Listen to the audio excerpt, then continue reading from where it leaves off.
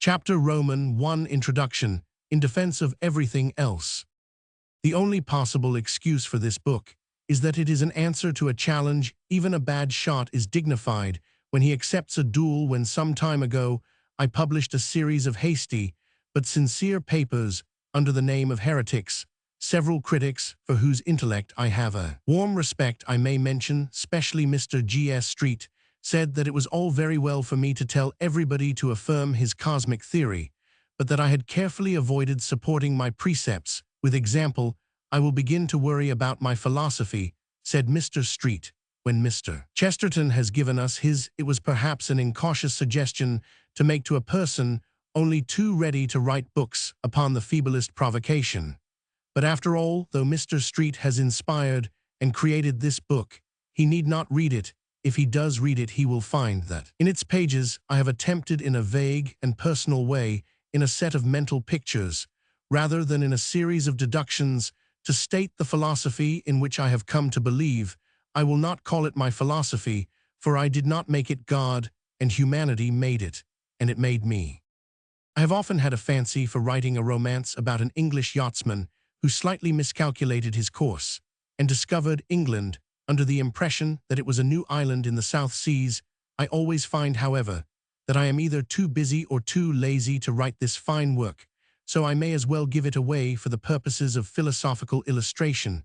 There will probably be a general impression that the man who landed, armed to the teeth, and talking by signs to plant the British flag on that barbaric temple, which turned out to be the pavilion at Brighton, felt rather a fool. I am not here concerned to deny that he looked a fool. But if you imagine that he felt a fool, or at any rate that the sense of folly was his soul or his dominant emotion, then you have not studied with sufficient delicacy the rich romantic nature of the hero of this tale. His mistake was really a most enviable mistake, and he knew it. If he was the man, I take him for what could be more delightful than to have in the same few minutes all the fascinating terrors of going abroad, combined with all the humane security of coming home again. What could be better than to have all the fun of discovering South Africa without the disgusting necessity of landing there? What could be more glorious than to brace one's self up to discover New South Wales, and then realize with a gush of happy tears that it was really old South Wales? This at least seems to me the main problem for philosophers, and is in a manner the main problem of this book. How can we contrive to be at once astonished at the world, and yet at home in it? How can this queer cosmic town, with its mannerlike citizens, with its monstrous and ancient lamps, how can this world give us at once the fascination of a strange town, and the comfort and honor of being our own town? To show that a faith or a philosophy is true from every standpoint would be too big an undertaking even for a much bigger book than this. It is necessary to follow one path of argument, and this is the path that I here propose to follow. I wish to set forth my faith as particularly answering this double spiritual need, the need for that mixture of the familiar and the unfamiliar, which Christendom has rightly named romance, for the very word romance has in it the mystery and ancient meaning of Rome.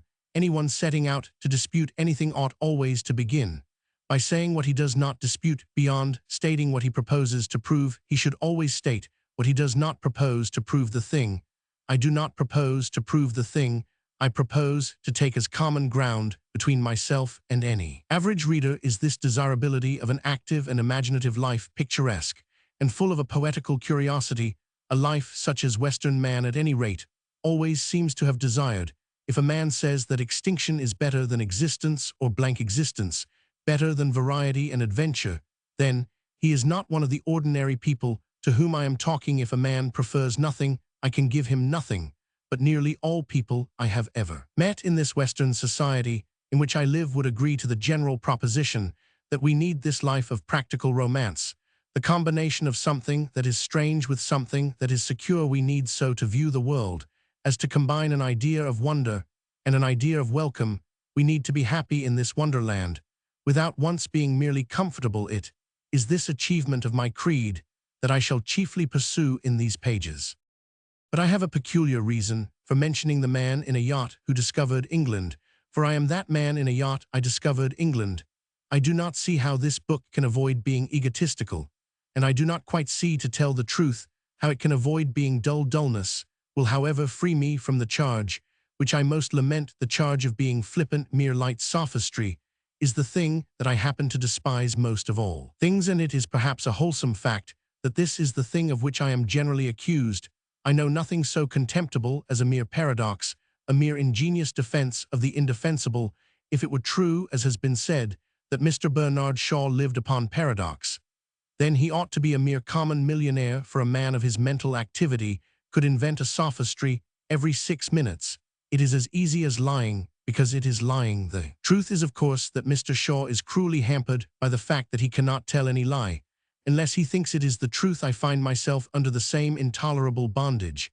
I never in my life said anything merely because I thought it funny, though of course I have had ordinary human vainglory, and may have thought it funny because I had said it. It is one thing to describe an interview with a gorgon or a griffin, a creature who does not exist. It is another thing to discover that the rhinoceros does exist, and then take pleasure in the fact that he looks as if he didn't. One searches for truth, but it may be that one pursues instinctively the more extraordinary truths, and I offer this book with the heartiest sentiments to all the jolly people who hate what I write, and regard it very justly, for all I know, as a piece of poor clowning or a single tiresome joke.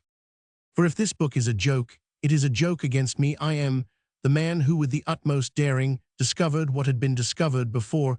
If there is an element of farce in what follows, the farce is at my own expense, for this book explains how I fancied I was the first to set foot in Brighton, and then found I was the last. It recounts my elephantine adventures in pursuit of the obvious. No one can think my case more ludicrous than I think it myself. No reader can accuse me here of trying to make a fool of him. I am the fool of this story, and no rebel shall hurl me from my throne. I freely confess all the idiotic ambitions of the end of the 19th century. I did, like all other solemn little boys, try to be in advance of the age. Like them, I tried to be some 10 minutes in advance of the truth. Found that I was 1800 years behind it. I did strain my voice with a painfully juvenile exaggeration in uttering my truths, and I was punished in the fittest and funniest way, for I have kept my truths, but I have discovered not that they were not truths, but simply that they were not mine. When I fancied that I stood alone, I was really in the ridiculous position of being backed up by all Christendom. It may be, heaven forgive me, that I did try to be original, but I only succeeded in inventing all by myself an inferior copy of the existing traditions of civilized religion. The man from the yacht thought he was the first to find England. I thought I was the first to find Europe. I did try to found a heresy of my own, and when I had put the last touches to it, I discovered that it was orthodoxy. It may be that somebody will be entertained by the account of this happy fiasco. It might amuse a friend or an enemy to read how I gradually learnt from the truth of some stray legend, or from the falsehood of some dominant philosophy, things that I might have learnt from my catechism. If I had ever learnt it, there may or may not be some entertainment in reading how I found at last in an anarchist club or a Babylonian temple what I might have found in the nearest parish church. If anyone is entertained by learning how the flowers of the field, or the phrases in an omnibus, the accidents of politics, or the pains of youth, came together in a certain order to produce a certain conviction of Christian orthodoxy, he may possibly read this book. But there is in everything a reasonable division of labor. I have written the book, and nothing on earth would induce me to read it. I add one purely pedantic note, which comes as a note naturally should at the beginning of the book. These essays are concerned only to discuss the actual fact that the central Christian theology, sufficiently summarized in the Apostles' Creed, is the best root of energy and sound ethics. They are not intended to discuss the very fascinating but quite different question of what is the present seat of authority for the proclamation of that creed. When the word orthodoxy is used here, it means the Apostles' Creed as understood by everybody calling himself Christian until a very short time ago, and the general historic conduct of those who held such a creed. I have been forced by mere space to confine myself to what I have got from this creed. I do not touch the matter much disputed among modern Christians of where we ourselves got it. This is not an ecclesiastical treatise, but a sort of slovenly autobiography.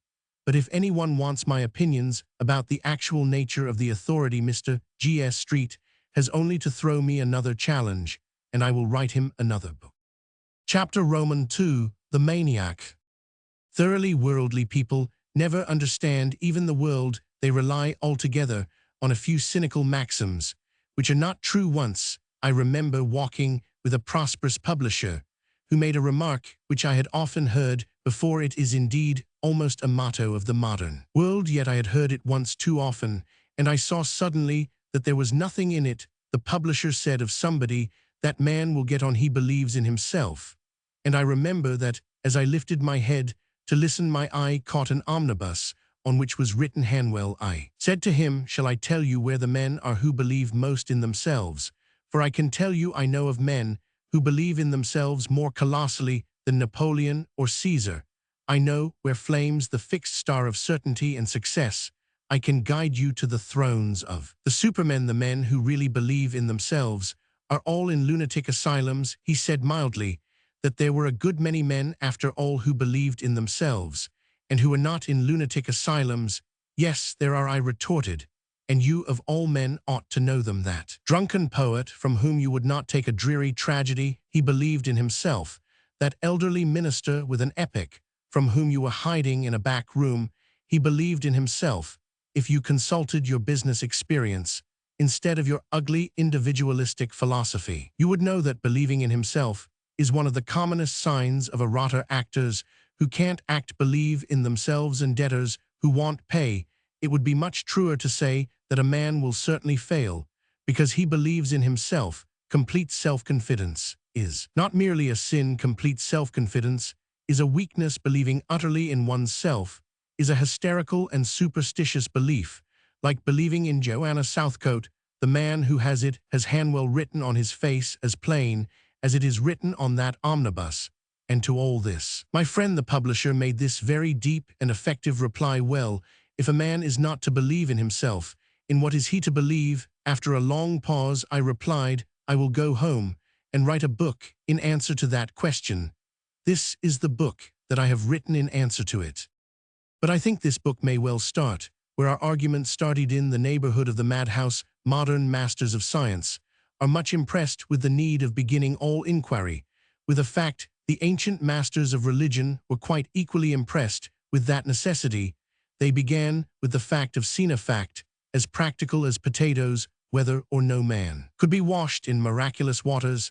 There was no doubt, at any rate, that he wanted washing, but certain religious leaders in London, not mere materialists, have begun in our day not to deny the highly disputable water, but to deny the indisputable dirt. Certain new theologians dispute original sin, which is the only part of Christian theology which can really be proved. Some followers of the Reverend R.J. Campbell, in their almost too fastidious spirituality, admit divine sinlessness, which they cannot see even in their dreams, but they essentially deny human sin, which they can see in the street.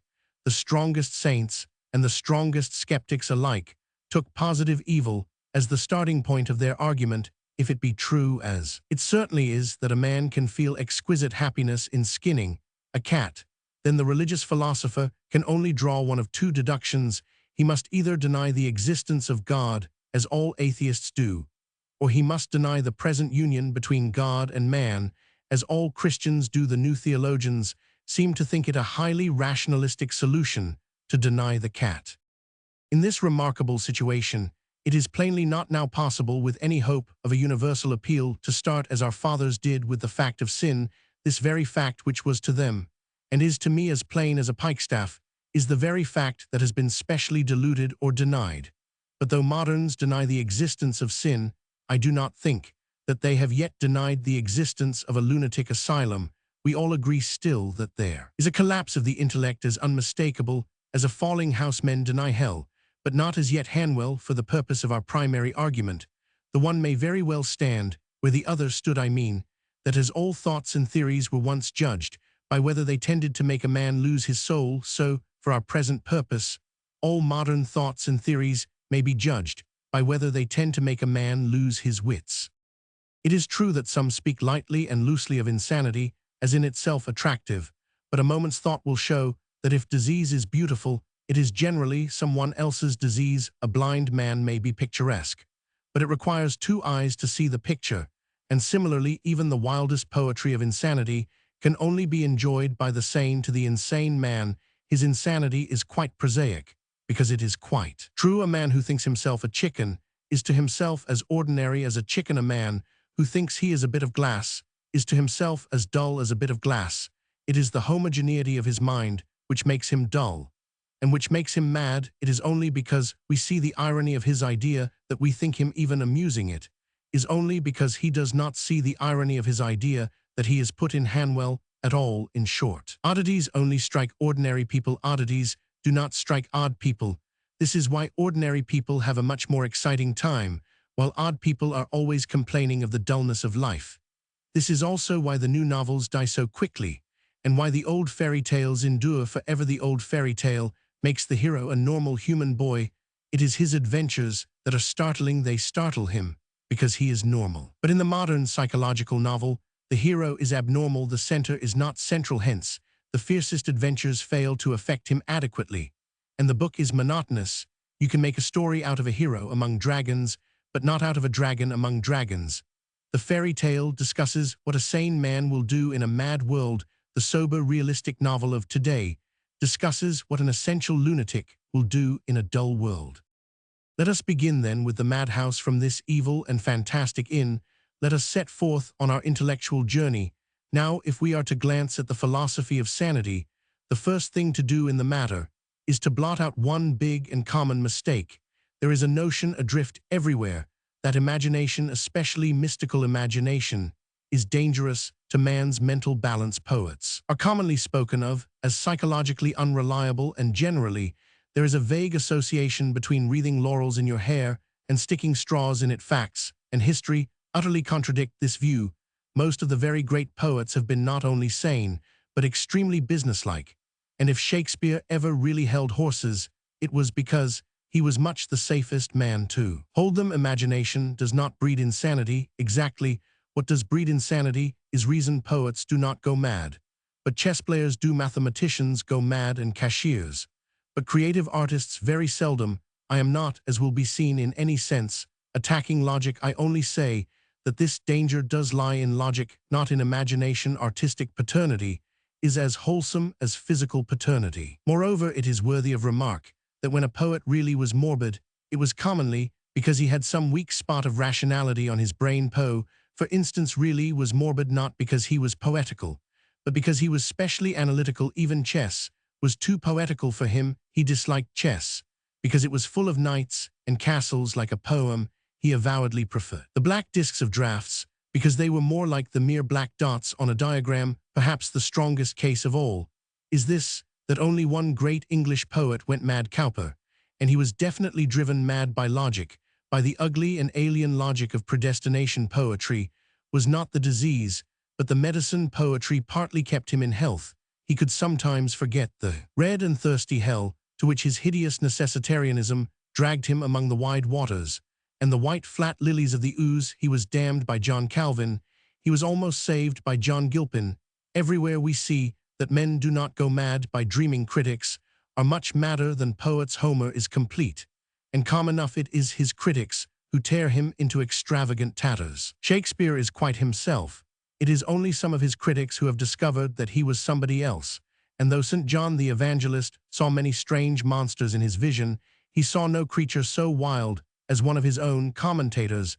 The general fact is simple: poetry is sane because it floats easily in an infinite sea. Reason seeks to cross the infinite sea and so make it finite. The result is mental exhaustion, like the physical exhaustion of Mr. Holbein.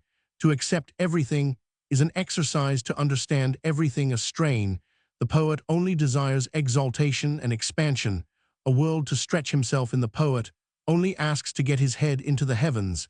It is the logician who seeks to get the heavens into his head, and it is his head that splits. It is a small matter, but not irrelevant, that this striking mistake is commonly supported by a striking misquotation. We have all heard people cite the celebrated line of Dryden as great genius is to madness near allied, but Dryden did not say that great genius was to madness near allied. Dryden was a great genius himself, and knew better. It would have been hard to find a man more romantic than he, or more sensible. What Dryden said was this: great wits are oft to madness near allied. And that is true. It is the pure promptitude of the intellect that is in peril of a breakdown also. People might remember of what sort of man Dryden was talking. He was not talking of any unworldly visionary like Vaughan or George Herbert. He was talking of a cynical man of the world, a skeptic, a diplomatist, a great practical politician. Such men are indeed to madness near allied. The incessant calculation of their own brains and other people's brains is a dangerous trade. It is always perilous to the mind to reckon up the mind. A flippant person has asked why we say as mad as a hatter. A more flippant person might answer that a hatter is mad because he has to measure the human head. And if great reasoners are often maniacal, it is equally true that maniacs are commonly great reasoners. When I was engaged in a controversy with the Clarion on the matter of free will, that able writer Mr. R.B. Suthers said that free will was lunacy because it meant causeless actions, and the actions of a lunatic would be causeless. I do not dwell here upon the disastrous lapse in determinist logic. Obviously, if any actions, even a lunatic's, can be causeless, determinism is done for. If the chain of causation can be broken for a madman, it can be broken for a man, but my purpose is to point out something more practical. It was natural, perhaps, that a modern Marxian socialist should not know anything about free will, but it was certainly remarkable that a modern Marxian socialist should not know anything about lunatics. Mr. Suthers evidently did not know anything about lunatics. The last thing that can be said of a lunatic is that his actions are causeless. If any human acts may loosely be called causeless, they are the minor acts of a healthy man whistling as he walks, slashing the grass with a stick, kicking his heels, or rubbing his hands. It is the happy man who does the useless things. The sick man is not strong enough to be idle. It is exactly such careless and causeless actions that the madman could never understand. For the madman, like the determinist, generally sees too much cause. In everything, the madman would read a conspiratorial significance into those empty activities. He would think that the lopping of the grass was an attack on private property. He would think that the kicking of the heels was a signal to an accomplice. If the madman could, for an instant, become careless, he would become sane. Everyone who has had the misfortune to talk with people in the heart or on the edge of mental disorder knows that their most sinister quality is a horrible clarity of detail, a connecting of one thing with another in a map more elaborate than a maze. If you argue with a madman, it is extremely probable that you will get the worst of it, for in many ways his mind moves all the quicker for not being delayed by the things that go with good judgment. He is not hampered by sense of humor or by charity or by the dumb certainties of experience. He is the more logical for losing certain sane affections. Indeed, the common phrase for insanity is in this respect a misleading one. The madman is not the man who has lost his reason. The madman is the man who has lost everything except his reason. The madman's explanation of a thing is always complete and often in a purely rational sense satisfactory, or to speak more strictly, the insane explanation, if not conclusive, is at least unanswerable. This may be observed specially in the 2 or 3 commonest kinds of madness. If a man says, for instance, that men have a conspiracy against him, you cannot dispute it, except by saying that all the men deny that they are conspirators, which is exactly what conspirators would do. His explanation covers the facts as much as yours. Or, if a man says that he is the rightful king of England, it is no complete answer to say that the existing authorities call him mad, for if he were king of England, that might be the wisest thing for the existing authorities to do. Or, if a man says that he is Jesus Christ, it is no answer to tell him that the world denies his divinity, for the world denied Christ's. Nevertheless, he is wrong, but if we attempt to trace his error in exact terms, we shall not find it quite so easy as we had supposed. Perhaps the nearest we can get to expressing it is to say this, that his mind moves in a perfect but narrow circle. A small circle is quite as infinite as a large circle. But though it is quite as infinite, it is not so large. In the same way, the insane explanation is quite as complete as the sane one, but it is not so large. A bullet is quite as round as the world, but it is not the world. There is such a thing as a narrow universality. There is such a thing as a small and cramped eternity. You may see it in many modern religions. Now, speaking quite externally and empirically, we may say that the strongest and most unmistakable mark of madness is this combination between a logical completeness and a spiritual contraction.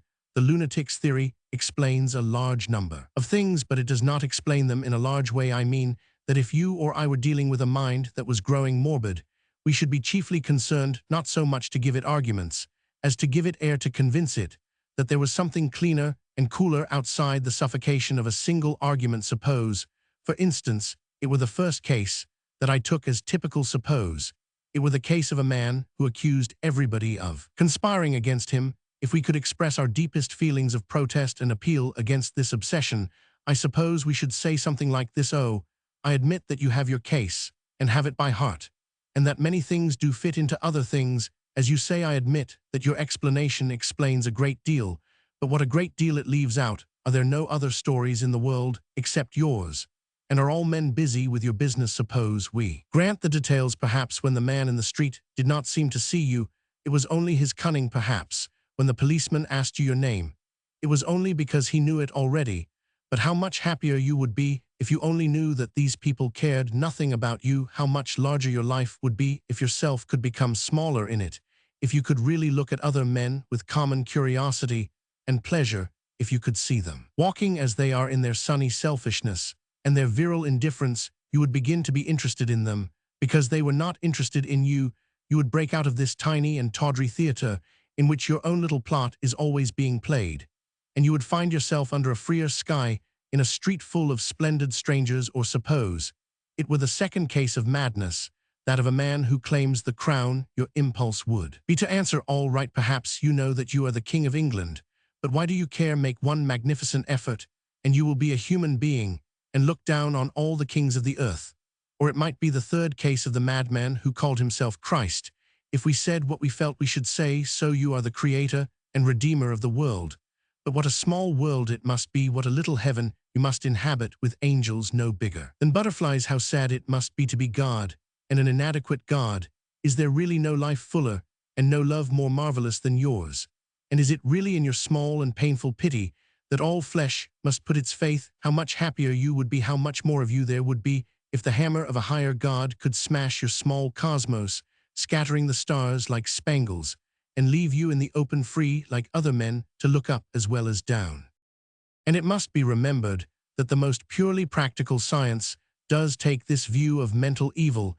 It does not seek to argue with it like a heresy, but simply to snap it like a spell. Neither modern science nor ancient religion believes in complete free thought. Theology rebukes certain thoughts by calling them blasphemous. Science rebukes certain thoughts by calling them morbid. For example, some religious societies discouraged men more or less from thinking about sex. The new scientific society definitely discourages men from thinking about death. It is a fact, but it is considered a morbid fact. And in dealing with those whose morbidity has a touch of mania, modern science cares far less for pure logic than a dancing dervish. In these cases, it is not enough that the unhappy man should desire truth. He must desire health. Nothing can save him but a blind hunger for normality like that of a beast. A man cannot think himself out of mental evil, for it is actually the organ of thought that has become diseased, ungovernable, and as it were independent. He can only be saved by will or faith. The moment his mere reason moves, it moves in the old circular rut. He will go round and round his logical circle, just as a man in a third-class carriage on the inner circle will go round and round the inner circle, unless he performs the voluntary, vigorous, and mystical act of getting out at Gower Street. Decision is the whole business here. A door must be shut forever. Every remedy is a desperate remedy. Every cure is a miraculous cure. Curing a madman is not arguing with a philosopher, it is casting out a devil. And however quietly doctors and psychologists may go to work in the matter, their attitude is profoundly intolerant as Bloody Mary. Their attitude is really this, that the man must stop thinking if he is to go on living. Their counsel is one of intellectual amputation. If thy head offend thee, cut it off. For it is better not merely to enter the kingdom of heaven as a child, but to enter it as an imbecile, rather than with your whole intellect to be cast into Heller, into Hanwell. Such is the madman of experience. He is commonly a reasoner, frequently a successful reasoner. Doubtless, he could be vanquished in mere reason, and the case against him put logically, but it can be put much more precisely, in more general and even aesthetic terms. He is in the clean and well-lit prison of one idea. He is sharpened to one painful point. He is, without healthy hesitation and healthy complexity. Now, as I explain in the introduction, I have determined, in these early chapters, to give not so much a diagram of a doctrine as some pictures of a point of view, and I have described at length my vision of the maniac for this reason, that just as I am affected by the maniac, so I am affected by most modern thinkers. That unmistakable mood or note that I hear from Hanwell, I hear also from half the chairs of science and seats of learning today, and most of the mad doctors are mad doctors in more senses than one. They all have exactly that combination. We have noted the combination of an expansive and exhaustive reason with a contracted common sense. They are universal, only in the sense that they take one thin explanation and carry it very far, but a pattern can stretch forever and still be a small pattern. They see a chessboard white on black, and if the universe is paved with it, it is still white on black. Like the lunatic, they cannot alter their standpoint, they cannot make a mental effort, and suddenly see it black on white. Take first the more obvious case of materialism. As an explanation of the world, materialism has a sort of insane simplicity. It has just the quality of the madman's argument. We have at once the sense of it covering everything and the sense of it leaving everything out. Contemplate some able and sincere materialist, as for instance Mr. McCabe, and you will have exactly this unique sensation. He understands everything, and everything does not seem worth understanding. His cosmos may be complete in every rivet and cogwheel, but still, his cosmos is smaller than our world. Somehow his scheme, like the lucid scheme of the madman, seems unconscious of the alien energies and the large indifference of the earth. It is not thinking of the real things of the earth, of fighting peoples, or proud mothers, or first love, or fear. Upon the sea the earth is so very large, and the cosmos is so very small. The cosmos is about the smallest hole that a man can hide his head in. It must be understood that I am not now discussing the relation of these creeds to truth, but for the present solely their relation to health. Later, in the argument, I hope to attack the question of objective verity. Here I speak only of a phenomenon of psychology. I do not for the present attempt to prove to Haeckel that materialism is untrue any more than I attempted to prove to the man who thought he was Christ that he was laboring under an error. I merely remark here on the fact that both cases have the same kind of completeness, and the same kind of incompleteness. You can explain a man's detention at Hanwell by an indifferent public, by saying that it is the crucifixion of a God of whom the world is not worthy. The explanation does explain similarly. You may explain the order in the universe by saying that all things, even the souls of men, are leaves inevitably unfolding on an utterly unconscious tree, the blind destiny of matter. The explanation does explain, though not of course so completely as the madman's, but the point here is that the normal human mind not only objects to both, but feels to both the same objection. Its approximate statement is that if the man in Hanwell is the real God, he is not much of a God, and similarly, if the cosmos of the materialist is the real cosmos, it is not much of a cosmos. The thing has shrunk. The deity is less divine than many men, and according to Haeckel the whole of life is something much more gray, narrow, and trivial than many separate aspects of it. The parts seem greater than the whole. For we must remember that the materialist philosophy, whether true or not, is certainly much more limiting than any religion. In one sense, of course, all intelligent ideas are narrow. They cannot be broader than themselves.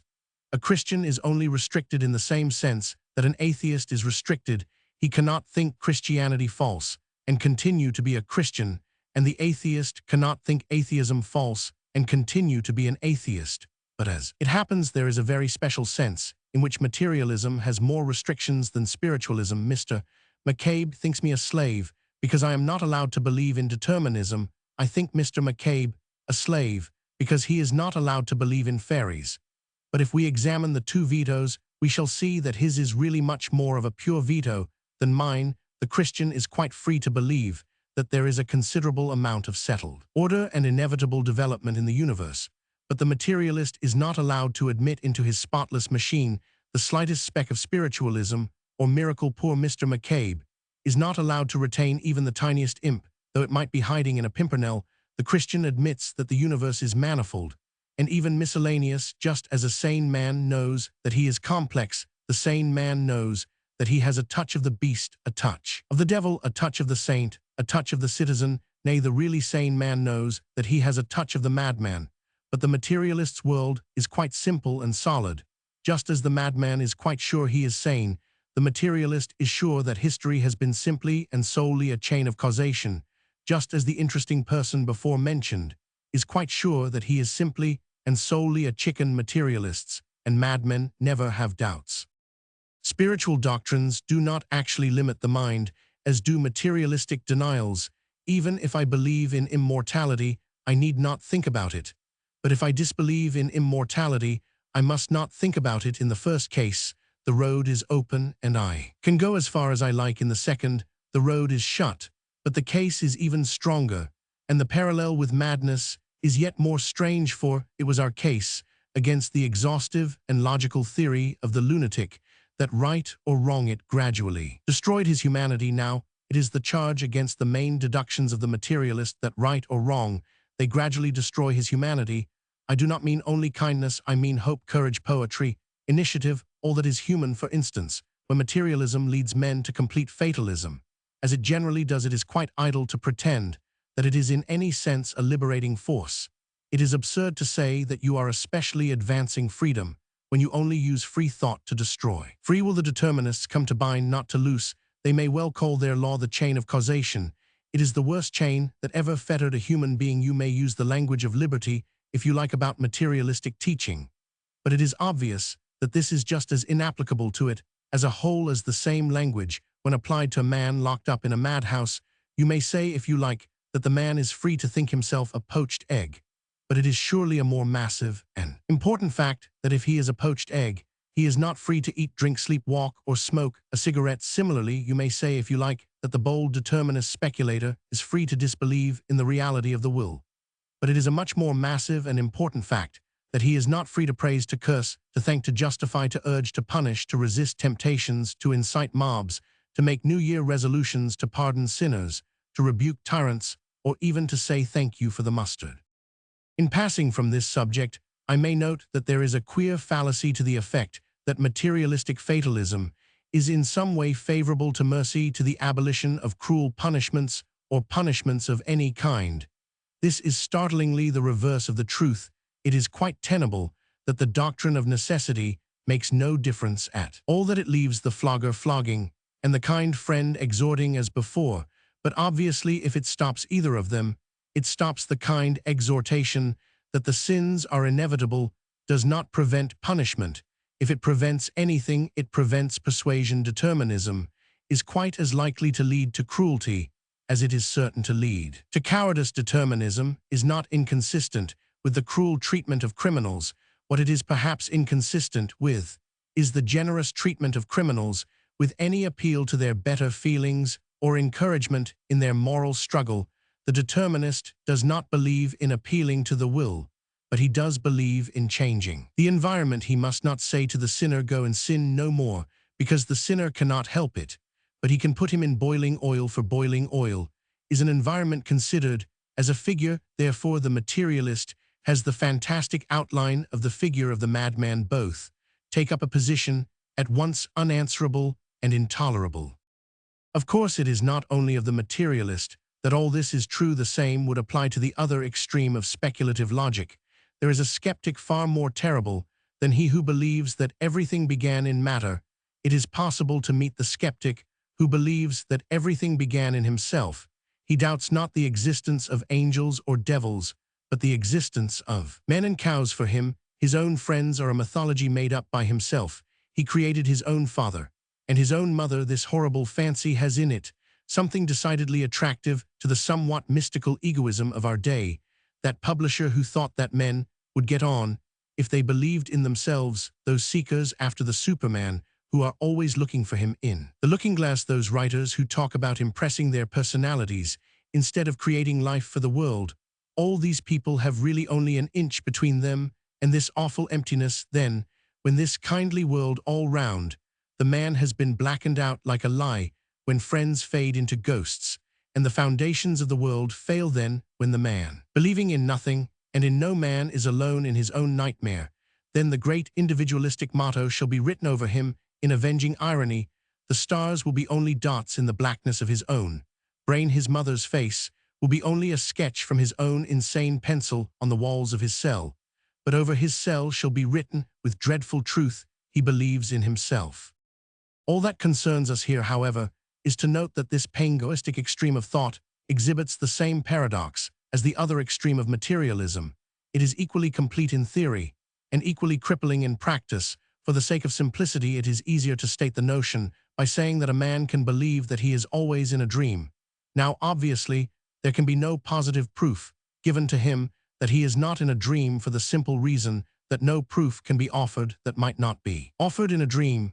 But if the man began to burn down London and say that his housekeeper would soon call him to breakfast, we should take him and put him with other logicians in a place which has often been alluded to in the course of this chapter. The man who cannot believe his senses and the man who cannot believe anything else are both insane, but their insanity is proved not by any error in their argument, but by the manifest mistake of their whole lives.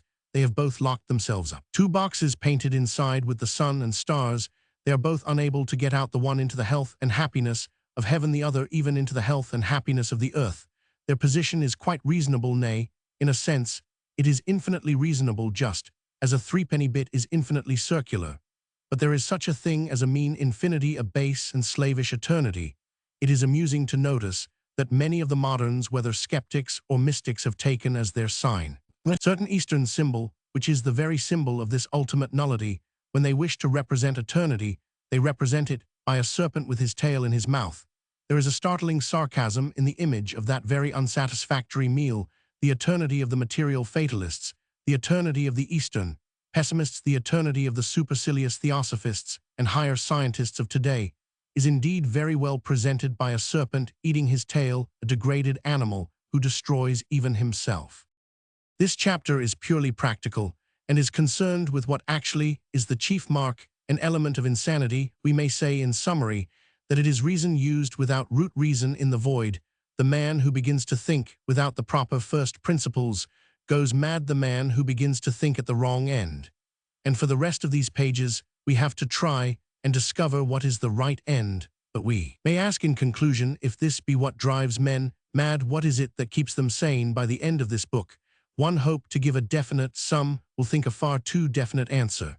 But for the moment it is possible, in the same solely practical manner, to give a general answer touching what in actual human history keeps men sane. Mysticism keeps men sane. As long as you have mystery, you have health. When you destroy mystery, you create morbidity. The ordinary man has always been sane, because the ordinary man has always been a mystic. He has permitted the twilight. He has always had one foot in earth and the other in fairyland. He has always left himself free to doubt his gods. But unlike the agnostic of today, free also to believe in them, he has always cared more for truth than for consistency. If he saw two truths that seemed to contradict each other, he would take the two truths and the contradiction along with them. His spiritual sight is stereoscopic, like his physical sight.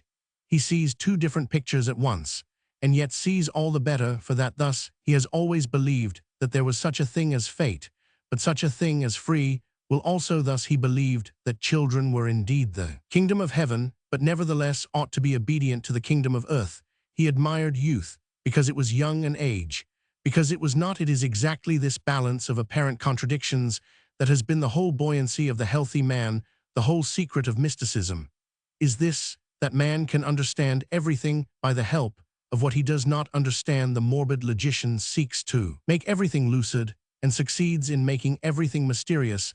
The mystic allows one thing to be mysterious, and everything else becomes lucid. The determinist makes the theory of causation quite clear, and then finds that he cannot say, if you please, to the housemaid. The Christian permits free will to remain a sacred mystery, but because of this, his relations with the housemaid become of a sparkling and crystal clearness. He puts the seed of dogma in a central darkness, but it branches forth in all directions with abounding natural health. As we have taken the circle as the symbol of reason and madness, we may very well take the cross as the symbol at once of mystery and of health. Buddhism is centripetal, but Christianity is centrifugal. It breaks out for the circle is perfect and infinite in its nature, but it is fixed forever in its size. It can never be larger or smaller, but the cross, though it has at its heart a collision and a contradiction, can extend its four arms forever without altering its shape. Because it has a paradox in its center, it can grow without changing. The circle returns upon itself, and is bound. The cross opens its arms to the four winds. It is a signpost for free travelers. Symbols alone are of even a cloudy value in speaking of this deep matter, and another symbol from physical nature will express sufficiently well the real place of mysticism.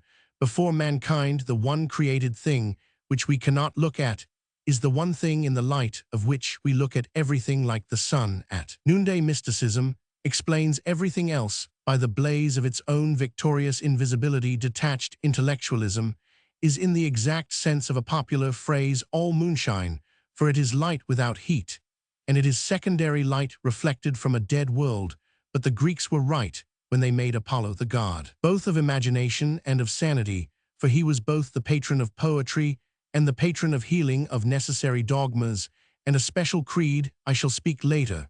But that transcendentalism by which all men live has primarily much the position of the sun in the sky. We are conscious of it as of a kind of splendid confusion. It is something both shining and shapeless, at once a blaze and a blur. But the circle of the moon is as clear and unmistakable, as recurrent and inevitable, as the circle of Euclid on a blackboard. For the moon is utterly reasonable, and the moon is the mother of lunatics, and has given to them all her name. Chapter Roman 3, The Suicide of Thought. The phrases of the street are not only forcible, but subtle. For a figure of speech can often get into a crack too small for a definition. Phrases like put out or off color might have been coined by Mr. Henry James in an agony of verbal precision, and there is no more subtle truth than that of the everyday phrase about a man having his heart in the right place. It involves the idea of normal proportion. Not only does a certain function exist, but it is rightly related to other functions. Indeed, the negation of this phrase would describe with peculiar accuracy the somewhat morbid mercy and perverse tenderness of the most representative moderns. If, for instance, I had to describe with fairness the character of Mr. Bernard Shaw, I could not express myself more exactly than by saying that he has a heroically large and generous heart, but not a heart in the right place. And this is so of the typical society of our time. The modern world is not evil in some ways. The modern world is far too good. It is full of wild and wasted virtues. When a religious scheme is shattered, as Christianity was shattered at the Reformation, it is not merely the vices that are let loose. The vices are indeed let loose, and they wander and do damage. But the virtues are let loose also, and the virtues wander more wildly, and the virtues do more terrible damage. The modern world is full of the old Christian virtues gone mad. The virtues have gone mad because they have been isolated from each other and are wandering alone. Thus some scientists care for truth, and their truth is pitiless. Thus some humanitarians only care for pity, and their pity, I am sorry to say, is often untruthful. For example, Mr. Blatchford attacks Christianity because he is mad on one Christian virtue, the merely mystical and almost irrational virtue of charity. He has a strange idea that he will make it easier to forgive sins by saying that there are no sins to forgive. Mr. Blatchford is not only an early Christian, he is the only early Christian who ought really to have been eaten by lions, for in his case, the pagan accusation is really true. His mercy would mean mere anarchy. He really is the enemy of the human race because he is so human. As the other extreme, we may take the acrid realist, who has deliberately killed in himself all human pleasure in happy tales or in the healing of the heart. Torquemada tortured people physically for the sake of moral truth. Zola tortured people morally for the sake of physical truth. But in Torquemada's time, there was at least a system that could to some extent make righteousness and peace kiss each other. Now they do not even bow, but a much stronger case than these two of truth and pity can be found in the remarkable case of the dislocation of humility. It is only with one aspect of humility that we are here concerned. Humility was largely meant as a restraint upon the arrogance and infinity of the appetite of man. He was always outstripping his mercies with his own newly invented needs. His very power of enjoyment destroyed half his joys by asking for pleasure. He lost the chief pleasure, for the chief pleasure is surprise. Hence, it became evident that if a man would make his world large, he must be always making himself small. Even the haughty visions, tall cities, and the toppling pinnacles are the creations of humility giants that tread down forests like grass, are the creations of humility towers that vanish upwards above the loneliest star, are the creations of humility, for towers are not tall unless we look up at them, and giants are not giants unless they are larger than we. All this gigantesque imagination, which is perhaps the mightiest of the pleasures of man, is at bottom entirely humble. It is impossible without humility to enjoy any thingiven pride. But what we suffer from today is humility in the wrong place. Modesty has moved from the organ of ambition. Modesty has settled upon the organ of conviction, where it was never meant to be. A man was meant to be doubtful about himself, but undoubting about the truth. This has been exactly reversed. Nowadays, the part of a man that a man does assert is exactly the part he ought not to assert himself. The part he doubts is exactly the part he ought not to doubt. The divine reason. Huxley preached a humility content to learn from nature, but the new skeptic is so humble that he doubts if he can even learn. Thus, we should be wrong if we had said hastily that there is no humility typical of our time. The truth is that there is a real humility typical of our time, but it so happens that it is practically a more poisonous humility than the wildest prostrations of the ascetic. The old humility was a spur that prevented a man from stopping, not a nail in his boot that prevented him from going on, for the old humility made a man doubtful about his efforts, which might make him work harder, but the new humility makes a man doubtful about his aims, which will make him stop working altogether. At any street corner, we may meet a man who utters the frantic and blasphemous statement that he may be wrong. Every day one comes across somebody who says that of course his view may not be the right one, of course his view must be the right one, or it is not his view. We are on the road to producing a race of men too mentally modest to believe in the multiplication table. We are in danger of seeing philosophers who doubt the law of gravity as being a mere fancy of their own. Scoffers of old time were too proud to be convinced, but these are too humble to be convinced. The meek do inherit the earth, but the modern skeptics are too meek even to claim their inheritance. It is exactly this intellectual helplessness which is our second problem. The last chapter has been concerned only with a fact of observation, that what peril of morbidity there is for man comes rather from his reason than his imagination. It was not meant to attack the authority of reason, rather it is the ultimate purpose to defend it, for it needs defense. The whole modern world is at war with reason, and the tower already reels. The sages, it is often said, can see no answer to the riddle of religion, but the trouble with our sages is not that they cannot see the answer, it is that they cannot even see the riddle. They are like children so stupid as to notice nothing paradoxical in the playful assertion that a door is not a door. The modern latitudinarians speak, for instance, about authority in religion, not only as if there were no reason in it, but as if there had never been any reason for it apart from seeing its philosophical basis. They cannot even see its historical cause. Religious authority has often, doubtless, been oppressive or unreasonable, just as every legal system, and especially our present one, has been callous and full of a cruel apathy. It is rational to attack the police, nay, it is glorious, but the modern critics of religious authority are like men who should attack the police without ever having heard of burglars, for there is a great and possible peril to the human mind, a peril as practical as burglary. Against it, religious authority was reared rightly or wrongly as a barrier, and against it something certainly must be reared as a barrier if our race is to avoid ruin. That peril is that the human intellect is free to destroy itself, just as one generation could prevent the very existence of the next generation by all entering a monastery or jumping into the sea, so one set of thinkers can, in some degree, prevent further thinking by teaching the next generation that there is no validity in any human thought. It is idle to talk always of the alternative of reason and faith. Reason is itself a matter of faith. It is an act of faith to assert that our thoughts have any relation to reality at all. If you are merely a skeptic, you must sooner or later ask yourself the question, why should anything go right, even observation and deduction? Why should not good logic be as misleading as bad logic? They are both movements in the brain of a bewildered ape. The young skeptic says, I have a right to think for myself. But the old skeptic, the complete skeptic, says, I have no right to think for myself. I have no right to think at all. There is a thought that stops thought, that is the only thought that ought to be stopped, that is the ultimate evil against which all religious authority was aimed.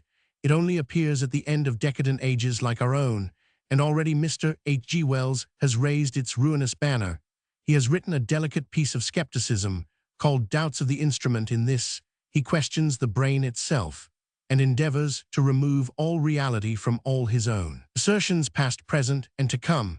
But it was against this remote ruin that all the military systems in religion were originally ranked, and ruled the creeds, and the crusades, the hierarchies, and the horrible persecutions were not organized, as is ignorantly said, for the suppression of reason. They were organized for the difficult defense of reason. Man, by a blind instinct, knew that if once things were wildly questioned, reason could be questioned first. The authority of priests to absolve the authority of popes, to define the authority even of inquisitors, to terrify, these were all only dark defenses erected round one central authority, more undemonstrable, more supernatural than all the authority of a man. To think we know now that this is so, we have no excuse for not knowing it, for we can hear skepticism crashing through the old ring of authorities, and at the same moment we can see reason swaying upon a throne. In so far as religion is gone, reason is going, for they are both of the same primary and authoritative kind. They are both methods of proof, which cannot themselves be proved.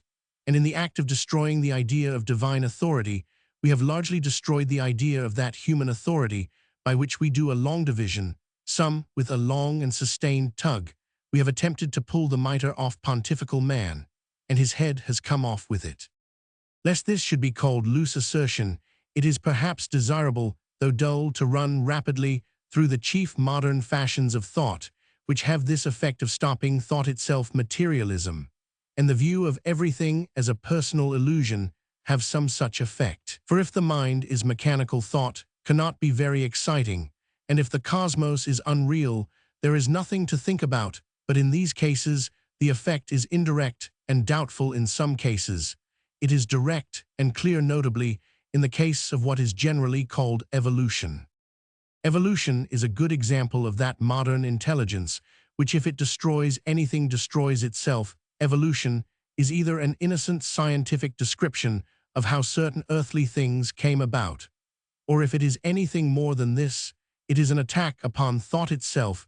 If evolution destroys anything, it does not destroy religion, but rationalism. If evolution simply means that a positive thing called an ape turned very slowly into a positive thing called a man, then it is stinkless for the most orthodox, for a personal God might just as well do things slowly as quickly, especially if, like the Christian God, he were outside time. But if it means anything more, it means that there is no such thing as an ape to change, and no such thing as a man for him to change into. It means that there is no such thing as a thing at best. There is only one thing, and that is a flux of everything and anything. This is an attack, not upon the faith, but upon the mind. You cannot think if there are no things to think about. You cannot think if you are not separate from the subject of thought. Descartes said, "I think, therefore I am." The philosophically evolutionist reverses and negatives the epigram. He says, "I am not, therefore I cannot think."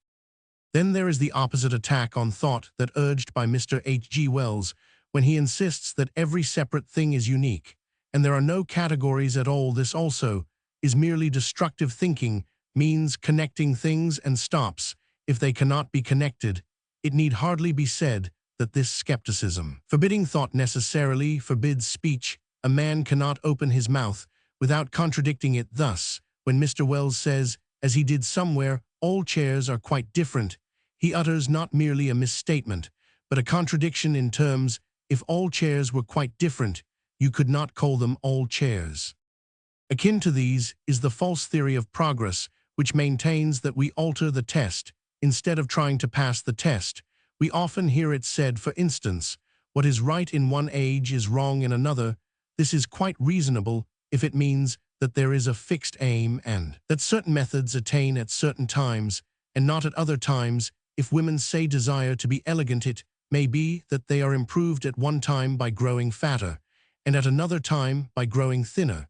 But you cannot say that they are improved by ceasing to wish to be elegant and beginning to wish to be oblong. If the standard changes, how can there be improvement, which implies a standard? Nietzsche started a nonsensical idea that men had once sought as good what we now call evil. If it were so, we could not talk of surpassing or even falling short of them. How can you overtake Jones if you walk in the other direction? You cannot discuss whether one people has succeeded more in being miserable than another succeeded in being happy. It would be like discussing whether Milton was more puritanical than a pig is fat. It is true that a silly man, might make change itself his object or ideal, but as an ideal, change itself becomes unchangeable. If the change-worshipper wishes to estimate his own progress, he must be sternly loyal to the ideal of change. He must not begin to flirt gaily with the ideal of monotony. Progress itself cannot progress. It is worth remark in passing that when Tennyson, in a wild and rather weak manner, welcomed the idea of infinite alteration in society, he instinctively took a metaphor which suggests an imprisoned tedium. He wrote, "Let the great world spin forever down the ringing grooves of chain." He thought of change itself as an unchangeable groove, and so it is. Change is about the narrowest and hardest groove that a man can get into. The main point here, however, is that this idea of a fundamental alteration in the standard is one of the things that make thought about the past or future simply impossible. The theory of a complete change of standards in human history does not merely deprive us of the pleasure of honoring our fathers, it deprives us even of the more modern and aristocratic pleasure of despising them. This bald summary of the thought-destroying forces of our time would not be complete without some reference to pragmatism, for though I have here used, and should everywhere defend, the pragmatist method as a preliminary guide to truth, there is an extreme application of it which involves the absence of all truth. Whatever my meaning can be put shortly, thus I agree with the pragmatists that apparent objective truth is not the whole matter, that there is an authoritative need to believe the things that are necessary to the human mind.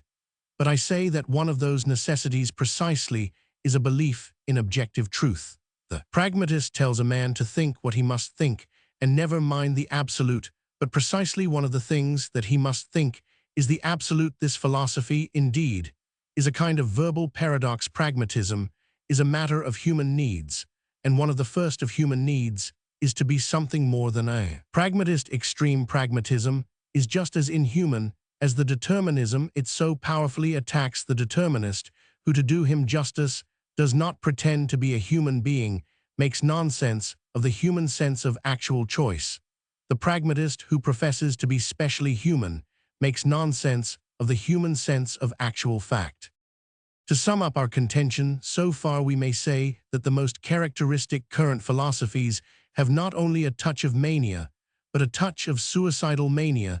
The mere questioner has knocked his head against the limits of human thought and cracked it. This is what makes so futile the warnings of the orthodox and the boasts of the advanced about the dangerous boyhood of free thought. What we are looking at is not the boyhood of free thought, it is the old age and ultimate dissolution of free thought. It is vain for bishops and pious bigwigs to discuss what dreadful things will happen if wild skepticism runs its course. It has run its course. It is vain for eloquent atheists to talk of the great truths that will be revealed. If once we see free thought begin, we have seen it end. It has no more questions to ask, it has questioned itself. You cannot call up any wilder vision than a city in which men ask themselves if they have any selves. You cannot fancy a more skeptical world than that in which men doubt if there is a world. It might certainly have reached its bankruptcy more quickly and cleanly if it had not been feebly hampered by the application of indefensible laws of blasphemy or by the absurd pretense that modern England is Christian. But it would have reached the bankruptcy anyhow. Militant atheists are still unjustly persecuted, but rather because they are an old minority than because they are a new one. Free thought has exhausted its own freedom. It is weary of its own success. If any eager freethinker now hails philosophically freedom as the dawn, he is only like the man in Mark Twain who came out wrapped in blankets to see the sun rise, and was just in time to see it set. If any frightened curate still says that it will be awful if the darkness of free thought should spread, we can only answer him in the high and powerful words of Mr. Belloc: "Do not, I beseech you, be troubled about the increase of forces. already in dissolution, you have mistaken. The hour of the night, it is already morning, we have no more questions left to ask, we have looked for questions in the darkest corners, and on the wildest peaks, we have found all the questions that can be found. It is time we gave up looking for questions and began looking for answers. But one more word must be added at the beginning of this preliminary negative sketch. I said that our mental ruin has been wrought by wild reason, not by wild imagination. A man does not go mad because he makes a statue a mile high, but he may go mad by thinking it out in square inches. Now one school of thinkers has seen this and jumped at it as a way of renewing the pagan health of the world. They see that reason destroys, but will they say creates the ultimate authority? They say is in, will not in reason. The supreme point is not why a man demands a thing, but the fact that he does demand it. I have no space to trace or expound this philosophy of will. It came, I suppose, through Nietzsche, who preached something that is called egoism, that indeed was simple-minded enough, for Nietzsche denied egoism simply by preaching it. To preach anything is to give it away first. The egoist calls life war without mercy, and then he takes the greatest possible trouble to drill his enemies in war. To preach egoism is to practice altruism. But however it began, the view is common enough in current literature. The main defense of these thinkers is that they are not thinkers, they are makers. They say that choice is itself the divine thing. Thus, Mr. Bernard Shaw has attacked the old idea that men's acts are to be judged by the standard of the desire of happiness. He says that a man does not act for his happiness, but from his will. He does not say jam will make me happy, but I want jam, and in all this others follow him with yet greater enthusiasm. Mr. John Davidson, a remarkable poet, is so passionately excited about it that he is obliged to write prose. He publishes a short play with several long prefaces. This is natural enough in Mr. Shaw, for all his plays are prefaces. Mr. Shaw is, I suspect, the only man on earth who has never written any poetry, but that Mr. Davidson, who can write excellent poetry, should write instead laborious metaphysics. In defense of this doctrine of will does show that the doctrine of will has taken hold of men. Even Mr. H.G. Wells has half spoken in its language, saying that one should test acts not like a thinker, but like an artist, saying, I feel this curve is right, or that line shall go thus. They are all excited, and well they may be, for by this doctrine of the divine authority of will they think they can break out of the doomed fortress of rationalism. They think they can escape. But they cannot escape. This pure praise of volition ends in the same break-up and blank as the mere pursuit of logic, exactly as complete free thought involves the doubting of thought itself, so the acceptation of mere willing really paralyses the will. Mr. Bernard Shaw has not perceived the real difference between the old utilitarian test of pleasure, clumsy of course and easily misstated, and that which he propounds. The real difference between the test of happiness and the test of will is simply that the test of happiness is a test, and the other isn't. You can discuss whether a man's act in jumping over a cliff was directed towards happiness. You cannot discuss whether it was derived from will. Of course it was.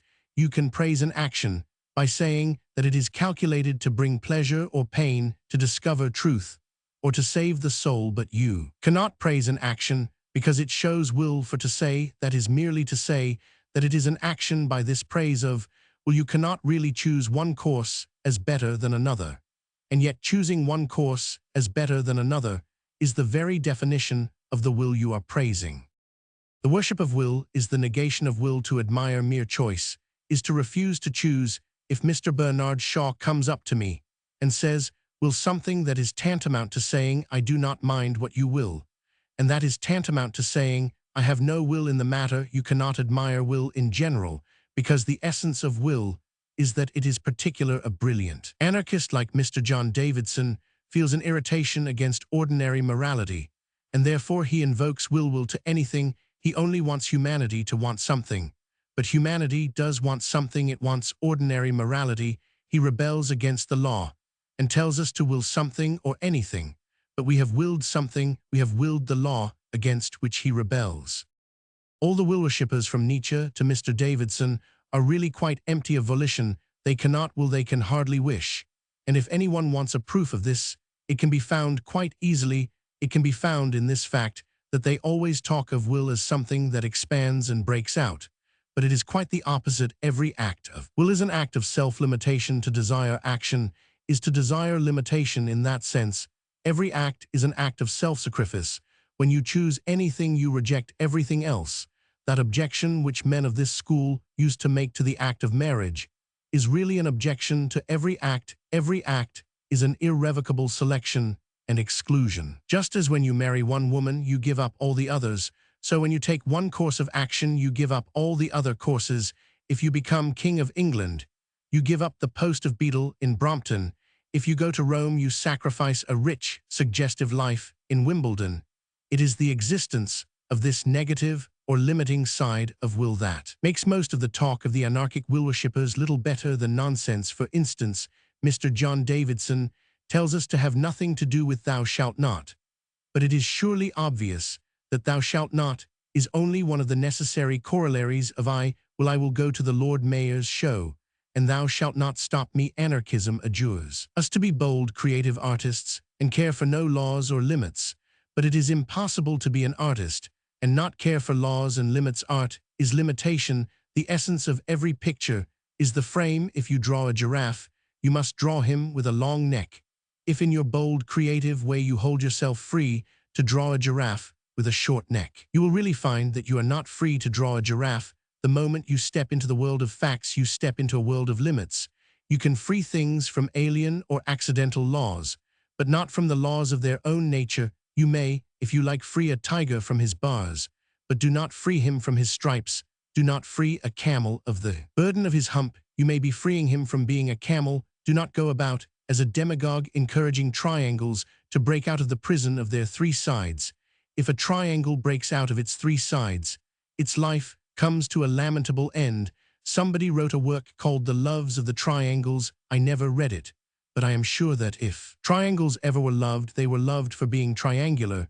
This is certainly the case with all artistic creation, which is in some ways the most decisive example of pure. Well, the artist loves his limitations. They constitute the thing he is doing. The painter is glad that the canvas is flat. The sculptor is glad that the clay is colorless.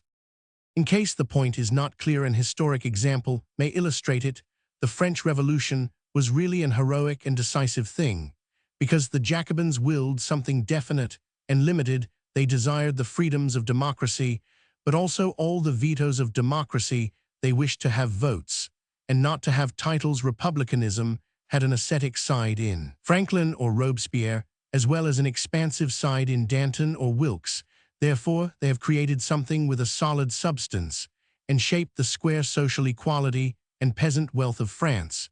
But since then, the revolutionary or speculative mind of Europe has been weakened by shrinking from any proposal because of the limits of that proposal. Liberalism has been degraded into liberality. Men have tried to turn revolutionize from a transitive to an intransitive verb. The Jacobin could tell you not only the system he would rebel against, but what was more important, the system he would not rebel against, the system he would trust. But the new rebel is a skeptic and will not entirely trust anything. He has no loyalty, therefore he can never be really a revolutionist, and the fact that he doubts everything really gets in his way. When he wants to denounce anything, for all denunciation implies a moral doctrine of some kind, and the modern revolutionist doubts not only the institution he denounces, but the doctrine by which he denounces it. Thus he writes one book complaining that imperial oppression insults the purity of women, and then he writes another book about the sex problem in which he insults it himself. He curses the Sultan because Christian girls lose their virginity, and then curses Mrs. Grundy because they keep it. As a politician, he will cry out that war is a waste of life, and then, as a philosopher, that all life is waste of time. A Russian pessimist will denounce a policeman for killing a peasant, and then prove by the highest philosophical principles that the peasant ought to have killed himself. A man denounces marriage as a lie, and then denounces aristocratic profligates for treating it as a lie. He calls a flag a bauble, and then blames the oppressors of Poland or Ireland because they take away that bauble. The man of this school goes first to a political meeting where he complains that savages are treated as if they were beasts. Then he takes his hat and umbrella and goes on to a scientific meeting where he proves that they practically are beasts. In short, the modern revolutionist, being an infinite skeptic, is always engaged in undermining his own minds. In his book on politics, he attacks men for trampling on morality. In his book on ethics, he attacks morality for trampling on men. Therefore, the modern man in revolt has become practically useless for all purposes of revolt. By rebelling against everything, he has lost his right to rebel against anything. It may be added that the same blank and bankruptcy can be observed in all fierce and terrible types of literature, especially in satire. Satire may be mad and anarchic, but it presupposes an admitted superiority in certain things over others. It presupposes a standard when little boys in the street laugh at the fatness of some distinguished journalist. They are unconsciously assuming a standard of Greek sculpture. They are appealing to the marble Apollo, and the curious disappearance of satire from our literature is an instance of the fierce things fading for want of any principle to be fierce. About Nietzsche had some natural talent for sarcasm. He could sneer though he could not laugh, but there is always something bodiless and without weight in his satire simply because it has not any mass of common morality behind it. He is himself more preposterous than anything he denounces. But indeed Nietzsche will stand very well as the type of the whole of this failure of abstract violence. The softening of the brain which ultimately overtook him was not a physical accident. If Nietzsche had not ended in imbecility, Nietzscheism would end in imbecility, thinking in isolation. And with pride ends in being an idiot. Every man who will not have softening of the heart must at last have softening of the brain. This last attempt to evade intellectualism ends in intellectualism, and therefore in death. The sortie has failed. The wild worship of lawlessness and the materialist worship of law end in the same void. Nietzsche scales staggering mountains, but he turns up ultimately in Tibet. He sits down beside Tolstoy.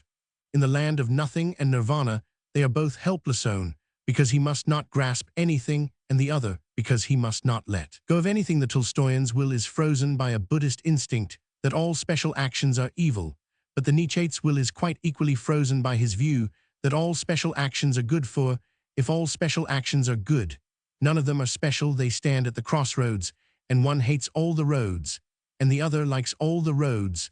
The result is, well, some things are not hard to calculate. They stand at the crossroads.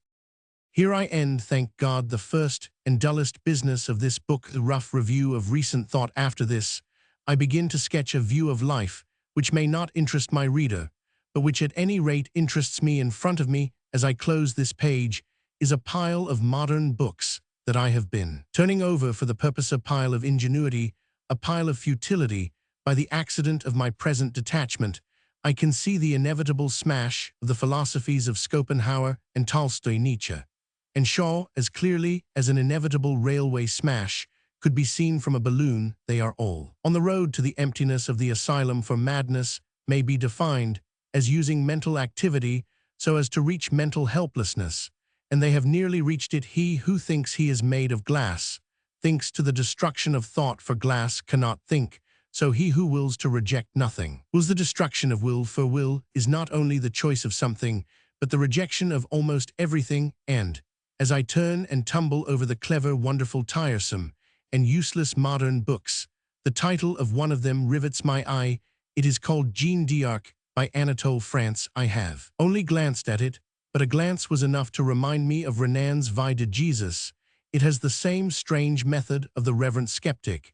It discredits supernatural stories that have some foundation simply by telling natural stories that have no foundation, because we cannot believe in what a saint did. We are to pretend that we know exactly what he felt, but I do not mention either book in order to criticize it, but because the accidental combination of the names called up two startling images of sanity which blasted all the books before me. Joan of Arc was not stuck at the crossroads either by rejecting all the paths like Tolstoy or by accepting them all like Nietzsche. She chose a path and went down it like a thunderbolt. Yet Joan, when I came to think of her, had in her all that was true either in Tolstoy or Nietzsche, all that was even tolerable in either of them. I thought of all that is noble in Tolstoy, the pleasure in plain things, especially in plain pity, the actualities of the earth, The reverence for the poor, the dignity of the bowed-back Joan of Arc, had all that, and with this great addition,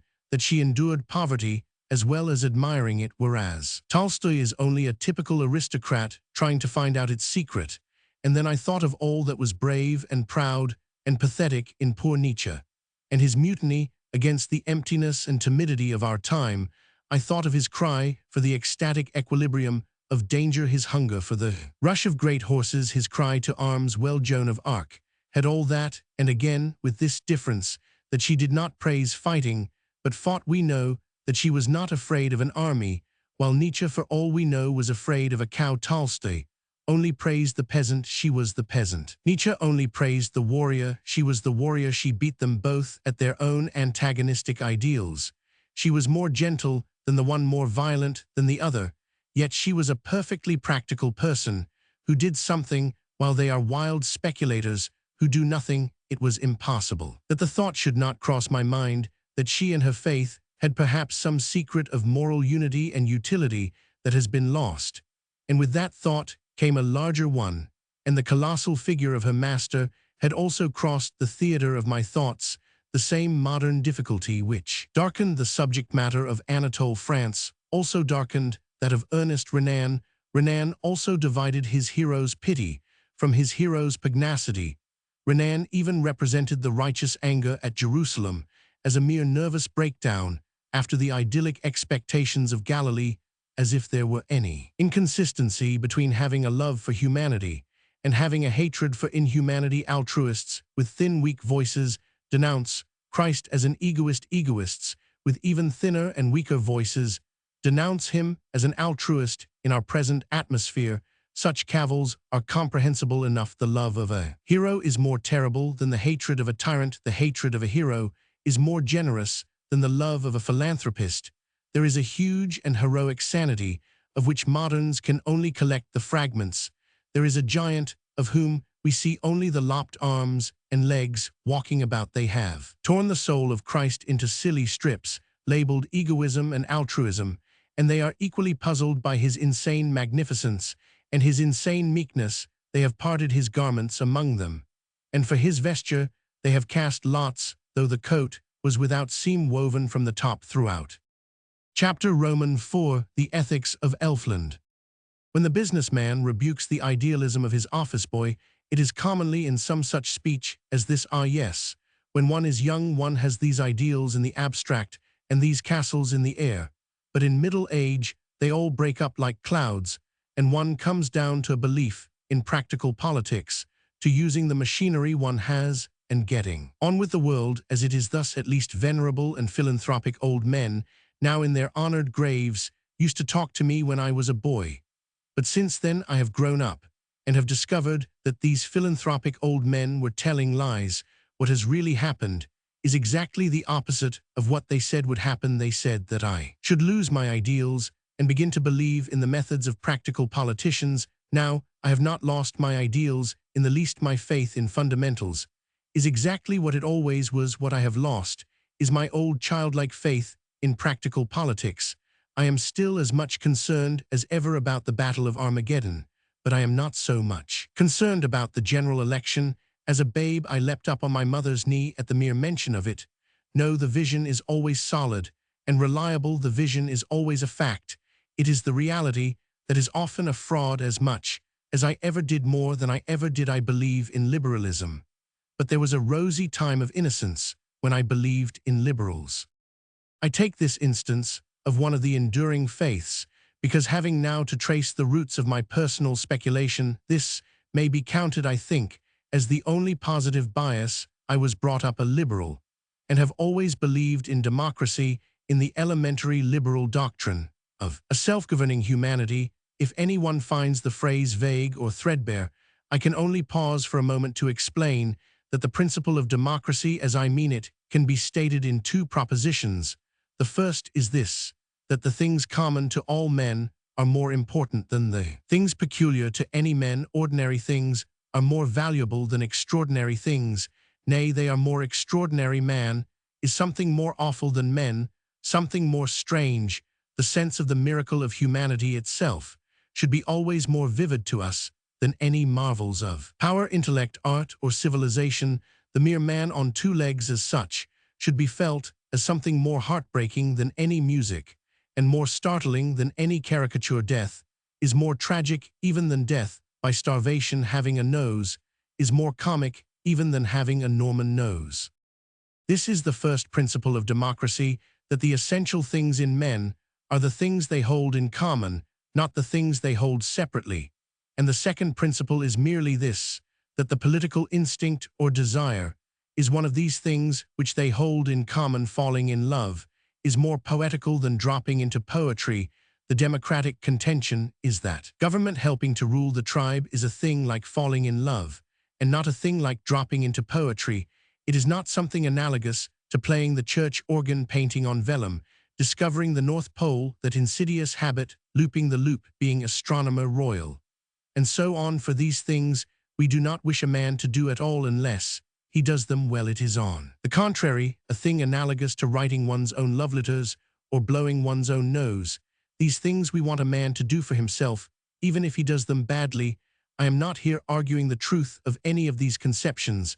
I know that some moderns are asking to have their wives chosen by scientists, and they may soon be asking, for all I know, to have their noses blown by nurses. I merely say that mankind does recognize these universal human functions, and that democracy classes government among them. In short, the democratic faith is this, that the most terribly important things must be left to ordinary men themselves. Mating of the sexes, the rearing of the young, the laws of the state. This is democracy, and in this I have always believed. But there is one thing that I have never from my youth up been able to understand. I have never been able to understand where people got the idea that democracy was in some way opposed to tradition. It is obvious that tradition is only democracy extended through time. It is trusting to a consensus of common human voices rather than to some isolated or arbitrary record. The man who quotes some German historian against the tradition of the Catholic Church, for instance, is strictly appealing to aristocracy. He is appealing to the superiority of one expert against the awful authority of a mob. It is quite easy to see why a legend is treated and ought to be treated more respectfully than a book of history. The legend is generally made by the majority of people in the village who are sane. The book is generally written by the one man in the village who is mad. Those who urge against tradition that men in the past were ignorant may go and urge it at the Carlton Club, along with the statement that voters in the slums are ignorant. It will not do for us if we attach great importance to the opinion of ordinary men in great unanimity when we are dealing with daily matters. There is no reason why we should disregard it when we are dealing with history or fable. Tradition may be defined as an extension of the franchise. Tradition means giving votes to the most obscure of all classes, our ancestors. It is the democracy of the dead. Tradition refuses to submit to the small and arrogant oligarchy of those who merely happen to be walking about. All Democrats object to men being disqualified by the accident of birth. Tradition objects to their being disqualified by the accident of death. Democracy tells us not to neglect a good man's opinion, even if he is our groom. Tradition asks us not to neglect a good man's opinion, even if he is our father. I, at any rate, cannot separate the two ideas of democracy and tradition. It seems evident to me that they are the same idea. We will have the dead at our councils. The ancient Greeks voted by stones. These shall vote by tombstones. It is all quite regular and official, for most tombstones, like most ballot papers, are marked with a cross. I have first to say, therefore, that if I have had a bias, it was always a bias in favor of democracy and therefore of tradition. Before we come to any theoretic or logical beginnings, I am content to allow for that personal equation. I have always been more inclined to believe the ruck of hardworking people than to believe that special and troublesome literary class to which I belong. I prefer even the fancies and prejudices of the people who see life from the inside to the clearest demonstrations of the people who see life from the outside. I would always trust the old wives' fables against the old maids' facts. As long as wit is mother wit, it can be as wild as it pleases. Now I have to put together a general position, and I pretend to no training in such things. I propose to do it, therefore, by writing down one after another the 3 or 4 fundamental ideas, which I have found for myself pretty much in the way that I found them then. I shall roughly synthesize them, summing up my personal philosophy or natural religion. Then I shall describe my startling discovery that the whole thing had been discovered before it had been discovered by Christianity, but of these profound persuasions, which I have to recount in order, the earliest was concerned with this element of popular tradition. And without the foregoing explanation touching tradition and democracy, I could hardly make my mental experience clear. As it is, I do not know whether I can make it clear, but I now propose to try. My first and last philosophy, that which I believe in with unbroken certainty, I learnt in the nursery. I generally learnt it from a nurse, that is, from the solemn and star-appointed priestess, at once of democracy and tradition. The things I believed most then, the things I believe most now, are the things called fairy tales. They seem to me to be the entirely reasonable things. They are not fantasies compared with them. Other things are fantastic compared with them. Religion and rationalism are both abnormal, though religion is abnormally right, and rationalism abnormally wrong. Fairyland is nothing but the sunny country of common sense. It is not earth that judges heaven, but heaven that judges earth. So for me, at least, it was not earth that criticized Elfland, but Elfland that criticized the earth. I knew the magic beanstalk before I had tasted beans. I was sure of the man in the moon before I was certain of the moon. This was at one with all popular tradition. Modern minor poets are naturalists and talk about the bush or the brook, but the singers of the old epics and fables were supernaturalists and talked about the gods of brook and bush.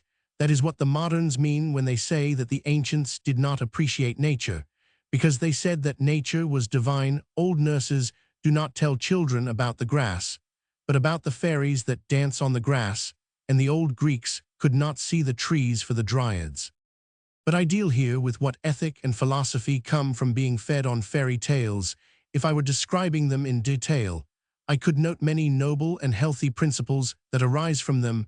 There is the chivalrous lesson of Jack the giant killer, that giants should be killed because they are gigantic. It is a manly mutiny against pride, as such, for the rebel is older than all the kingdoms, and the Jacobin has more tradition than the Jacobite. There is the lesson of Cinderella, which is the same as that of the Magnificat exultavit humils. There is the great lesson of beauty, and the beast, that a thing must be loved before it is lovable. There is the terrible allegory of the Sleeping Beauty, which tells how the human creature was blessed with all birthday gifts, yet cursed with death, and how death also may perhaps be softened to a sleep. But I am not concerned with any of the separate statutes of Elfland, but with the whole spirit of its law, which I learnt before I could speak, and shall retain when I cannot write. I am concerned with a certain way of looking at life, which was created in me by the fairy tales, but has since been meekly ratified by the mere facts. It might be stated this way: there are certain sequences or developments, cases of one thing following another, which are in the true sense of the word reasonable. They are in the true sense of the word necessary. Such are mathematical and merely logical sequences. We in fairyland, who are the most reasonable of all creatures, admit that reason and that necessity. For instance, if the ugly sisters are older than Cinderella, it is in an iron and awful sense necessary that Cinderella is younger than the ugly sisters. There is no getting out of it. Haeckel may talk as much fatalism about that fact as he pleases. It really must be. If Jack is the son of a miller is the father of Jack. Cold reason decrees it from her awful throne, and we in fairyland submit.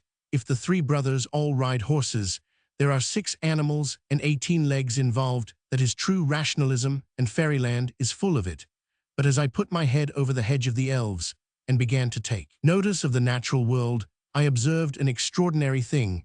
I observed that learned men in spectacles were talking of the actual things that happen at on and death, and so owners, if they were rational and inevitable, they talked as if the fact that trees bear fruit were just as necessary as the fact that 2 and 1 trees make 3. But it is not. There is an enormous difference by the test of fairyland, which is the test of the imagination. You cannot imagine 2 and 1 not making 3, but you can easily imagine trees not growing fruit. You can imagine them growing golden candlesticks or tigers, hanging on by the tail these men in. Spectacles spoke much of a man named Newton who was hit by an apple, and who discovered a law, but they could not be got to see the distinction between a true law, a law of reason, and the mere fact of apples falling. If the apple hit Newton's nose hit the apple. That is a true necessity, because we cannot conceive the one occurring without the other, but we can quite well conceive the apple not falling on his nose. We can fancy it flying ardently through the air to hit some other nose, of which it had a more definite dislike. We have always in our fairy tales kept this sharp distinction between the science of mental relations, in which there really are laws, and the science of physical facts, in which there are no laws, but only weird repetitions. We believe in bodily miracles, but not in mental impossibilities. We believe that a beanstalk climbed up to heaven, but that does not at all confuse our convictions on the philosophical question of how many beans make 5. Here is the peculiar perfection of tone and truth in the nursery tales. The man of science says, "Cut the stalk, and the apple will fall," but he says it calmly, as if the one idea really led up to the other. The witch in the fairy tale says, "Blow the horn, and the ogre's castle will fall," but she does not say it as if it were something in which the effect obviously arose out of the cause. Doubtless, she has given the advice to many champions, and has seen many castles fall, but she does not lose either her wonder or her reason. She does not muddle her head until it imagines a necessary mental connection between a horn and a falling tower, but the scientific men do muddle their heads until they imagine a necessary mental connection between an apple leaving the tree and an apple reaching the ground. They do really talk, as if they had found not only a set of marvelous facts, but a truth connecting those facts. They do talk, as if the connection of two strange things physically connected them philosophically. They feel that because one incomprehensible thing constantly follows another incomprehensible thing, the two together somehow make up a comprehensible thing. Two black riddles make a white answer. In fairyland we avoid the word law, but in the land of science they are singularly fond of it. Thus they will call some interesting conjecture about how forgotten folks pronounce the alphabet Grimm's Law, but Grimm's Law is far less intellectual than Grimm's fairy tales.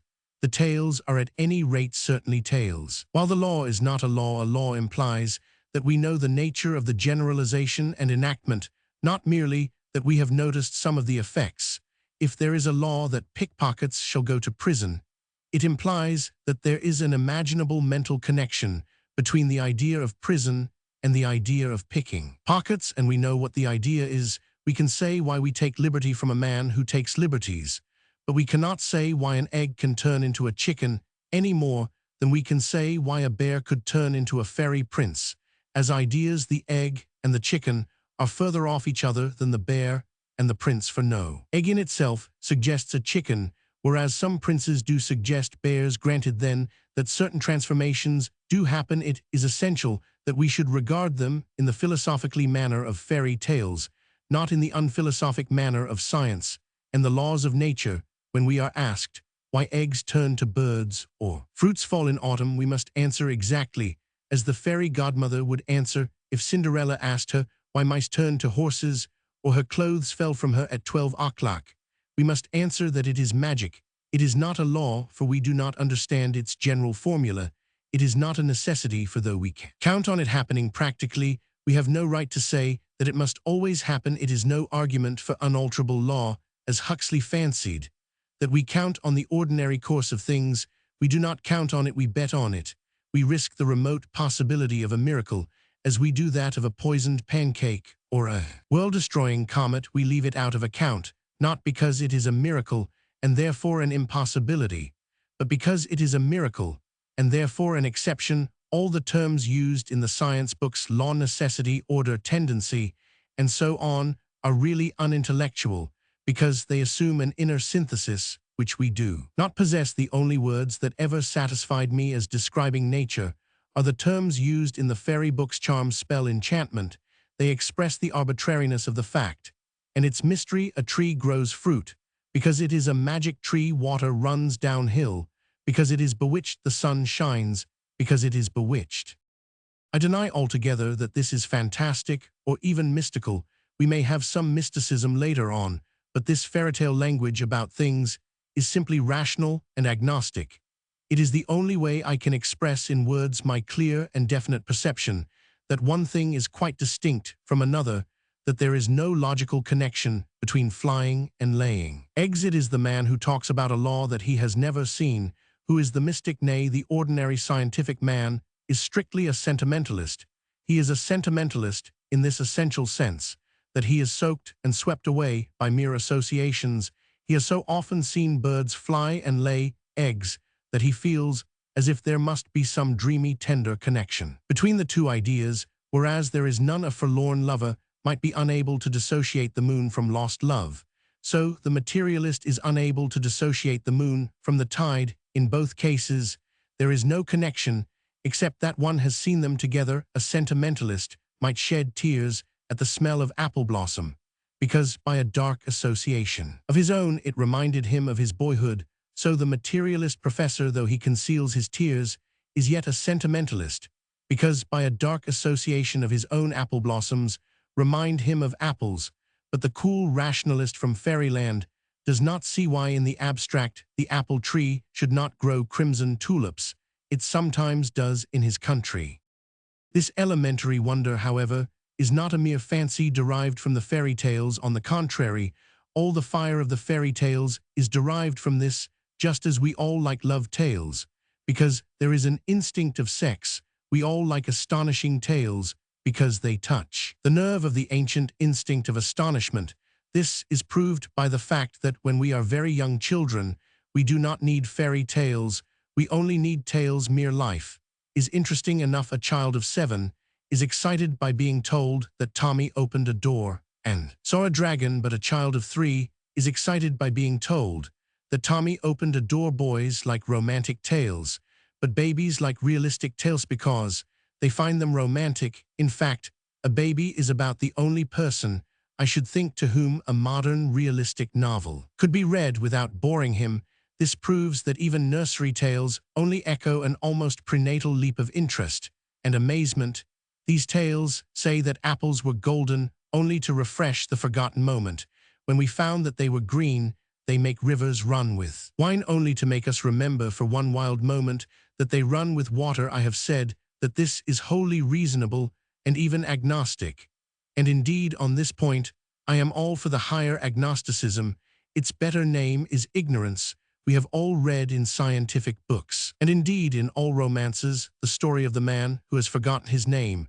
This man walks about the streets and can see and appreciate everything, only he cannot remember who he is. Well, every man is that man in the story. Every man has forgotten who he is. One may understand the cosmos, but never the ego. The self is more distant than any star. Thou shalt love the Lord thy God, but thou shalt not know thyself. We are all under the same mental calamity. We have all forgotten our names. We have all forgotten what we really are. All that we call common sense and rationality and practicality and positivism only means that for certain dead levels of our life, we forget that we have forgotten. All that we call spirit and art and ecstasy only means that for one awful instant, we remember that we forget. But though like the man without memory in the novel, we walk the streets with a sort of half-witted admiration, still, it is admiration in English, and not only admiration in Latin. The wonder has a positive element of praise. This is the next milestone to be definitely marked on our road through fairyland. I shall speak in the next chapter about optimists and pessimists in their intellectual aspect. So far as they have one here, I am only trying to describe the enormous emotions which cannot be described, and the strongest emotion was that life was as precious as it was puzzling. It was an ecstasy because it was an adventure. It was an adventure because it was an opportunity. The goodness of the fairy tale was not affected by the fact that there might be more dragons than princesses. It was good to be in a fairy tale. The test of all happiness is gratitude, and I felt grateful, though I hardly knew to whom children are grateful when Santa Claus puts in their stockings gifts of toys or sweets. Could I not be grateful to Santa Claus when he put in my stockings the gift of 2 miraculous legs? We thank people for birthday presents of cigars and slippers. Can I thank no one for the birthday present of birth? There were then these two first feelings, indefensible and indisputable. The world was a shock, but it was not merely shocking. Existence was a surprise, but it was a pleasant surprise. In fact, all my first views were exactly uttered in a riddle that stuck in my brain from boyhood. The question was, what did the first frog say? And the answer was, Lord, how you made me jump. That says succinctly all that I am saying. God made the frog jump, but the frog prefers jumping. But when these things are settled, there enters the second great principle of the fairy philosophy. Anyone can see it who will simply read Grimm's fairy tales or the fine collections of Mr. Andrew Lang for the pleasure of pedantry. I will call it the doctrine of conditional joy. Touchstone talked of much virtue in and if, according to elfin ethics, all virtue is in and if, the note of the fairy utterance always is, you may live in a palace of gold and sapphire if you do not say the word cow, or you may live happily. With the king's daughter, if you do not show her an onion, the vision always hangs upon a veto. All the dizzy and colossal things conceded depend upon one small thing. Withheld, all the wild and whirling things that are let loose depend upon one thing that is forbidden. Mr. W.B. Yeats, in his exquisite and piercing elfin poetry, describes the elves as lawless. They plunge in innocent anarchy on the unbridled horses of the air, ride on the crest of the disheveled tide, and dance upon the mountains like a flame. It is a dreadful thing to say that Mr. W.B. Yeats does not understand fairyland, but I do say it. He is an ironical Irishman full of intellectual reactions. He is not stupid enough to understand fairyland. Fairies prefer people of the yokel type, like myself, people who gape and grin and do as they are told. Mr. Yeats reads into elfland all the righteous insurrection of his own race, but the lawlessness of Ireland is a Christian lawlessness founded on reason and justice. The Fenian is rebelling against something he understands only too well, but the true citizen of fairyland is obeying something that he does not understand at all. In the fairy tale, an incomprehensible happiness rests upon an incomprehensible condition. A box is opened, and all evils fly out. A word is forgotten, and cities perish. A lamp is lit, and love flies away. A flower is plucked, and human lives are forfeited. An apple is eaten, and the hope of God is gone. This is the tone of fairy tales, and it is certainly not lawlessness or even liberty, though men under a mean modern tyranny may think it liberty. By comparison, people out of Portland jail might think Fleet Street free, but closer study will prove that both fairies and journalists are the slaves of duty. Fairy godmothers seem at least as strict as other godmothers. Cinderella received a coach out of Wonderland and a coachman out of nowhere, but she received a command which might have come out of Brixton, that she should be back by 12. Also, she had a glass slipper, and it cannot be a coincidence that glass is so common a substance in folklore. This princess lives in a glass castle, that princess on a glass hill. This one sees all things in a mirror. They may all live in glass houses, if they will not throw stones, for this thin glitter of glass everywhere is the expression of the fact that the happiness is bright, but brittle like the substance, most easily smashed by a housemaid or a cat. And this fairytale sentiment also sank into me and became my sentiment towards the whole world. I felt and feel that life itself is as bright as the diamond, but as brittle as the window pane. And when the heavens were compared to the terrible crystal, I can remember a shudder. I was afraid that God would drop the cosmos with a crash. Remember, however, that to be breakable is not the same as to be perishable. Strike a glass, and it will not endure an instant. Simply do not strike it, and it will endure 1,000 years. Such, it seemed, was the joy of man, either in elfland or on earth. The happiness depended on not doing something which you could at any moment do, and which very often it was not obvious why you should not do. Now the point here is that to me this did not seem unjust. If the miller's third son said to the fairy, "Explain why I must not stand on my head in the fairy palace," the other might fairly reply, "Well, if it comes to that, explain the fairy palace." If Cinderella says, "How is it that I must leave the ball at 12?" her godmother might answer, "How is it that you are going there till 12? If I leave a man in my will 10 talking elephants and 100 winged horses, he cannot complain. If the conditions partake of the slight eccentricity of the gift, he must not look a winged horse in the mouth." And it seemed to me that existence was itself so very eccentric a legacy that I could not complain of not understanding the limitations of the vision. When I did not understand the vision, they limited the frame. was no stranger than the picture. The veto might well be as wild as the vision, it might be as startling as the sun, as elusive as the waters, as fantastic and terrible as the towering trees. For this reason, we may call it the fairy godmother philosophy. I never could join the young men of my time in feeling what they called the general sentiment of revolt. I should have resisted, let us hope, any rules that were evil, and with these and their definition I shall deal in another chapter. But I did not feel disposed to resist any rule merely because it was mysterious. Estates are sometimes held by foolish forms, the breaking of a stick, or the payment of a peppercorn. I was willing to hold the huge estate of earth and heaven by any such feudal fantasy. It could not well be wilder than the fact that I was allowed to hold it at all at this stage. I give only one ethical instance to show my meaning.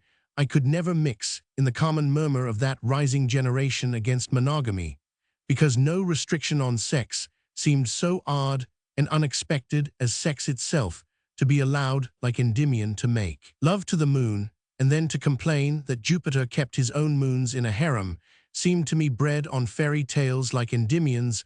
A vulgar anticlimax. Keeping to one woman is a small price for so much as seeing one woman. To complain that I could only be married once was like complaining that I had only been born once. It was incommensurate with the terrible excitement of which one was talking.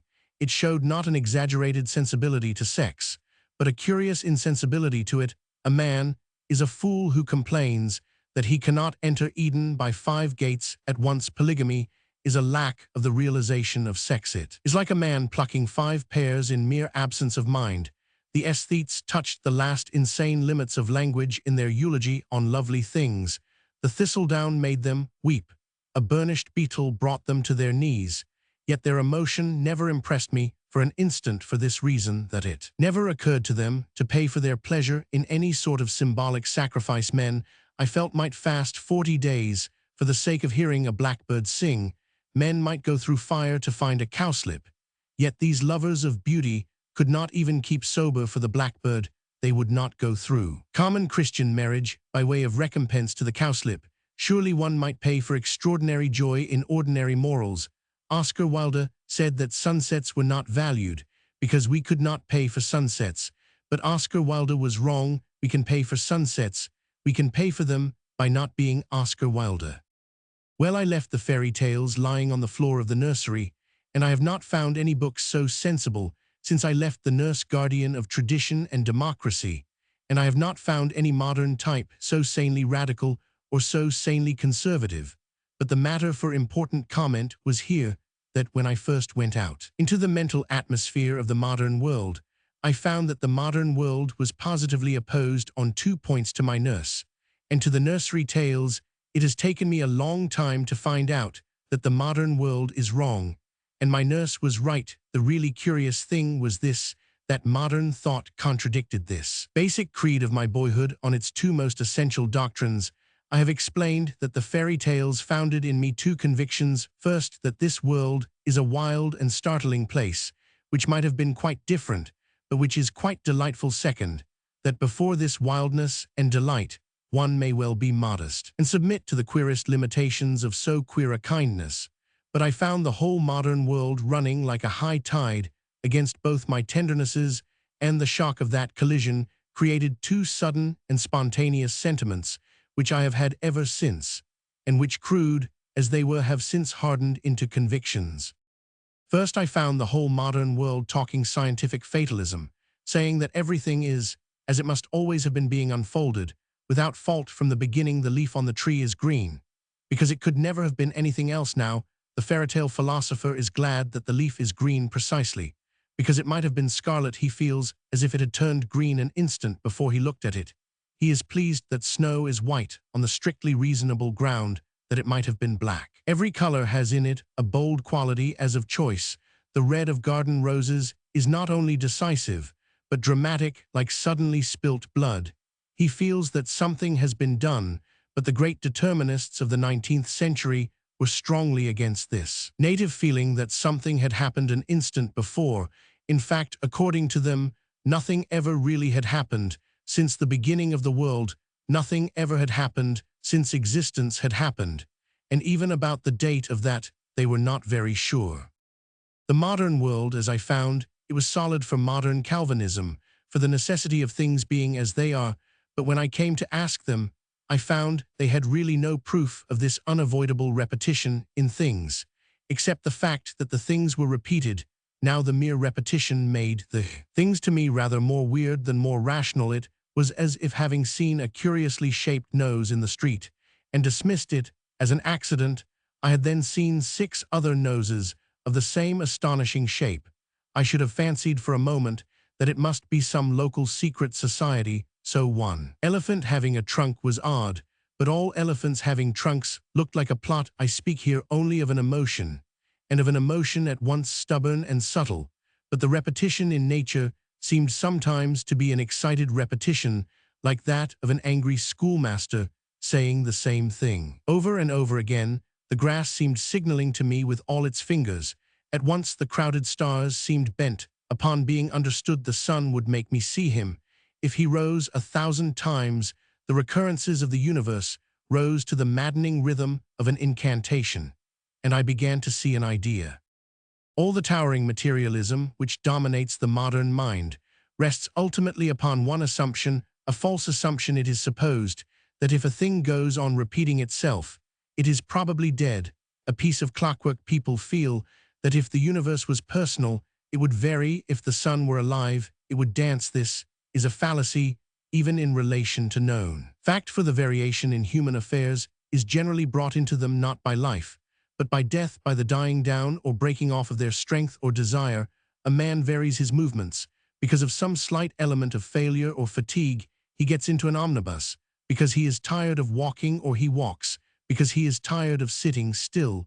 But if life and joy were so gigantic that he never tired of going to Islington, he might go to Islington as regularly as the Thames goes to Sheerness. The very speed and ecstasy of his life would have the stillness of death. The sun rises every morning. I do not rise every morning, but the variation is due not to my activity, but to my inaction. Now, to put the matter in a popular phrase, it might be true that the sun rises regularly because he never gets tired of rising. His routine might be due not to a lifelessness, but to a rush of life. The thing I mean can be seen, for instance, in children when they find some game or joke that they specially enjoy. A child kicks his legs rhythmically through excess, not absence of life. Because children have abounding vitality, because they are in spirit fierce and free, therefore they want things repeated and unchanged. They always say, "Do it again." And the grown-up person does it again until he is nearly dead, for grown-up people are not strong enough to exult in monotony. But perhaps God is strong enough to exult in monotony. It is possible that God says every morning, "Do it again" to the sun, and every evening, "Do it again" to the moon. It may not be automatic necessity that makes all daisies alike. It may be that God makes every daisy separately, but has never got tired of making them. It may be that he has the eternal appetite of infancy, for we have sinned and grown old, and our Father is younger than we. The repetition in nature may not be a mere recurrence. It may be a theatrical encore. Heaven may encore the bird who laid an egg. If the human being conceives and brings forth a human child, instead of bringing forth a fish or a bat or a griffin, the reason may not be that we are fixed in an animal fate, without life or purpose. It may be that our little tragedy has touched the gods, that they admire it from their starry galleries, and that at the end of every human drama man is called again and again. Before the curtain, repetition may go on for millions of years by mere choice, and at any instant it may stop. Man may stand on the earth generation after generation, and yet each birth be his positively last appearance. This was my first conviction, made by the shock of my childish emotions. Meeting the modern creed in mid-career, I had always vaguely felt facts to be miracles, in the sense that they are wonderful now. I began to think them miracles in the stricter sense, that they were willful. I mean, that they were or might be repeated exercises of some will. Short, I had always believed that the world involved magic. Now I thought that perhaps it involved a magician, and this pointed a profound emotion, always present and subconscious, that this world of ours has some purpose. And if there is a purpose, there is a person. I had always felt life first as a story, and if there is a story, there is a storyteller. But modern thought also hit my second human tradition, It went against the fairy feeling about strict limits and conditions. The one thing it loved to talk about was expansion and largeness. Herbert Spencer would have been greatly annoyed if anyone had called him an imperialist, and therefore it is highly regrettable that nobody Roman 999, but he was an imperialist of the lowest type. He popularized this contemptible notion that the size of the solar system ought to overawe the spiritual dogma of man. Why should a man surrender his dignity to the solar system any more than to a whale? If mere size proves that man is not the image of God, then a whale may be the image of God, a somewhat formless image, what one might call an impressionist portrait. It is quite futile to argue that man is small compared to the cosmos, for man was always small compared to the nearest tree. But Herbert Spencer, in his headlong imperialism, would insist that we had in some way been conquered and annexed by the astronomical universe. He spoke about men and their ideals exactly as the most insolent unionist talks about the Irish and their ideals. He turned mankind into a small nationality, and his evil influence can be seen even in the most spirited and honorable of later scientific authors, notably in the early romances of Mr. H.G. Wells. Many moralists have in an exaggerated way represented the earth as wicked, but Mr. Wells and his school made the heavens wicked. We should lift up our eyes to the stars from whence would come our ruin. But the expansion of which I speak was much more evil than all this. I have remarked that the materialist, like the madman, is in prison, in the prison of one thought. These people seem to think it singularly inspiring to keep on saying that the prison was very large. The size of this scientific universe gave one no novelty, no relief.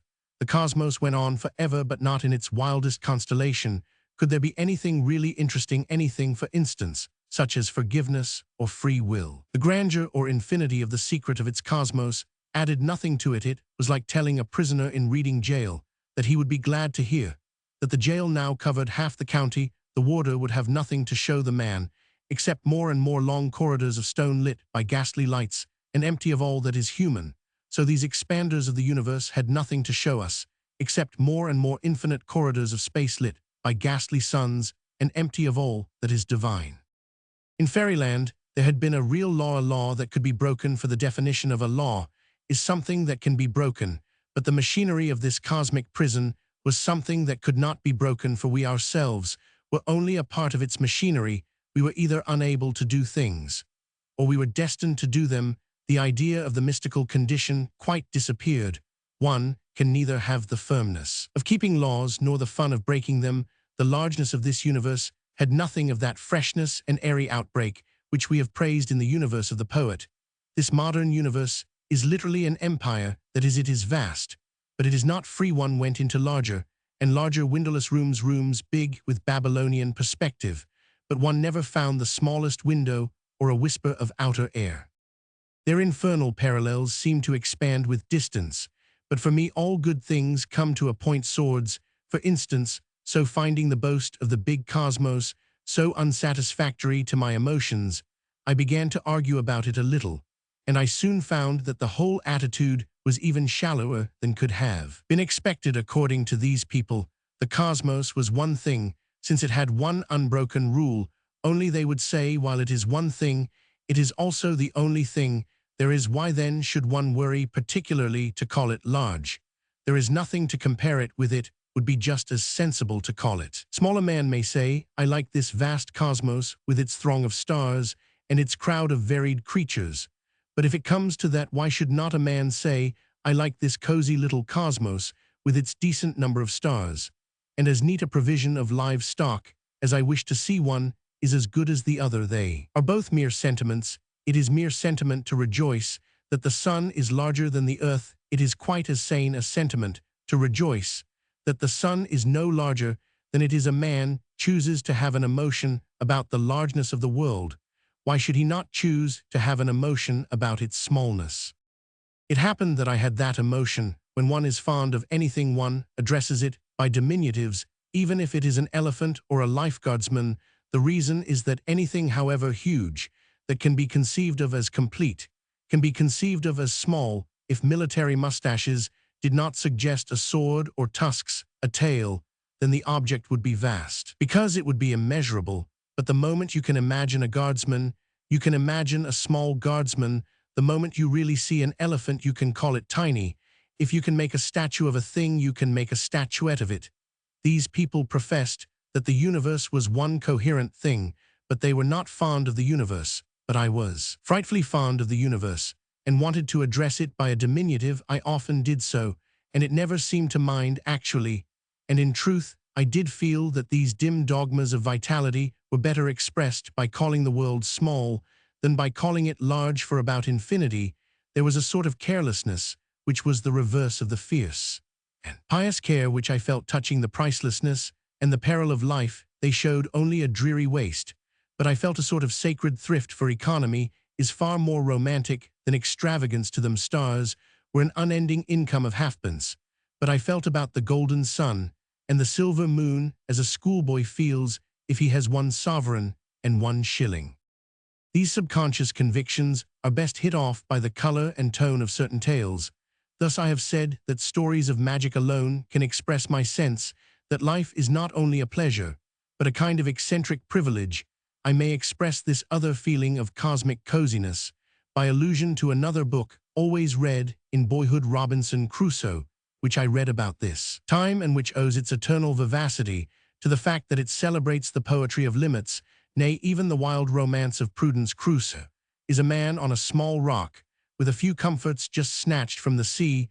The best thing in the book is simply the list of things saved from the wreck. The greatest of poems is an inventory. Every kitchen tool becomes ideal because Crusoe might have dropped it in the sea. It is a good exercise in empty or ugly hours of the day to look at anything, the coal scuttle or the bookcase, and think how happy one could be to have brought it out of the sinking ship on to the solitary island. But it is a better exercise still to remember how all things have had this hairbreadth escape. Everything has been saved from a wreck. Every man has had one horrible adventure as a hidden untimely birth. He had not been as infants that never see the light. Men spoke much in my boyhood of restricted or ruined men of genius, and it was common to say that many a man was a great might have been. To me, it is a more solid and startling fact that any man in the street is a great might not have been. But I really felt the fancy may seem foolish, as if all the order and number of things were the romantic remnant of Crusoe's ship, that there are 2 sexes and 1 son was like the fact that there were 2 guns and 1 axe. It was poignantly urgent that none should be lost, but somehow it was rather fun that none could be added. The trees and the planets seemed like things saved from the wreck, and when I saw the Matterhorn, I was glad that it had not been overlooked. In the confusion, I felt economical about the stars, as if they were sapphires. They are called so in Milton's Eden. I hoarded the hills, for the universe is a single jewel, and while it is a natural cant to talk of a jewel as peerless and priceless, of this jewel, it is literally true. This cosmos is indeed without peer and without price, for there cannot be another one. Thus ends in unavoidable inadequacy the attempt to utter the unutterable things. These are my ultimate attitudes towards life, the soils for the seeds of doctrine. These in some dark way I thought before I could write, and felt before I could think, that we may proceed more easily afterwards. I will roughly recapitulate them. Now, I felt in my bones first that this world does not explain itself. It may be a miracle with a supernatural explanation. It may be a conjuring trick with a natural explanation. But the explanation of the conjuring trick, if it is to satisfy me, will have to be better than the natural explanations. I have heard the thing is magic, true or false. Second, I came to feel as if magic must have a meaning, and meaning must have someone to mean it. There was something personal in the world, as in a work of art. Whatever it meant violently. Third, I thought this purpose beautiful in its old design, in spite of its defects, such as dragons. Fourth, that the proper form of thanks to it is some form of humility and restraint. We should thank God for beer and burgundy by not drinking too much of them. We owed also an obedience to whatever made us. And last and strangest, there had come into my mind a vague and vast impression that in some way all good was a remnant to be stored and held sacred out of some primordial ruin. Man had saved his good as Crusoe saved his goods. He had saved them from a wreck. All this I felt, and the age gave me no encouragement to feel it, and all this time I had not even thought of Christian theology. Chapter Roman 5, The Flag of the World. When I was a boy, there were two curious men running about who were called the optimist and the pessimist.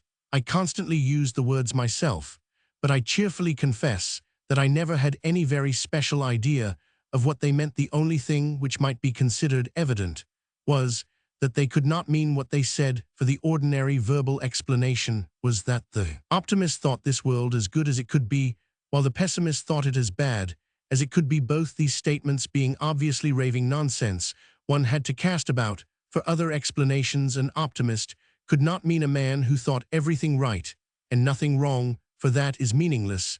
It is like calling everything right and nothing left. Upon the whole, I came to the conclusion that the optimist thought everything good except the pessimist, and that the pessimist thought everything bad except himself. It would be unfair to omit altogether from the list the mysterious but suggestive definition said to have been given by a little girl. An optimist is a man who looks after your eyes, and a pessimist is a man who looks after your feet. I am not sure that this is not the best definition of all. There is even a sort of allegorical truth in it, for there might perhaps be a profitable distinction drawn between that more dreary thinker, who thinks merely of our contact with the earth from moment to moment, and that happier thinker who considers rather our primary power of vision and of choice of road. But this is a deep mistake in this alternative of the optimist and the pessimist. The assumption of it is that a man criticizes this world as if he were house hunting, as if he were being shown over a new suite of apartments. If a man came to this world from some other world, in full possession of his powers, he might discuss whether the advantage of midsummer woods made up for the disadvantage of mad dogs, just as a man looking for lodgings might balance the presence of a telephone against the absence of a sea view. But no man is in that position. A man belongs to this world before he begins to ask if it is nice to belong to it.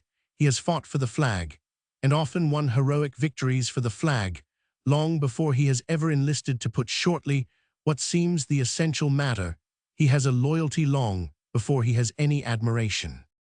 In the last chapter, it has been said that the primary feeling that this world is strange and yet attractive is best expressed in fairy tales. The reader may, if he likes, put down the next stage to that bellicose and even jingo literature, which commonly comes next in the history of a boy. We all owe much sound morality to the penny dreadfuls, whatever the reason. It seemed, and still seems to me, that our attitude towards life can be better expressed in terms of a kind of military loyalty than in terms of criticism and approval. My acceptance of the universe is not optimism, it is more like patriotism. It is a matter of primary loyalty. The world is not a lodging house at Brighton, which we are to leave because it is miserable. It is the fortress of our family, with the flag flying on the turret. And the more miserable it is, the less we should leave it. The point is not that this world is too sad to love or too glad not to love. The point is that when you do love a thing, its gladness is a reason for loving it, and its sadness a reason for loving it more. All optimistic thoughts about England and all pessimistic thoughts about her are alike reasons for the English patriot. Similarly, optimism and pessimism are alike arguments for the cosmic patriot. Let us suppose we are confronted with a desperate thing, say Pimlico. If we think what is really best for Pimlico, we shall find the thread of thought leads to the throne of the mystic. And the arbitrary, it is not enough for a man to disapprove of Pimlico. In that case, he will merely cut his throat or move to Chelsea, nor certainly is it enough for a man to approve of Pimlico, for then it will remain Pimlico, which would be awful. The only way out of it seems to be for somebody to love Pimlico, to love it with a transcendental tie, and without any earthly reason. If there arose a man who loved Pimlico, then Pimlico would rise into ivory towers and golden pinnacles. Pimlico would attire herself as a woman does when she is loved, for decoration is not given to hide horrible things, but to decorate things already adorable. A mother does not give her child a blue bow because he is so ugly without it. A lover does not give a girl a necklace to hide her neck. If men loved Pimlico as mothers love children arbitrarily, because it is theirs, Pimlico in a year or two might be fairer than Florence. Some readers will say that this is a mere fantasy. I answer that this is the actual history of mankind. This, as a fact, is how cities did grow great. Go back to the darkest roots of civilization, and you will find them knotted round some sacred stone or encircling some sacred well. People first paid honor to a spot, and afterwards gained glory for it. Men did not love Rome, because she was great, because they had loved her. The 18th century theories of the social contract have been exposed to much clumsy criticism in our time, insofar as they meant that there is at the back of all historic government an idea of content and cooperation. They were demonstrably right, but they really were wrong insofar as they suggested that men had ever aimed at order or ethics directly by a conscious exchange of interests. Morality did not begin by one man saying to another, "I will not hit you if you do not hit me." There is no trace of such a transaction. There is a trace of both men having said, "We must not hit each other in the holy place." They gained their morality by guarding their religion. They did not cultivate courage. They fought for the shrine and found they had become courageous. They did not cultivate cleanliness. They purified themselves for the altar and found that they were clean. The history of the Jews is the only early document known to most Englishmen, and the facts can be judged sufficiently from that the 10 Commandments, which have been found substantially common to mankind, were merely military commands, a code of regimental orders issued to protect a certain ark across a certain desert. Anarchy was evil because it endangered the sanctity, and only when they made a holy day for God did they find they had made a holiday for men. If it be granted that this primary devotion to a place or thing is a source of creative energy, we can pass on to a very peculiar fact. Let us reiterate for an instant that the only right optimism is a sort of universal patriotism. What is the matter with the pessimist? I think it can be stated by saying that he is the cosmic antipatriot. And what is the matter with the antipatriot? I think it can be stated without undue bitterness by saying that he is the candid friend. And what is the matter with the candid friend? There we strike the rock of real life and immutable human nature. I venture to say that what is bad in the candid friend is simply that he is not candid. He is keeping something back, his own gloomy pleasure in saying unpleasant things. He has a secret desire to hurt, not merely to help. This is certainly, I think, what makes a certain sort of antipatriot irritating to healthy citizens. I do not speak, of course, of the antipatriotism which only irritates feverish stockbrokers and gushing actresses. That is only patriotism. Speaking plainly, a man who says that no patriot should attack the Boer War until it is over is not worth answering intelligently. He is saying that no good son should warn his mother off a cliff until she has fallen over it. But there is an antipatriot who honestly angers honest men, and the explanation of him is, I think, what I have suggested. He is the uncandid candid friend, the man who says, "I am sorry to say we are ruined," and is not sorry at all. And he may be said without rhetoric to be a traitor, for he is using that ugly knowledge which was allowed him to strengthen the army to discourage people from joining it, because he is allowed to be pessimistic as a military advisor. He is being pessimistic as a recruiting sergeant, just in the same way the pessimist, who is the cosmic antipatriot, uses the freedom that life allows to her counselors to lure away the people from her flag. Granted that he states only facts, it is still essential to know what are his emotions, what is his motive. It may be that 1,200 men in Tottenham are down with smallpox, but we want to know whether this is stated by some great philosopher who wants to curse the gods, or only by some common clergyman who wants to help the men. The evil of the pessimist is then not that he chastises gods and men, but that he does not love what he chastises, has not this primary and supernatural loyalty to things. What is the evil of the man commonly called an optimist? Obviously, it is felt that the optimist, wishing to defend the honor of this world, will defend the indefensible. He is the jingo of the universe. He will say my cosmos right or wrong. He will be less inclined to the reform of things, more inclined to sort of frontbench official answer to all attacks, soothing everyone with assurances. He will not wash the world, but whitewash the world. All this, which is true of a type of optimist, leads us to the one really interesting point of psychology, which could not be explained without it. We say there must be a primal loyalty to life. The only question is, shall it be a natural or a supernatural loyalty? If you like to put it so, shall it be a reasonable or an unreasonable loyalty? Now, the extraordinary thing is that the bad optimism, the whitewashing, the weak defense of everything comes in with the reasonable optimism. Rational optimism leads to stagnation. It is irrational optimism that leads to reform. Let me explain by using once more the parallel of patriotism. The man who is most likely to ruin the place he loves is exactly the man who loves it with a reason. The man who will improve the place is the man who loves it without a reason. If a man loves some feature of Pimlico, which seems unlikely, he may find himself defending that feature against Pimlico itself. But if he simply loves Pimlico itself, he may lay it waste and turn it into the New Jerusalem. I do not deny that reform may be excessive. I only say that it is the mystic patriot who reforms mere jingo self-contentment, is commonest among those who have some pedantic reason for their patriotism. The worst jingos do not love England, but a theory of England. If we love England for being an empire, we may overrate the success with which we rule the Hindus. But if we love it only for being a nation, we can face all events, for it would be a nation, even if the Hindus ruled us, thus also only. Those will permit their patriotism to falsify history, whose patriotism depends on history.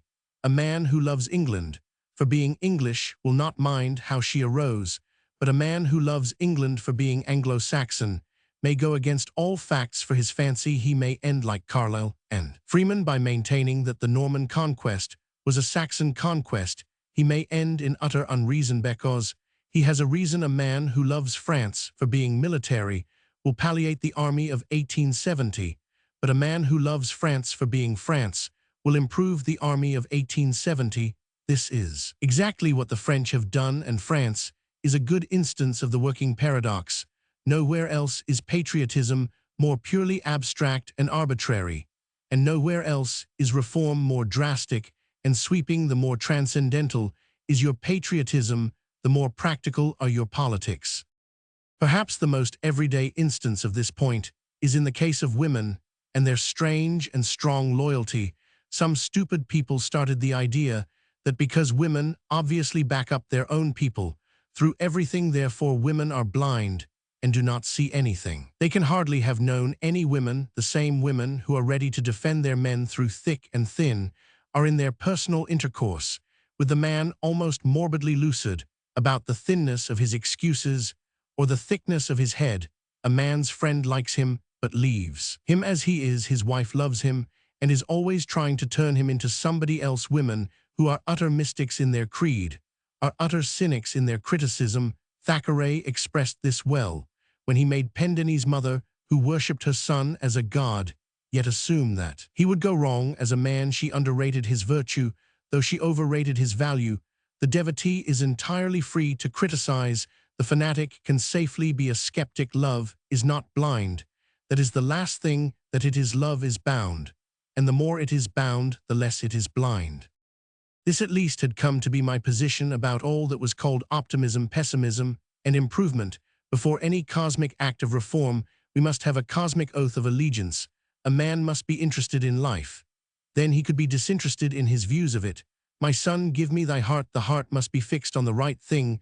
The moment we have a fixed heart, we have a free hand. I must pause to anticipate an obvious criticism. It will be said that a rational person accepts the world as mixed of good and evil, with a decent satisfaction and a decent endurance.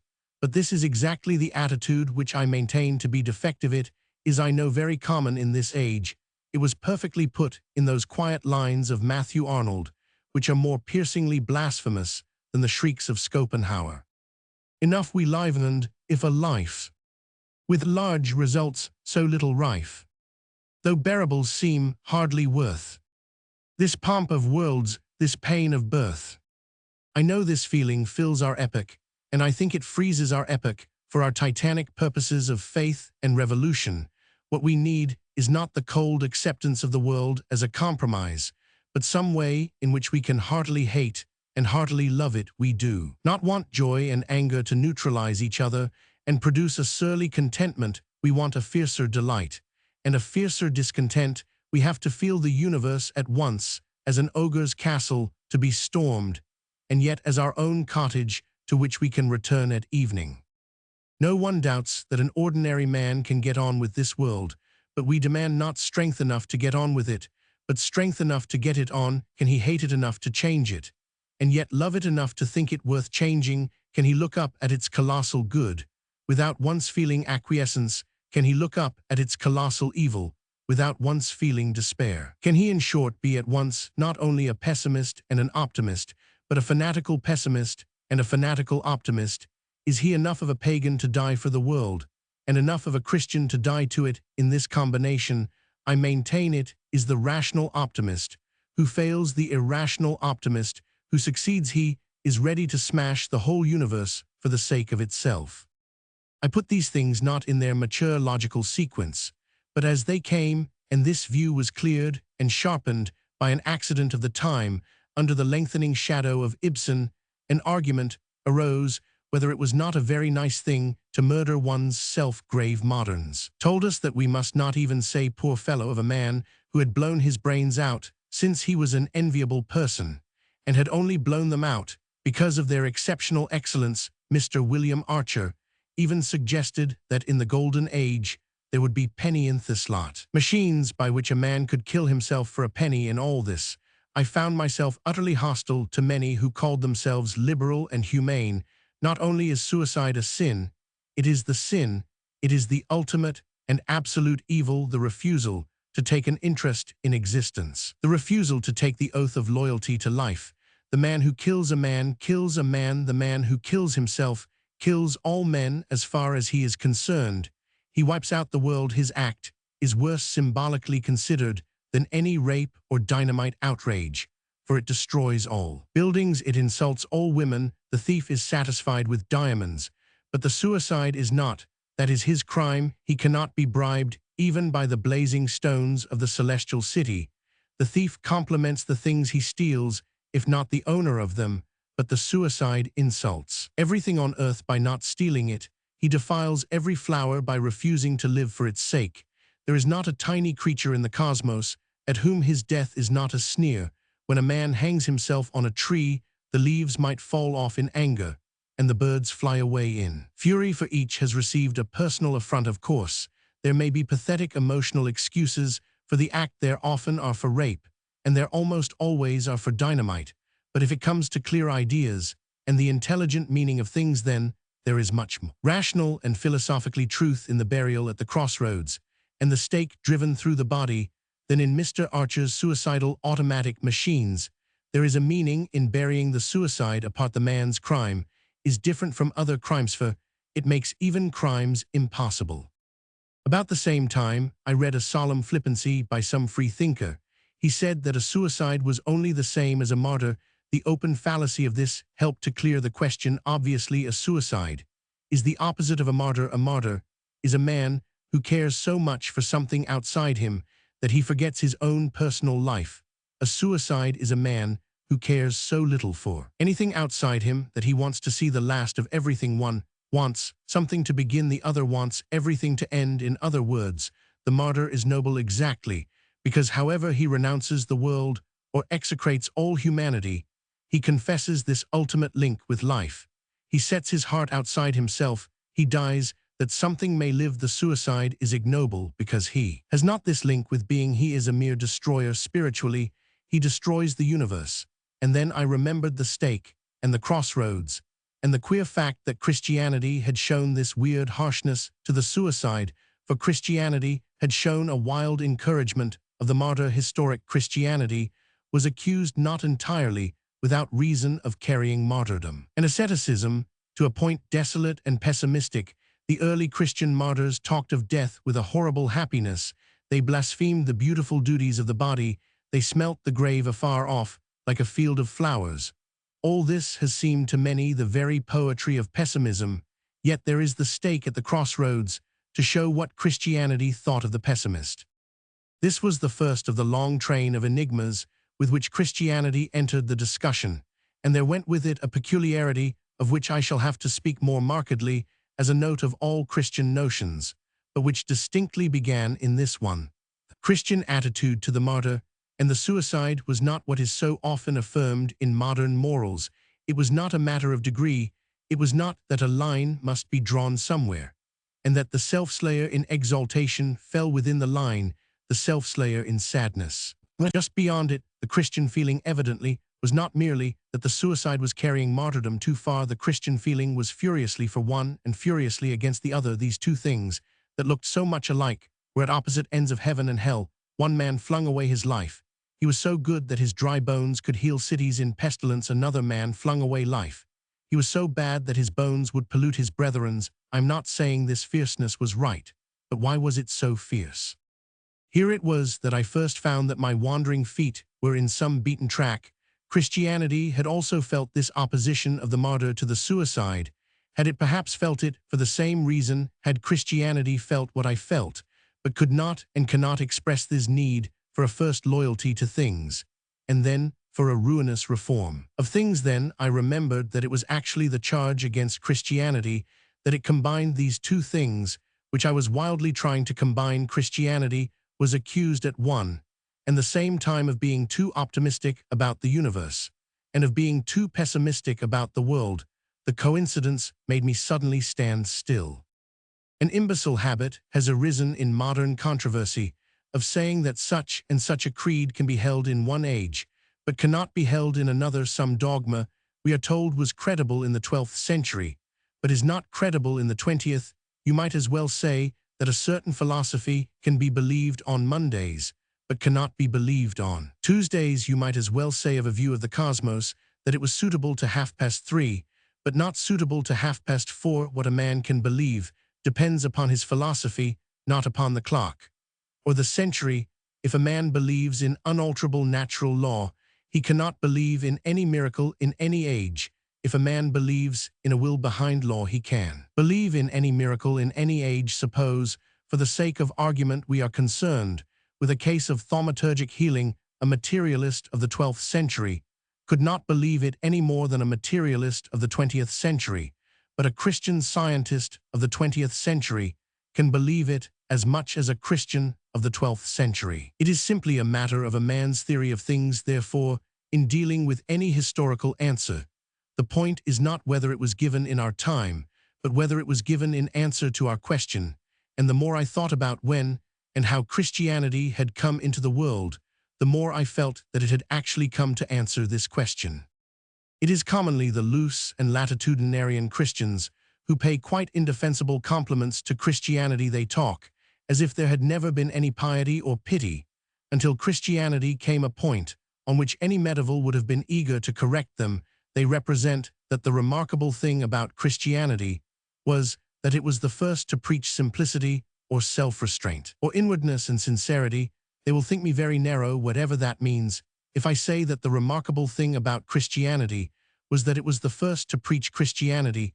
Its peculiarity was that it was peculiar, and simplicity and sincerity are not peculiar, but obvious ideals for all mankind. Christianity was the answer to a riddle, not the last truism uttered after long talk. Only the other day I saw, in an excellent weekly paper of Puritan tone, this remark that Christianity, when stripped of its armor of dogma, as who should speak of a man stripped of his armor of bones, turned out to be nothing but the Quaker doctrine of the inner light. Now, if I were to say that Christianity came into the world specially to destroy the doctrine of the inner light, that would be an exaggeration, but it would be very much nearer to the truth. The last Stoics, like Marcus Aurelius, were exactly the people who did believe in the inner light. Their dignity, their weariness, their sad external care for others, their incurable internal care for themselves, were all due to the inner light, and existed only by that dismal illumination.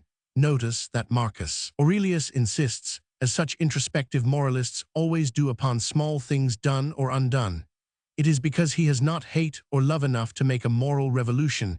He gets up early in the morning, just as our own aristocrats living the simple life get up early in the morning, because such altruism is much easier than stopping the games of the amphitheater or giving the English people back their land. Marcus Aurelius is the most intolerable of human types. He is an unselfish egoist. An unselfish egoist is a man who has pride without the excuse of passion. Of all conceivable forms of enlightenment, the worst is what these people call the inner light. Of all horrible religions, the most horrible is the worship of the God within anyone who knows anybody knows how it would work. Anyone who knows anyone from the higher thought center knows how it does work. That Jones shall worship the God within him turns out ultimately to mean that Jones shall worship Jones, let Jones worship the sun or moon, anything rather than the inner light. Let Jones worship cats or crocodiles, if he can find any in his street. But not the God within Christianity came into the world firstly in order to assert with violence that a man had not only to look inwards, but to look outwards to behold with astonishment and enthusiasm a divine company and a divine captain. The only fun of being a Christian was that a man was not left alone with the inner light, but definitely recognized an outer light fair, as the sun clear, as the moon terrible, as an army with banners. All the same, it will be as well if Jones does not worship the sun and moon. If he does, there is a tendency for him to imitate them, to say that because the sun burns insects alive, he may burn insects alive. He thinks that because the sun gives people sunstroke, he may give his neighbor measles. He thinks that because the moon is said to drive men mad, he may drive his wife mad. This ugly side of mere external optimism had also shown itself in the ancient world about the time when the Stoic idealism had begun to show the weaknesses of pessimism. The old nature worship of the ancients had begun to show the enormous weaknesses of optimism. Nature worship is natural enough while the society is young, or in other words, pantheism is all right as long as it is the worship of Pan. But nature has another side, which experience and sin are not slow in finding out. And it is no flippancy to say of the god Pan that he soon showed the cloven hoof. The only objection to natural religion is that somehow it always becomes unnatural. A man loves nature in the morning for her innocence and amiability, and at nightfall, if he is loving her still, it is for her darkness and her cruelty. He washes at dawn in clear water, as did the wise man of the Stoics, yet somehow at the dark end of the day, he is bathing in hot bull's blood, as did Julian the Apostate. The mere pursuit of health always leads to something unhealthy. Physical nature must not be made the direct object of obedience. It must be enjoyed, not worshipped. Stars and mountains must not be taken seriously. If they are, we end where the pagan nature worship ended. Because the earth is kind, we can imitate all her cruelties. Because sexuality is sane, we can all go mad about sexuality. Mere optimism had reached its insane and appropriate termination. The theory that everything was good had become an orgy of everything that was bad. On the other side, our idealist pessimists were represented by the old remnant of the Stoics. Marcus Aurelius and his friends had really given up the idea of any god in the universe, and looked only to the god within. They had no hope of any virtue in nature, and hardly any hope of any virtue in society. They had not enough interest in the outer world really to wreck or revolutionize it. They did not love the city enough to set fire to it. Thus the ancient world was exactly in our own desolate dilemma. The only people who really enjoyed this world were busy breaking it up, and the virtuous people did not care enough about them to knock them down in this dilemma. The same as ours, Christianity suddenly stepped in and offered a singular answer, which the world eventually accepted as the answer. It was the answer then, and I think it is the answer now. This answer was like the slash of a sword. It sundered. It did not in any sense sentimentally unite. Briefly, it divided God from the cosmos. That transcendence and distinctness of the deity, which some Christians now want to remove from Christianity, was really the only reason why anyone wanted to be a Christian. It was the whole point of the Christian answer to the unhappy pessimist and the still more unhappy optimist. As I am here only concerned with their particular problem, I shall indicate only briefly this great metaphysical suggestion. All descriptions of the creating or sustaining principle in things must be metaphorical, because they must be verbal. Thus the pantheist is forced to speak of God in all things as if he were in a box. Thus the evolutionist has, in his very name, the idea of being unrolled like a carpet. All terms, religious and irreligious, are open to this charge. The only question is whether all terms are useless, or whether one can, with such a phrase, cover a distinct idea about the origin of things. I think one can, and so evidently does the evolutionist, or he would not talk about evolution.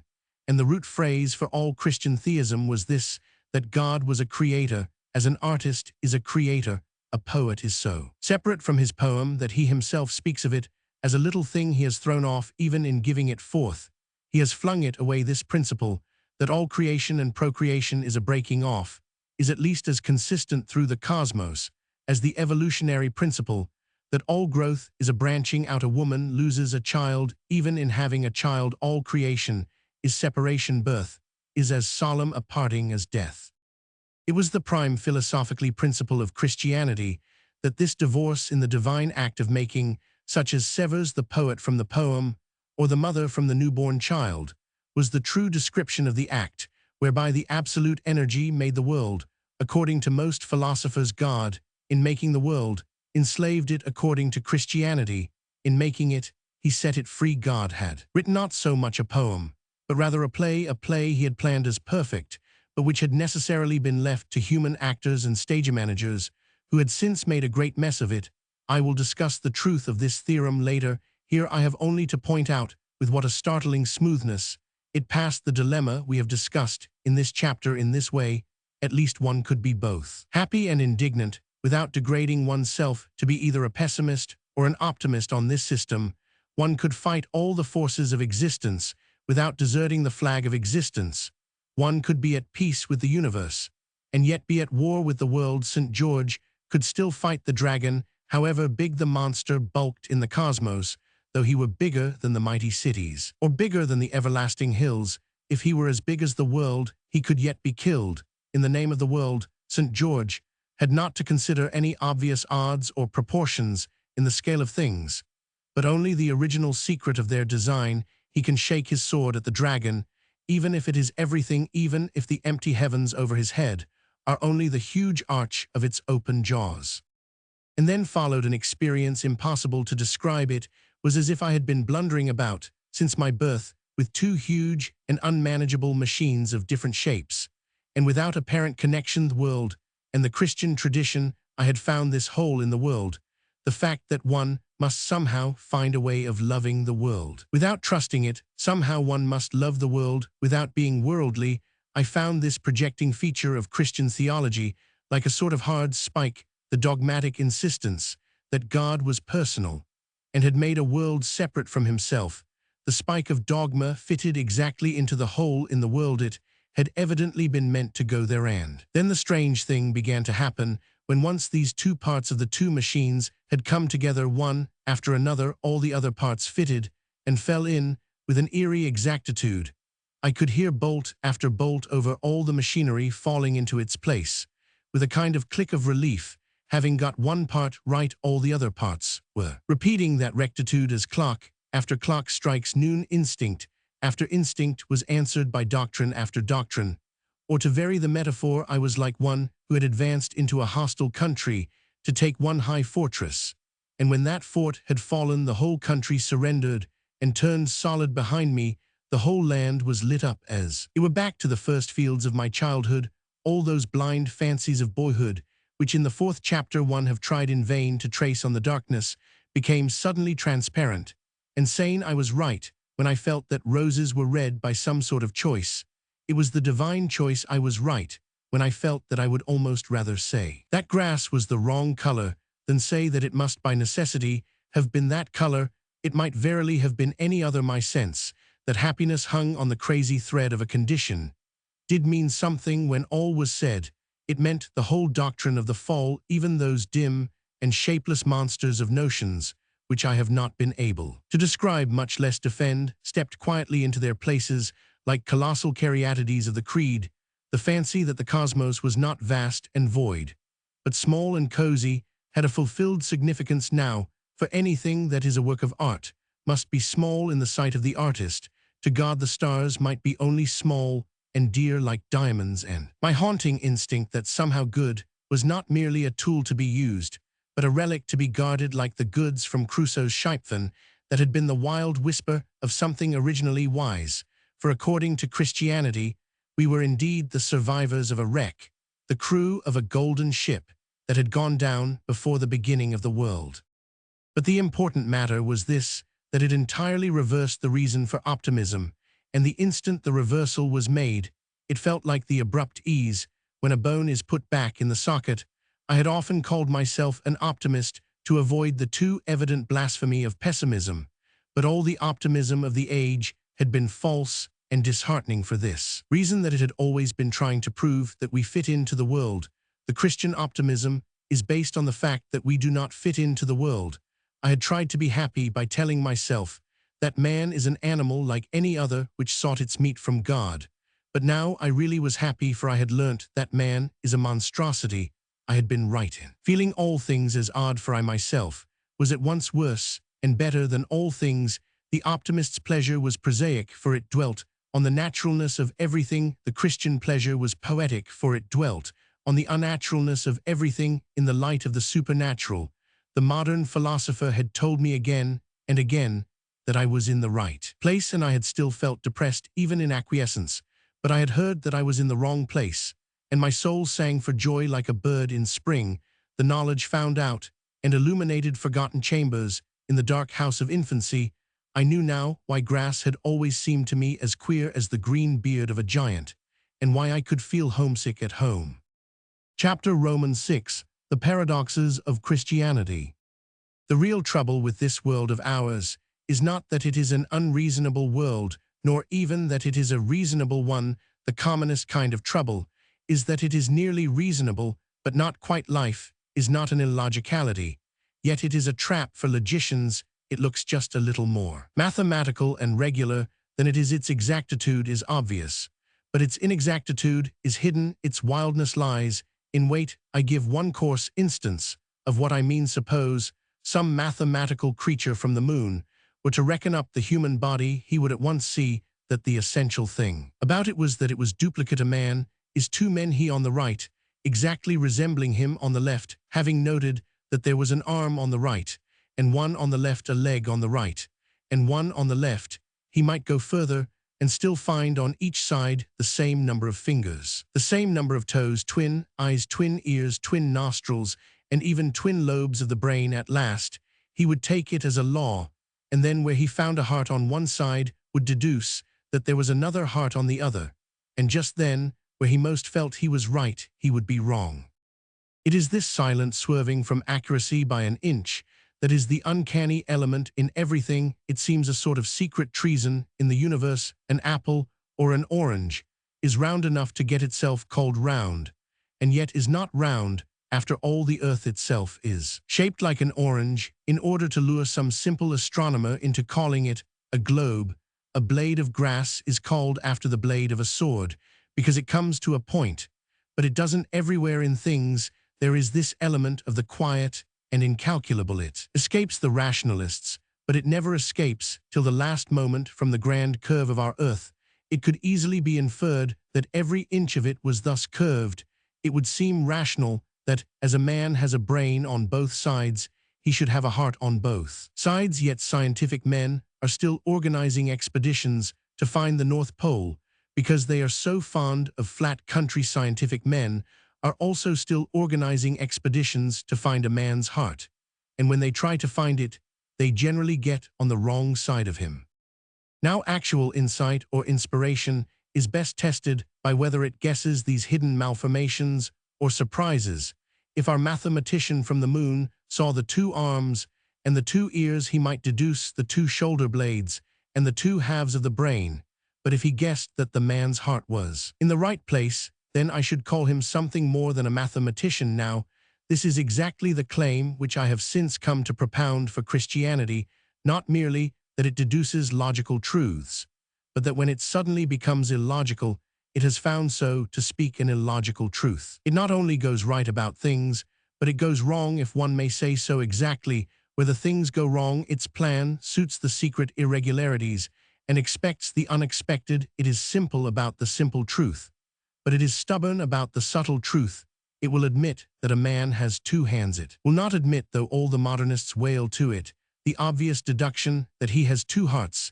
It is my only purpose in this chapter to point this out, to show that whenever we feel there is something odd in Christian theology, we shall generally find that there is something odd in the truths.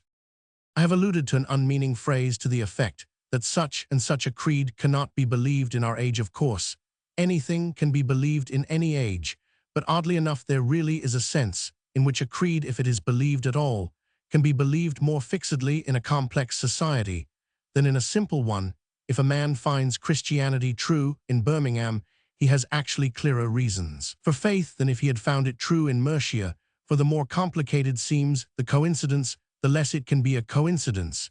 If snowflakes fell in the shape, say, of the heart of Midlothian, it might be an accident, But if snowflakes fell in the exact shape of the maze at Hampton Court, I think one might call it a miracle. It is exactly as of such a miracle that I have since come to feel. Of the philosophy of Christianity, the complication of our modern world proves the truth of the creed more perfectly than any of the plain problems of the ages of faith.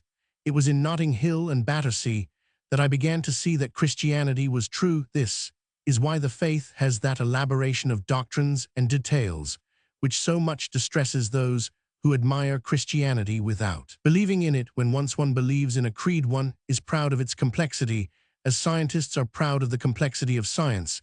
It shows how rich it is in discoveries. If it is right at all, it is a compliment to say that it's elaborately right. A stick might fit a hole, or a stone a hollow by accident, but a key and a lock are both complex. And if a key fits a lock, you know it is the right key. But this involved accuracy of the thing makes it very difficult to do what I now have to do to describe this accumulation of truth. It is very hard for a man to defend anything of which he is entirely convinced. It is comparatively easy when he is only partially convinced. He is partially convinced because he has found this or that proof of the thing, and he can expound it. But a man is not really convinced of a philosophically theory when he finds that something proves it. He is only really convinced when he finds that everything proves it, and the more converging reasons he finds pointing to this conviction, the more bewildered he is if asked suddenly to sum them up thus. If one asked an ordinary intelligent man on the spur of the moment, "Why do you prefer civilization to savagery?" he would look wildly round at object after object, and would only be able to answer vaguely why there is that bookcase and the coals in the coal scuttle and pianos and policemen. The whole case for civilization is that the case for it is complex. It has done so many things, but that very multiplicity of proof, which ought to make reply overwhelming, makes reply impossible. There is therefore about all complete conviction a kind of huge helplessness. The belief is so big that it takes a long time to get it into action, and this hesitation chiefly arises, oddly enough, from an indifference about where one should begin. All roads lead to Rome, which is one reason why many people never get there. In the case of this defense of the Christian conviction, I confess that I would as soon begin the argument with one thing as another. I would begin it with a turnip or a taximeter cab. But if I am to be at all careful about making my meaning clear, it will, I think, be wiser to continue the current arguments of the last chapter, which was concerned to urge the first of these mystical coincidences, or rather ratifications. All I had hitherto heard of Christian theology had alienated me from it. I was a pagan at the age of 12, and a complete agnostic by the age of 16, and I cannot understand anyone passing the age of 17 without having asked himself so simple a question. I did indeed retain a cloudy reverence for a cosmic deity and a great historical interest in the founder of Christianity, but I certainly regarded him as a man, though perhaps I thought that even in that point he had an advantage over some of his modern critics. I read the scientific and skeptical literature of my time, all of it, at least, that I could find written in English and lying about, and I read nothing else. I read nothing else on any other note of philosophy. The penny dreadfuls which I also read were indeed in a healthy and heroic tradition of Christianity, but I did not know this at the time. I never read a line of Christian apologetics. I read as little as I can of them now. It was Huxley and Herbert Spencer and Bradlaugh who brought me back to orthodox theology. They sowed in my mind my first wild doubts of doubt. Our grandmothers were quite right when they said that Tom Paine and the freethinkers unsettled the mind. They unsettled mine horribly. The rationalist made me question whether reason was of any use whatever, and when I had finished Herbert Spencer, I had got as far as doubting for the first time whether evolution had occurred at all. As I laid down the last of Colonel Ingersoll's atheistic lectures, the dreadful thought broke across my mind, "Almost thou persuadest me to be a Christian." I was in a desperate way. This odd effect of the great agnostics in arousing doubts deeper than their own might be illustrated in many ways. I take only one. As I read and reread all the non-Christian or anti-Christian accounts of the faith from Huxley to Bradlaugh, a slow and awful impression grew gradually, but graphically upon my mind. The impression that Christianity must be a most extraordinary thing, for not only, as I understood, had Christianity the most flaming vices, but it had apparently a mystical talent for combining vices, which seemed inconsistent with each other. It was attacked on all sides and for all contradictory reasons. No sooner had one rationalist demonstrated that it was too far to the east than another demonstrated with equal clearness that it was much too far to the west. No sooner had my indignation died down at its angular and aggressive squareness than I was called up again to notice and condemn its enervating and sensual roundness. In case any reader has not come across the thing I mean, I will give such instances as I remember at random of this self-contradiction in the skeptical attack. I give 4 or 5 of them, there are 50 more. Thus, for instance, I was much moved by the eloquent attack on Christianity as a thing of inhuman gloom, for I thought and still think sincere pessimism, the unpardonable sin in sincere pessimism, is a social accomplishment rather agreeable than otherwise, and fortunately nearly all pessimism is insincere. But if Christianity was, as these people said, a thing purely pessimistic and opposed to life, then I was quite prepared to blow up St. Paul's Cathedral. But the extraordinary thing is this: they did prove to me in chapter Roman 1 to my complete satisfaction that Christianity was too pessimistic, and then in chapter 2 they began to prove to me that it was a great deal too optimistic. One accusation against Christianity was that it prevented men by morbid tears and terrors from seeking joy and liberty in the bosom of nature.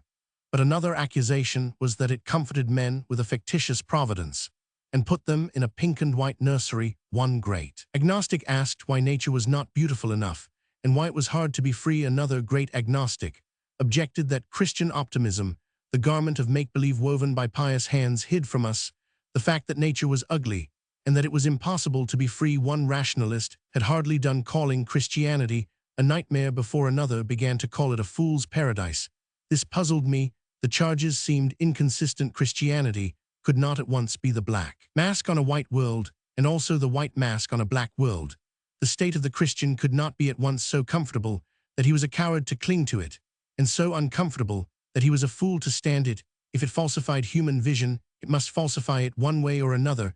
It could not wear both green and rose-colored spectacles. I rolled on my tongue with a terrible joy, as did all young men of that time, the taunts which Swinburne hurled at the dreariness of the creed. Thou hast conquered, O pale Galilean, the world has grown grey with thy breaths. But when I read the same poet's accounts of paganism, as in Atalanta, I gathered that the world was if possible more grey before the Galilean breathed on it than afterwards. The poet maintained, indeed, in the abstract, that life itself was pitch dark, and yet somehow Christianity had darkened it. The very man who denounced Christianity for pessimism was himself a pessimist. I thought there must be something wrong, and it did for one wild moment cross my mind that perhaps those might not be the very best judges of the relation of religion to happiness who, by their own account, had neither one nor the other.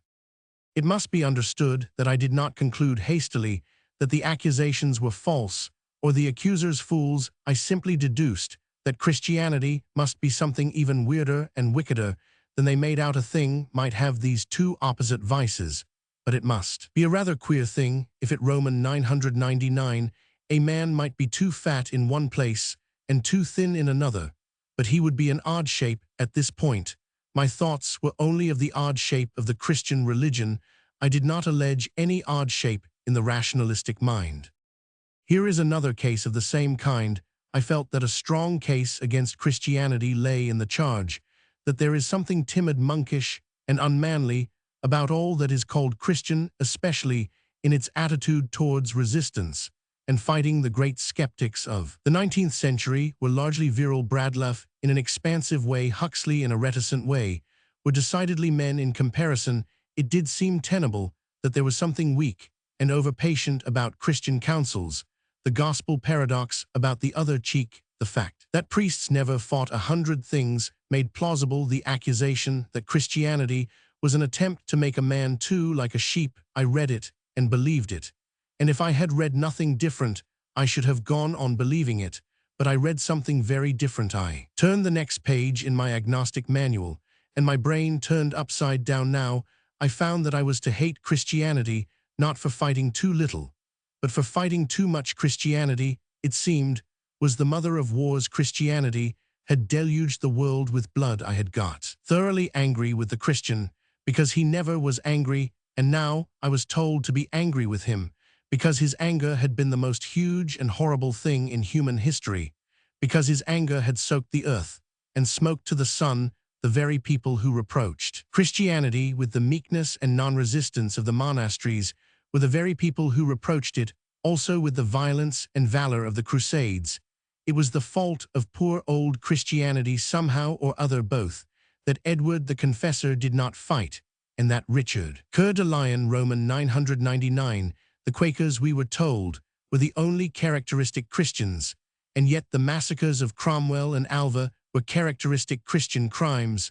What could it all mean? What was this Christianity, which always forbade war and always produced wars? What could be the nature of the thing which one could abuse first, because it would not fight, and second, because it was always fighting? In what world of riddles was born this monstrous murder?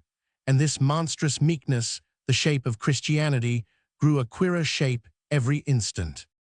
I take a third case, the strangest of all, because it involves the one real objection to the faith. The one real objection to the Christian religion is simply that it is one religion. The world is a big place, full of very different kinds of people. Christianity, it may reasonably be said, is one thing confined to one kind of people. It began in Palestine. It has practically stopped with Europe. I was duly impressed with this argument in my youth, and I was much drawn towards the doctrine often preached in ethical societies. I mean the doctrine that there is one great unconscious church of all humanity, founded on the omnipresence of the human conscience. Creeds, it was said, divided men, but at least morals united them. The soul might seek the strangest and most remote lands and ages, and still find essential ethical common sense. It might find Confucius under eastern trees, and he would be writing "Thou shalt not steal." It might decipher the darkest hieroglyphic on the most primeval desert, and the meaning, when deciphered, would be "Little boys should tell the truth." I believed this doctrine of the brotherhood of all men in the possession of a moral sense, and I believe it still with other things, and I was thoroughly annoyed with Christianity for suggesting, as I supposed, that whole ages and empires of men had utterly escaped this light of justice and reason. But then I found an astonishing thing. I found that the very people who said that mankind was one church from Plato to Emerson were the very people who said that morality had changed altogether, and that what was right in one age was wrong in another. If I asked, say, for an altar, I was told that we needed none for men. Our brothers gave us clear oracles, and one creed in their universal customs and ideals. But if I mildly pointed out that one of men's universal customs was to have an altar, then my agnostic teachers turned clean round and told me that men had always been in darkness, and the superstitions of savages. I found it was their daily taunt against Christianity, that it was the light of one people, and had left all others to die in the dark. But I also found that it was their special boast for themselves that science and progress were the discovery of one people, and that all other peoples had died in the dark. Their chief insult to Christianity was actually their chief compliment to themselves, and there seemed to be a strange unfairness about all their relative insistence on the two things when considering some pagan agnostic. We were to remember that all men had one religion. When considering some mystic or spiritualist, we were only to consider what absurd religions some men had. We could trust the ethics of Epictetus, because ethics had never changed. We must not trust the ethics of Bossuet, because ethics had changed. They changed in 200 years, but not in 2000. This began to be alarming. It looked not so much as if Christianity was bad enough to include any vices, but rather as if any stick was good enough to beat Christianity. With what again could this astonishing thing be like, which people were so anxious to contradict that, in doing so, they did not mind contradicting themselves? I saw the same thing on every side. I can give no further space to this discussion of it in detail, but lest anyone supposes that I have unfairly selected 3 accidental cases, I will run briefly through a few others. Thus certain skeptics wrote that the great crime of Christianity had been its attack on the family. It had dragged women to the loneliness and contemplation of the cloister, away from their homes and their children. But then other skeptics, slightly more advanced, said that the great crime of Christianity was forcing the family and marriage upon us, that it doomed women to the drudgery of their homes and children, and forbade them loneliness and contemplation. The charge was actually reversed, or again, certain phrases in the epistles or the marriage service were said by the anti-Christians to show contempt for woman's intellect, but I found that the anti-Christians themselves had a contempt for woman's intellect, for it was their great sneer at the church on the continent that only women went to it, or again, Christianity was reproached with its naked and hungry habits, with its sackcloth and dried peas, but the next minute Christianity was being reproached with its pomp, and its ritualism, its shrines of porphyry, and its robes of gold. It was abused for being too plain, and for being too colored. Again, Christianity had always been accused of restraining sexuality too much. When Bradlaugh, the Malthusian, discovered that it restrained it too little, it is often accused in the same breath of prim respectability and of religious extravagance. Between the covers of the same atheistic pamphlet, I have found the faith rebuked for its disunion. One thinks one thing and one another, and rebuked also for its union. It is difference of opinion that prevents the world from going to the dogs. In the same conversation, a free thinker, a friend of mine, blamed Christianity for despising Jews, and then despised it himself for being Jewish. I wished to be quite fair then, and I wish to be quite fair now, and I did not conclude that the attack on Christianity was all wrong. I only concluded that if Christianity was wrong, it was very wrong indeed. Such hostile horrors might be combined in one thing, but that thing must be very strange and solitary. There are men who are misers and also spendthrifts, but they are rare. There are men sensual and also ascetic, but they are rare. But if this mass of mad contradictions really existed, Quakerish and bloodthirsty, too gorgeous and too threadbare, austere, yet pandering preposterously to the lust of the eye, the enemy of women and their foolish refuge, a solemn pessimist and a silly optimist, if this evil existed, then there was in this evil something quite supreme and unique, for I found in my rationalist teachers no explanation of such exceptional corruption. Christianity, theoretically speaking, was in their eyes only one of the ordinary myths and errors of mortals. They gave me no key to this twisted and unnatural badness. Such a paradox of evil rose to the stature of the supernatural. It was indeed almost as supernatural as the infallibility of the Pope. An historic institution which never went right is really quite as much of a miracle as an institution that cannot go wrong. The only explanation which immediately occurred to my mind was that Christianity did not come from heaven, but from hell. Really, if Jesus of Nazareth was not Christ, he must have been Antichrist. And then in a quiet hour, a strange thought struck me like a still thunderbolt.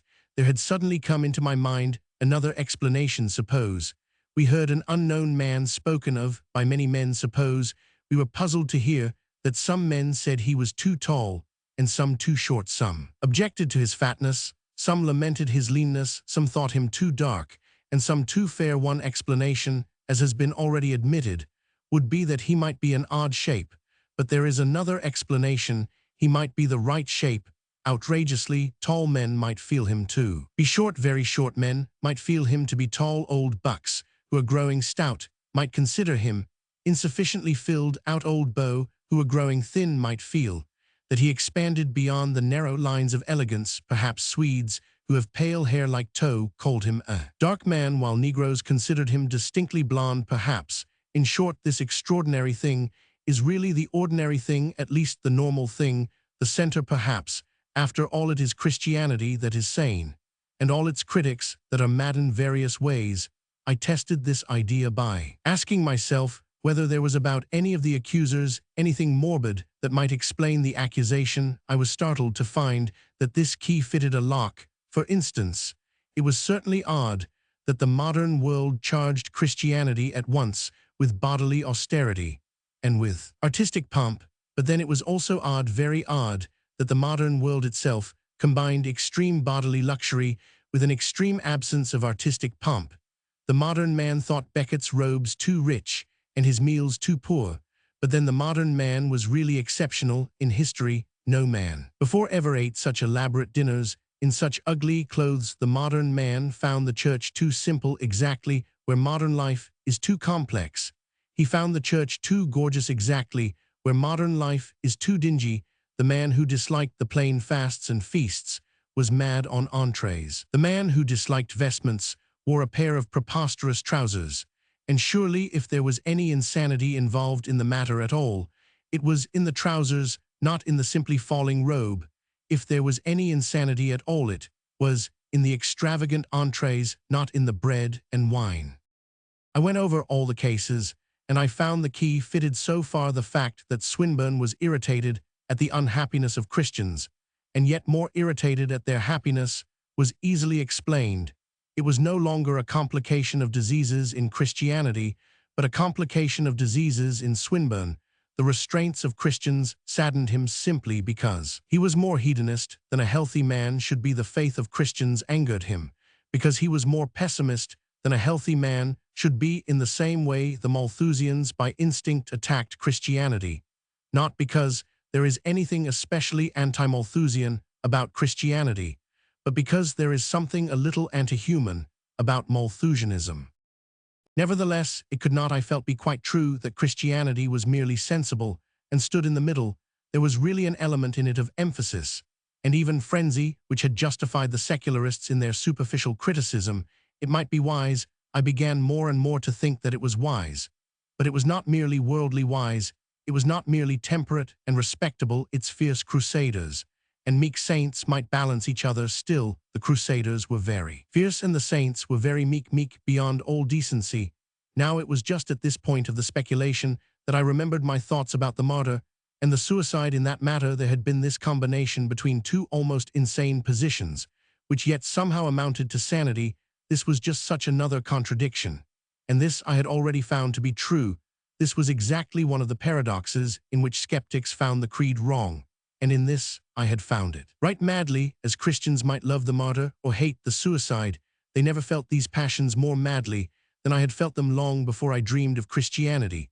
Then the most difficult and interesting part of the mental process opened, and I began to trace this idea darkly through all the enormous thoughts of our theology. The idea was that which I had outlined touching the optimist and the pessimist, that we want not an amalgam or compromise, but both things at the top of their energy, love and wrath, both burning here. I shall only trace it in relation to ethics, but I need not remind the reader that the idea of this combination is indeed central in Orthodox theology.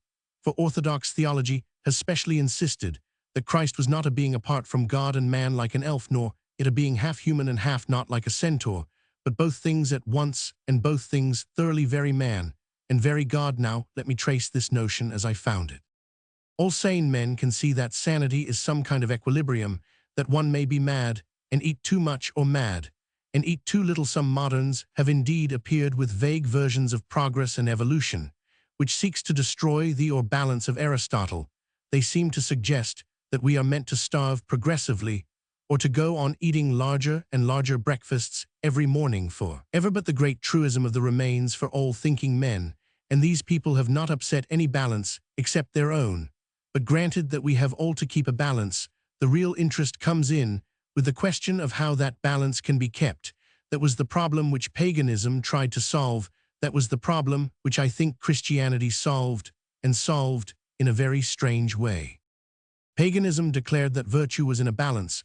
Christianity declared it was in a conflict, the collision of two passions apparently opposite. Of course, they were not really inconsistent, but they were such that it was hard to hold simultaneously. Let us follow for a moment the clue of the martyr and the suicide, and take the case of courage. No quality has ever so much addled the brains and tangled the definitions of merely rational sages. Courage is almost a contradiction in terms. It means strong desire to live, taking the form of a readiness to die. He that will lose his life, the same shall save. It is not a piece of mysticism for saints and heroes. It is a piece of everyday advice for sailors or mountaineers. It might be printed in an alpine guide or a drill book. This paradox is the whole principle of courage, even of quite earthly or quite brutal courage. A man cut off by the sea may save his life. If he will risk it on the precipice, he can only get away from death by continually stepping within an inch of it. A soldier surrounded by enemies, if he is to cut his way out, needs to combine a strong desire for living with a strange carelessness about dying. He must not merely cling to life, for then he will be a coward, and will not escape. He must not merely wait for death, for then he will be a suicide, and will not escape. He must seek his life in a spirit of furious indifference to it. He must desire life like water, and yet drink death like wine. No philosopher, I fancy, has ever expressed this romantic riddle with adequate lucidity, and I certainly have not done so. But Christianity has done more. It has marked the limits of it in the awful graves of the suicide, and the hero showing the distance between him who dies for the sake of living and him who dies for the sake of dying. And it has held up ever since above the European lances the banner of the mystery of chivalry, the Christian courage, which is a disdain of death, not the Chinese courage, which is a disdain of life. And now I began to find that this duplex passion was the Christian key to ethics. Everywhere the creed made a moderation out of the still crash of two impetuous emotions. Take, for instance, the matter of modesty of the balance between mere pride and mere prostration. The average pagan, like the average agnostic, would merely say that he was content with himself, but not insolently self-satisfied, that there were many better and many worse, that his deserts were limited. But he would see that he got them. In short, he would walk with his head in the air, but not necessarily with his nose in the air. This is a manly and rational position, but it is open to the objection we noted against the compromise between optimism and pessimism, the resignation of Matthew Arnold being a mixture of two things. It is a dilution of two things. Neither is present in its full strength, or contributes its full color. This proper pride does not lift the heart like the tongue of trumpets. You cannot go clad in crimson and gold for this. On the other hand, this mild rationalist modesty does not cleanse the soul with fire and make it clear like crystal. It does not, like a strict and searching humility, make a man as a little child who can sit at the feet of the grass. It does not make him look up and see marvels, for Alice must grow small if she is to be Alice in Wonderland. Thus, it loses both the poetry of being proud and the poetry of being humble. Christianity sought by this same strange expedient to save both of them. It separated the two ideas, and then exaggerated them both. In one way, man was to be haughtier than he had ever been before. In another way, he was to be humbler than he had ever been before. In so far as I am man, I am the chief of creatures. In so far as I am a man, I am the chief of sinners. All humility that had meant pessimism, that had meant man taking a vague or mean view of his whole destiny, all that was to go. We were to hear no more the wail of Ecclesiastes, that humanity had no preeminence over the brute, or the awful cry of Homer, that man was only the saddest of all the beasts of the field. Man was a statue of God walking about the garden. Man had preeminence over all the brutes. Man was only sad because he was not a beast, but a broken god. The Greek had spoken of men creeping on the earth, as if clinging to it. Now man was to tread on the earth, as if to subdue it. Christianity thus held a thought of the dignity of man that could only be expressed in crowns rayed like the sun and fans of peacock plumage. Yet at the same time, it could hold a thought about the abject smallness of man that could only be expressed in fasting and fantastic submission, in the gray ashes of St. Dominic and the white snows of St. Bernard. When one came to think of one's self, there was vista and void enough for any amount of bleak abnegation and bitter truth. There, the realistic gentleman could let himself go as long as he let himself go at himself. There was an open playground for the happy pessimist. Let him say anything against himself short of blaspheming the original aim of his being. Let him call himself a fool, and even a damned fool, though that is Calvinistic. But he must not say that fools are not worth saving. He must not say that a man qua man can be valueless. Here again, in short, Christianity got over the difficulty of combining furious opposites by keeping them both, and keeping them both furious. The Church was positive on both points. One can hardly think too little of one's self. One can hardly think too much of one's soul. Take another case, the complicated question of charity, which some highly uncharitable idealists seem to think quite easy. Charity is a paradox like modesty and courage. Stated baldly, charity certainly means one of two things: pardoning unpardonable acts, or loving unlovable people. But if we ask ourselves, as we did in the case of pride, what a sensible pagan would feel about such a subject, we shall probably be beginning at the bottom of it. A sensible pagan would say that there were some people one could forgive, and some one couldn't. A slave who stole wine could be laughed at. A slave who betrayed his benefactor could be killed, and cursed even after he was killed, in so far as the act was pardonable. the man was pardonable, that again is rational and even refreshing. But it is a delusion, it leaves no place for a pure horror of injustice, such as that which is a great beauty in the innocent, and it leaves no place for a mere tenderness for men as men, such as is the whole fascination of the charitable Christianity, came in here, as before it came in startlingly with a sword, and clove one thing from another. It divided the crime from the criminal we must forgive, unto 70 times 7 the crime we must not forgive at all. It was not enough that slaves who stole wine inspired partly anger and partly kindness. We must be much more angry with theft than before, and yet much kinder to thieves than before. There was room for wrath and love to run wild, and the more I considered Christianity, the more I found that while it had established a rule and order, the chief aim of that order was to give room for good things to run wild. Mental and emotional liberty are not so simple as they look. Really, they require almost as careful a balance of laws and conditions as do social and political liberty. The ordinary aesthetic anarchist who sets out to feel everything freely gets knotted at last in a paradox that prevents him feeling at all. He breaks away from home limits to follow poetry, but in ceasing to feel home limits, he has ceased to feel the Odyssey. He is free from national prejudices and outside patriotism. But being outside patriotism, he is outside Henry Roman V. Such a literary man is simply outside all literature. He is more of a prisoner than any bigot, for if there is a wall between you and the world, it makes little difference whether you describe yourself as locked in or as locked out. What we want is not the universality that is outside all normal sentiments. We want the universality that is inside all normal sentiments. It is all the difference between being free from them, as a man is free from a prison, and being free of them, as a man is free of a city. I am free from Windsor Castle, that is, I am not forcibly detained there, but I am by no means free of that building. How can man be approximately free of fine emotions, able to swing them in a clear space without breakage or wrong? This was the achievement of this Christian paradox of the parallel passions, granted the primary dogma of the war between divine and diabolic, the revolt and ruin of the world. Their optimism and pessimism, as pure poetry, could be loosened like cataracts. St. Francis, in praising all good, could be a more shouting optimist than Walt Whitman. St. Jerome, in denouncing all evil, could paint the world blacker than Schopenhauer. Both passions were free, because both were kept in their place. The optimist could pour out all the praise he liked on the gay music of the march, the golden trumpets, and the purple banners going into battle, but he must not call the fight needless. The pessimist might draw as darkly as he chose the sickening marches or the sanguine wounds, but he must not call the fight hopeless. So it was with all the other moral problems, with pride, with protest, and with compassion. By defining its main doctrine, the Church not only kept seemingly inconsistent things side by side, but what was more, allowed them to break out in a sort of artistic violence otherwise possible only to anarchists. Meekness grew more dramatic than madness. Historic Christianity rose into a high and strange coup de theater of morality. Things that are to virtue what the crimes of Nero are to vice, the spirits of indignation and of charity, took terrible and attractive forms, ranging from that monkish fierceness that scourged like a dog the first and greatest of the Plantagenets, to the sublime pity of St. Catherine, who in the official shambles kissed the bloody head of the criminal. Poetry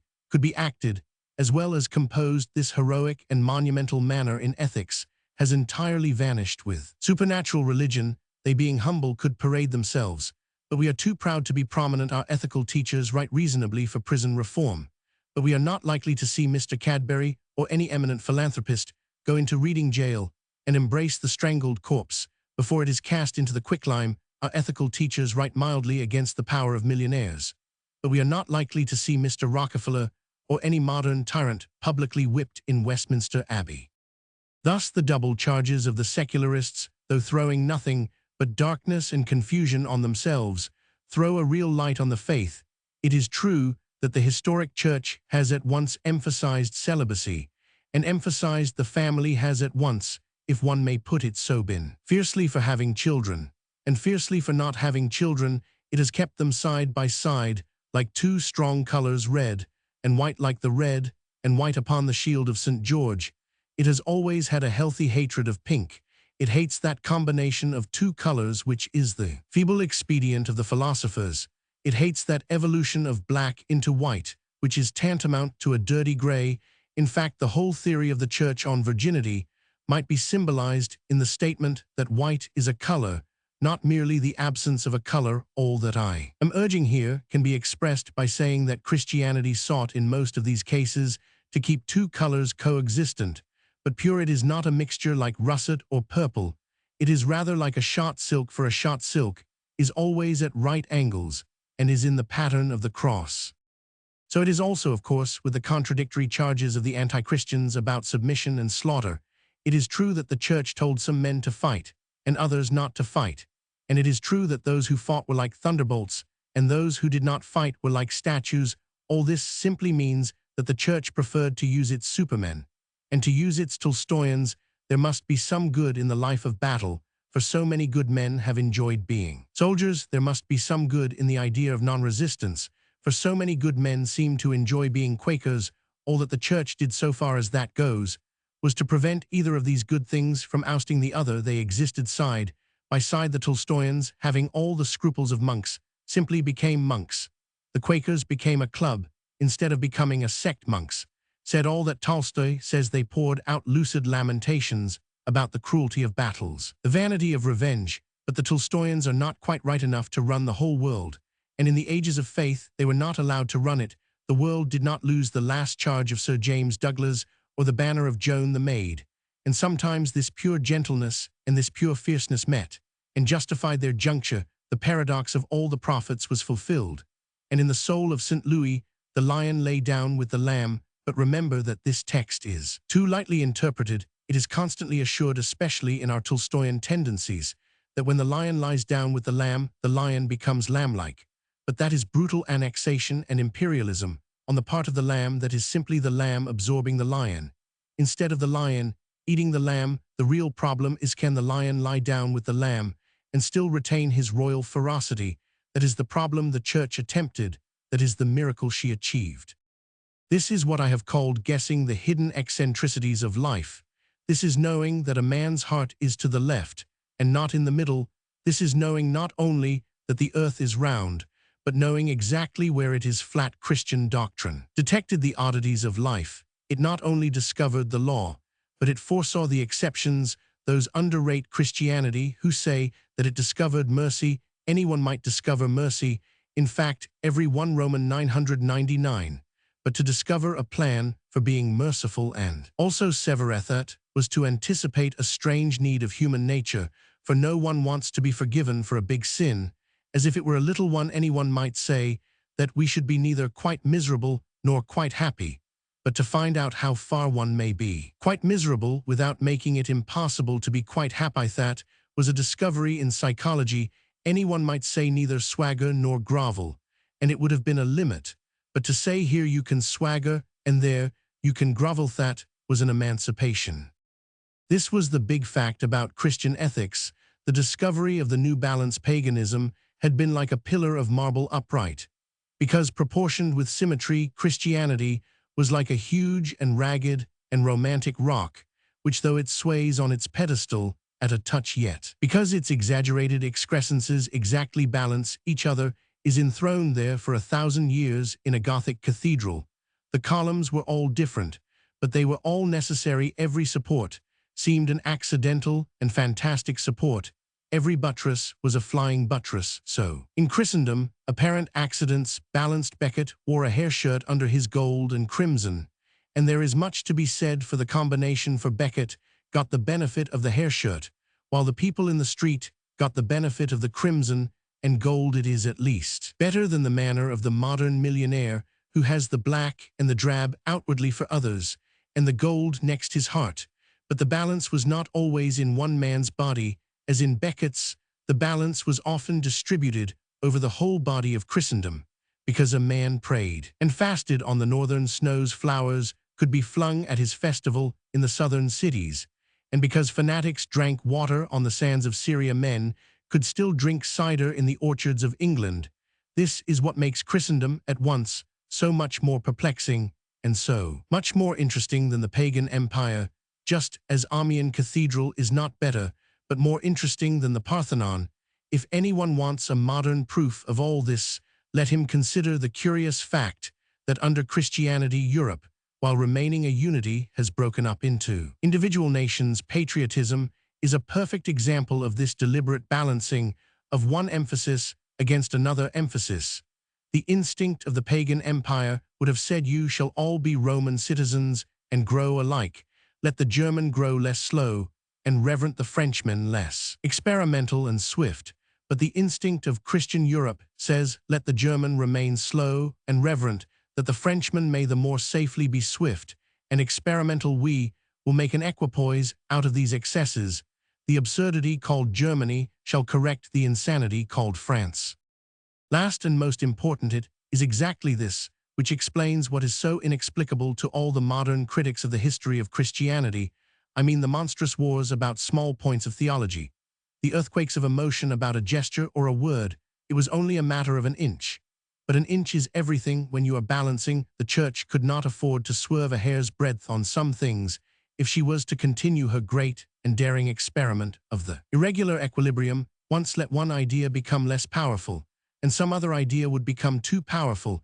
It was no flock of sheep the Christian shepherd was leading, but a herd of bulls and tigers of terrible ideals and devouring doctrines, each one of them strong enough to turn to a false religion and lay waste the world. Remember that the Church went in specifically for dangerous ideas. She was a lion tamer. The idea of birth through a Holy Spirit, of the death of a divine being, of the forgiveness of sins, or the fulfillment of prophecies, are ideas which anyone can see need but a touch to turn them into something blasphemous or ferocious. The smallest link was let drop by the artificers of the Mediterranean, and the lion of ancestral pessimism burst his chain in the forgotten forests of the north. Of these theological equalizations I have to speak afterwards. Here it is enough to notice that if some small mistake were made in doctrine, huge blunders might be made in human happiness. A sentence phrased wrong about the nature of symbolism would have broken all the best statues in Europe. A slip in the definitions might stop all the dances, might wither all the Christmas trees, or break all the Easter eggs. Doctrines had to be defined within strict limits. Even in order that man might enjoy general human liberties, the Church had to be careful, if only that the world might be careless. This is the thrilling romance of orthodoxy. People have fallen into a foolish habit of speaking of orthodoxy as something heavy, humdrum, and safe. There never was anything so perilous or so exciting as orthodoxy. It was sanity, and to be sane is more dramatic than to be mad.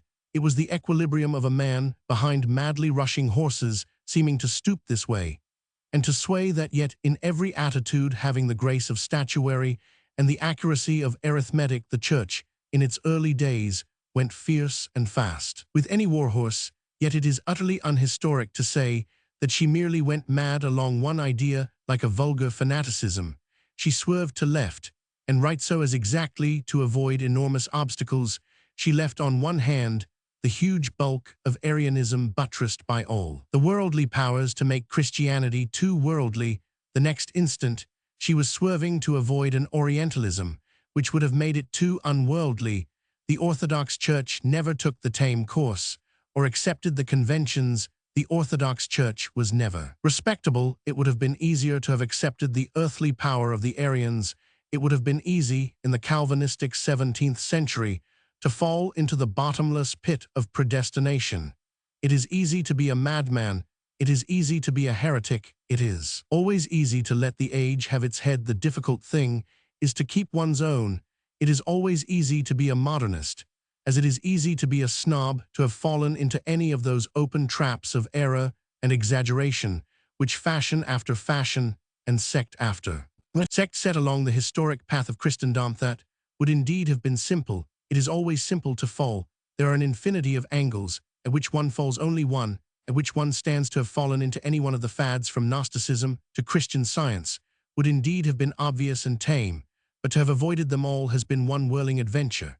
And in my vision the heavenly chariot flies, thundering through the ages, the dull heresies sprawling, and prostrate the wild truth reeling, but erect. Chapter Romans 7, The Eternal Revolution. The following propositions have been urged: first, that some faith in our life is required even to improve it; second, that some dissatisfaction with things as they are is necessary even in order to be satisfied; third, that to have this necessary content and necessary discontent it is not sufficient to have the obvious equilibrium of the Stoic for mere resignation, has neither the gigantic levity of pleasure nor the superb intolerance of pain. There is a vital objection to the advice merely to grin and bear it. The objection is that if you merely bear it, you do not grin. Greek heroes do not grin, but gargoyles do because they are Christian, and when a Christian is pleased, he is in the most exact sense frightfully pleased. His pleasure is frightful. Christ prophesied the whole of Gothic architecture in that hour, when nervous and respectable people, such people as now object to barrel organs, objected to the shouting of the gutter snipes of Jerusalem. He said, if these were silent, the very stones would cry out. Under the impulse of his spirit arose, like a clamorous chorus, the facades of the medieval cathedrals thronged with shouting faces and open mouths. The prophecy has fulfilled itself, the very stones cry out. If these things be conceded, though only for argument, we may take up where we left it the thread of the thought of the natural man, called by the Scotch, with regrettable familiarity, the old man. We can ask the next question so obviously in front of us. Some satisfaction is needed even to make things better, but what do we mean by making things better? Most modern talk on this matter is a mere argument in a circle. That circle, which we have already made the symbol of madness and of mere rationalism. Evolution is only good if it produces good. Good is only good if it helps evolution. The elephant stands on the tortoise, and the tortoise on the elephant. Obviously, it will not do to take our ideal from the principle in nature, for the simple reason that except for some human or divine theory, there is no principle in nature.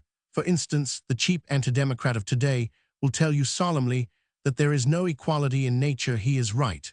But he does not see the logical addendum. There is no equality in nature. Also, there is no inequality in nature. Inequality, as much as equality implies standard of value. To read aristocracy into the anarchy of animals is just as sentimental as to read democracy into it. Both aristocracy and democracy are human ideals, the one saying that all men are valuable, the other that some men are more valuable.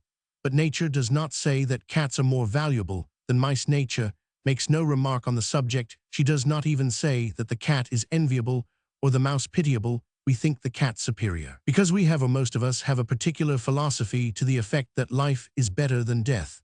But if the mouse were a German pessimist mouse, he might not think that the cat had beaten him at all. He might think he had beaten the cat by getting to the grave first, or he might feel that he had actually inflicted frightful punishment on the cat by keeping him alive, just as a microbe might feel proud of spreading a pestilence. So the pessimistic mouse might exult to think that he was renewing in the cat the torture of conscious existence. It all depends on the philosophy of the mouse. You cannot even say that there is victory or superiority in nature. Unless you have some doctrine about what things are superior, you cannot even say that the cat scores. Unless there is a system of scoring, you cannot even say that the cat gets the best of it, unless there is some best to be got. We cannot then get the ideal itself from nature. And as we follow here the first and natural speculation, we will leave out for the present the idea of getting it from God.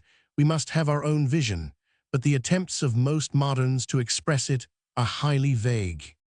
Some fall back simply on the clock. They talk as if mere passage through time brought some superiority, so that even a man of the first mental caliber carelessly uses the phrase that human morality is never up to date. How can anything be up to date? A date has no character. How can one say that Christmas celebrations are not suitable to the 25th of a month? What the writer meant, of course, was that the majority is behind his favorite minority, in front of it. Other vague, modern people take refuge in material metaphors. In fact, this is the chief mark of vague modern people, not daring to define their doctrine of what is good. They use physical figures of speech without stint or shame. And what is worst of all, seem to think these cheap analogies are exquisitely spiritual and superior to the old morality. Thus they think it intellectual to talk about things being high. It is at least the reverse of intellectual. It is a mere phrase from a steeple, or a weathercock. Tommy was a good boy is a pure philosophical statement, worthy of Plato or Aquinas. Tommy lived the higher life is a gross metaphor from a 10-foot rule. This, incidentally, is almost the whole weakness of Nietzsche, whom some are representing as a bold and strong thinker. No one will deny that he was a poetical and suggestive thinker. But he was quite the reverse of strong. He was not at all bold.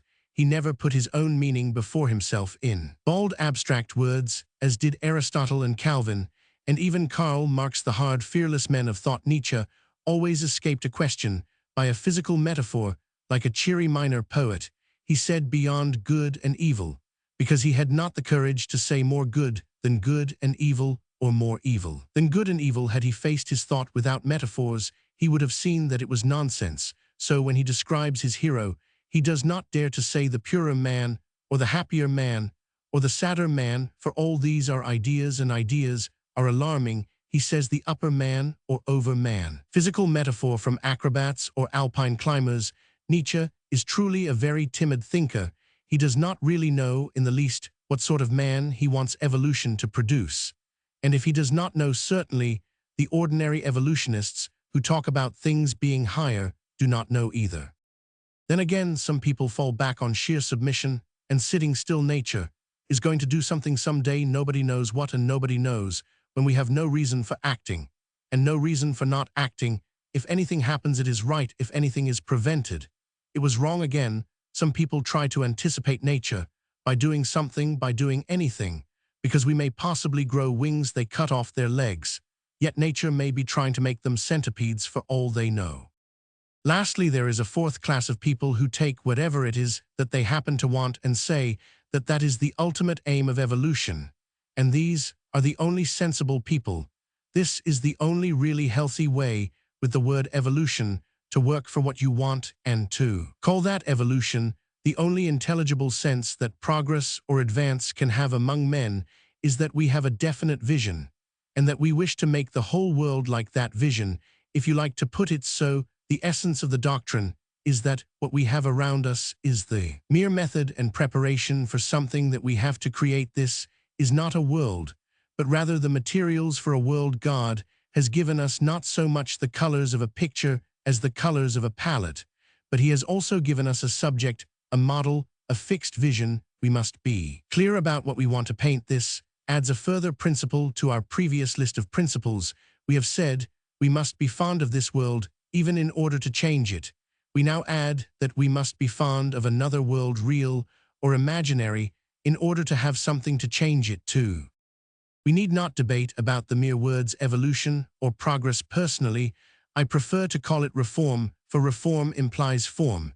It implies that we are trying to shape the world in a particular image, to make it something that we see already in our minds. Evolution is a metaphor from mere automatic unrolling. Progress is a metaphor from merely walking along a road, very likely the wrong road. But reform is a metaphor for reasonable and determined men. It means that we see a certain thing out of shape, and we mean to put it into shape, and we know what shape. Now here comes in the whole collapse and huge blunder of our age. We have mixed up two different things, two opposite things. Progress should mean that we are always changing the world to suit the vision. Progress does mean just now that we are always changing the vision. It should mean that we are slow but sure in bringing justice and mercy among men. It does mean that we are very swift in doubting the desirability of justice and mercy. A wild page from any Prussian sophist makes men doubt it. Progress should mean that we are always walking towards the New Jerusalem. It does mean that the New Jerusalem is always walking away from us. We are not altering the real to suit the ideal. We are altering the ideal. It is easier. Silly examples are always simpler. Let us suppose a man wanted a particular kind of world, say a blue world. He would have no cause to complain of the slightness or swiftness of his task. He might toil for a long time at the transformation. He could work away in every sense. Until all was blue, he could have heroic adventures, the putting of the last touches to a blue tiger. He could have fairy dreams, the dawn of a blue moon. But if he worked hard, that high-minded reformer would certainly, from his own point of view, leave the world better and bluer than he found it. If he altered a blade of grass to his favorite color every day, he would get on slowly. But if he altered his favorite color every day, he would not get on at all. If, after reading a fresh philosopher, he started to paint everything red or yellow, his work would be thrown away. There would be nothing to show except a few blue tigers walking about, specimens of his early bad manner. This is exactly the position of the average modern thinker. It will be said that this is avowedly a preposterous example. But it is literally the fact of recent history. The great and grave changes in our political civilization all belong to the early 19th century, not to the later. They belong to the black and white epoch, when men believed fixedly in Toryism, in Protestantism, in Calvinism, in Reform, and not unfrequently in revolution, and whatever each man believed in. He hammered it steadily without skepticism, and there was a time when the established church might have fallen, and the House of Lords nearly fell. It was because radicals were wise enough to be constant and consistent. It was because radicals were wise enough to be conservative. But in the existing atmosphere, there is not enough time and tradition in radicalism to pull anything down. There is a great deal of truth in Lord Hugh Cecil's suggestion, made in a fine speech, that the era of change is over, and that ours is an era of conservation and repose. But probably it would pain Lord Hugh Cecil if he realized what is certainly the case, that ours is only an age of conservation, because it is an age of complete unbelief. Let beliefs fade fast and frequently. If you wish institutions to remain the same, the more the life of the mind is unhinged, the more the machinery of matter will be left to itself. The net result of all our political suggestions, collectivism, Tolstoyanism, neo-feudalism, communism, anarchy, scientific bureaucrats, plain fruit of all of them is that the monarchy and the House of Lords will remain. The net result of all the new religions will be that the Church of England will not, for heaven knows how long, be disestablished. It was Karl Marx, Nietzsche, Tolstoy, Cunningham, Graham, Bernard Shaw, and Auberon Herbert, who between them, with bowed gigantic backs, bore up the throne of the Archbishop of Canterbury. We may say broadly that free thought is the best of all the safeguards against freedom managed in a modern style. The emancipation of the slave's mind is the best way of preventing the emancipation of the slave. Teach him to worry about whether he wants to be free, and he will not free himself again. It may be said that this instance is remote or extreme, but again, it is exactly true of the men in the streets around us. It is true that the Negro slave, being a debased barbarian, will probably have either a human affection of loyalty or a human affection for liberty. But the man we see every day, the worker in Mr. Gradgrind's factory, the little clerk in Mr. Gradgrind's office, is too mentally worried to believe in freedom. He is kept quiet with revolutionary literature. He is calmed and kept in his place by a constant succession of wild philosophies. He is a Marxian one day, a Nietzscheite the next day, a Superman probably the next day, and a slave every day. The only thing that remains after all the philosophies is the factory. The only man who gains by all the philosophies is Gradgrind. It would be worth his while to keep his commercial helotry supplied with skeptical literature. And now I come to think of it, of course, Gradgrind is famous for giving libraries. He shows his sense. All modern books are on his side. As long as the vision of heaven is always changing, the vision of earth will be exactly the same. No ideal will remain long enough to be realized, or even partly realized. The modern young man will never change his environment, for he will always change his mind. This, therefore, is our first requirement about the ideal towards which progress is directed. It must be fixed. Whistler used to make many rapid studies of a sitter. It did not matter if he tore up 20 portraits, but it would matter if he looked up 20 times, and each time saw a new person sitting placidly for his portrait. So it does not matter, comparatively speaking, how often humanity fails to imitate its ideal, for then all its old failures are fruitful. But it does frightfully matter how often humanity changes its ideal, for then all its old failures are fruitless. The question, therefore, becomes this: how can we keep the artist discontented with his pictures, while preventing him from being vitally discontented with his art? How can we make a man always dissatisfied with his work, yet always satisfied with working? How can we make sure that the portrait painter will throw the portrait out of window, instead of taking the natural and more human course of throwing the sitter out of window? A strict rule is not only necessary for ruling, it is also necessary for rebelling. This fixed and familiar ideal is necessary to any sort of revolution. Man will sometimes act slowly upon new ideas, but he will only act swiftly upon old ideas. If I am merely to float or fade or evolve, it may be towards something anarchic, but if I am to riot, it must be for something respectable. This is the whole weakness of certain schools of progress and moral evolution. They suggest that there has been a slow movement towards morality with an imperceptible ethical change in every year or at every instant. There is only one great disadvantage in this theory. It talks of a slow movement towards justice, but it does not permit a swift movement. A man is not allowed to leap up and declare a certain state of things to be intrinsically intolerable to make the matter clear. It is better to take a specific example. Certain of the idealistic vegetarians, such as Mr. Salt, say that the time has now come for eating no meat. By implication, they assume that at one time it was right to eat meat, and they suggest in words that could be quoted that someday it may be wrong to eat milk and eggs. I do not discuss here the question of what is justice to animals. I only say that whatever is justice ought, under given conditions, to be prompt justice. If an animal is wronged, we ought to be able to rush to his rescue. But how can we rush if we are perhaps in advance of our time? How can we rush to catch a train which may not arrive for a few centuries? How can I denounce a man for skinning cats if he is only now what I may possibly become in drinking a glass of milk?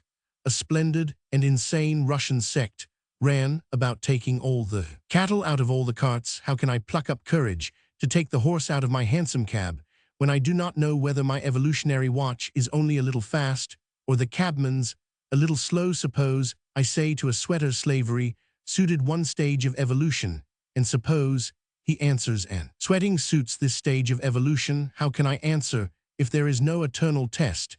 If sweaters can be behind the current morality, why should not philanthropists be in front of it? What on earth is the current morality, except in its literal sense morality that is always running away? Thus we may say that a permanent ideal is as necessary to the innovator as to the conservative. It is necessary whether we wish the king's orders to be promptly executed, or whether we only wish the king to be promptly executed. The guillotine has many sins, but to do it justice, there is nothing evolutionary about it. The favorite evolutionary argument finds its best answer in the axe.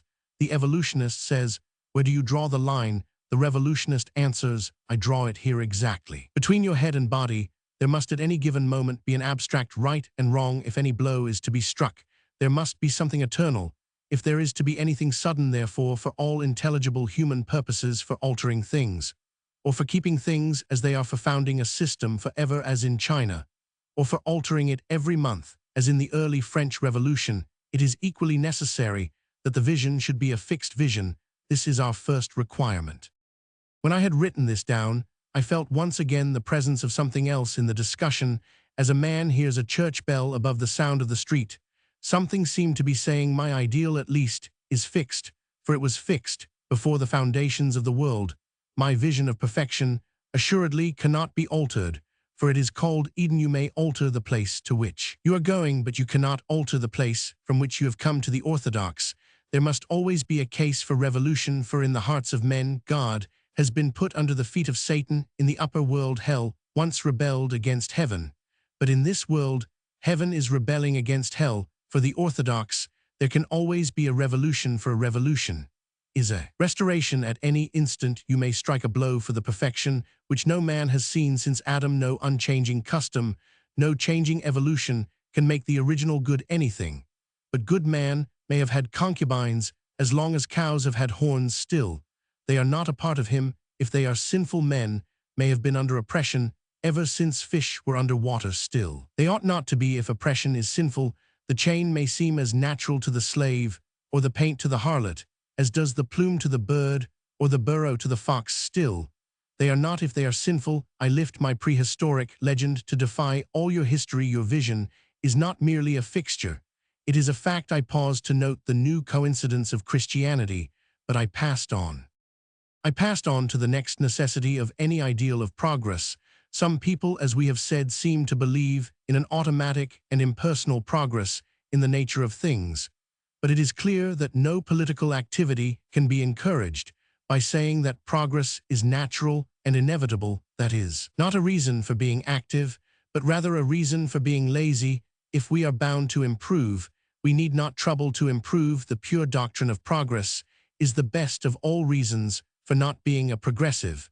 But it is to none of these obvious comments that I wish primarily to call attention. The only arresting point is this, that if we suppose improvement to be natural, it must be fairly simple. The world might conceivably be working towards one consummation, but hardly towards any particular arrangement of many qualities. To take our original simile, nature, by herself, may be growing more blue. That is a process so simple that it might be impersonal, but nature cannot be making a careful picture made of many picked colors unless. Nature is personal. If the end of the world were mere darkness or mere light, it might come as slowly and inevitably as dusk or dawn. But if the end of the world is to be a piece of elaborate and artistic chiaroscuro, then there must be design in it, either human or divine. The world through mere time might grow black like an old picture or white like an old coat. But if it is turned into a particular piece of black and white art, then there is an artist. If the distinction be not evident, I give an ordinary instance.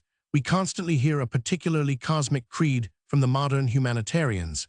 I use the word humanitarian in the ordinary sense, as meaning one who upholds the claims of all creatures against those of humanity.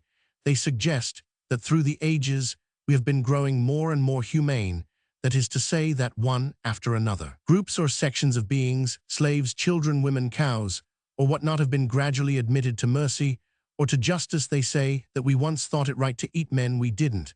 But I am not here concerned with their history, which is highly unhistorical. As a fact, anthropophagy is certainly a decadent thing, not a primitive one. It is much more likely that modern men will eat human flesh out of affectation than that primitive man ever ate it out of ignorance. I am here only following the outlines of their argument, which consists in maintaining that man has been progressively more lenient, first to citizens, then to slaves, then to animals, and then presumably to plants. I think it wrong to sit on a man. Soon I shall think it wrong to sit on a horse. Eventually, I suppose, I shall think it wrong to sit on a chair. That is the drive of the argument. And for this argument, it can be said that it is possible to talk of it in terms of evolution or inevitable progress. A perpetual tendency to touch fewer and fewer things might, one feels, be a mere brute unconscious tendency, like that of a species to produce fewer and fewer children. This drift may be really evolutionary because it is stupid.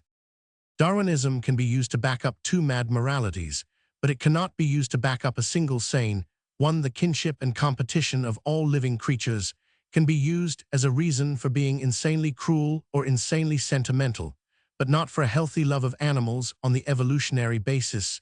You may be inhumane, or you may be absurdly humane, but you cannot be human. That you and a tiger are one may be a reason for being tender to a tiger, or it may be a reason for being as cruel as the tiger. It is one way to train the tiger to imitate you. It is a shorter way to imitate the tiger. But in neither case does evolution tell you how to treat a tiger reasonably, that is, to admire his stripes while avoiding his claws. If you want to treat a tiger reasonably, you must go back to the Garden of Eden, for the obstinate reminder continued to recur. Only the supernatural has taken a sane view of nature, the essence of all pantheism, evolutionism, and modern cosmic religion is really in this proposition that nature is our mother. Unfortunately, if you regard nature as a mother, you discover that she is a stepmother. The main point of Christianity was this, that nature is not our mother, nature is our sister.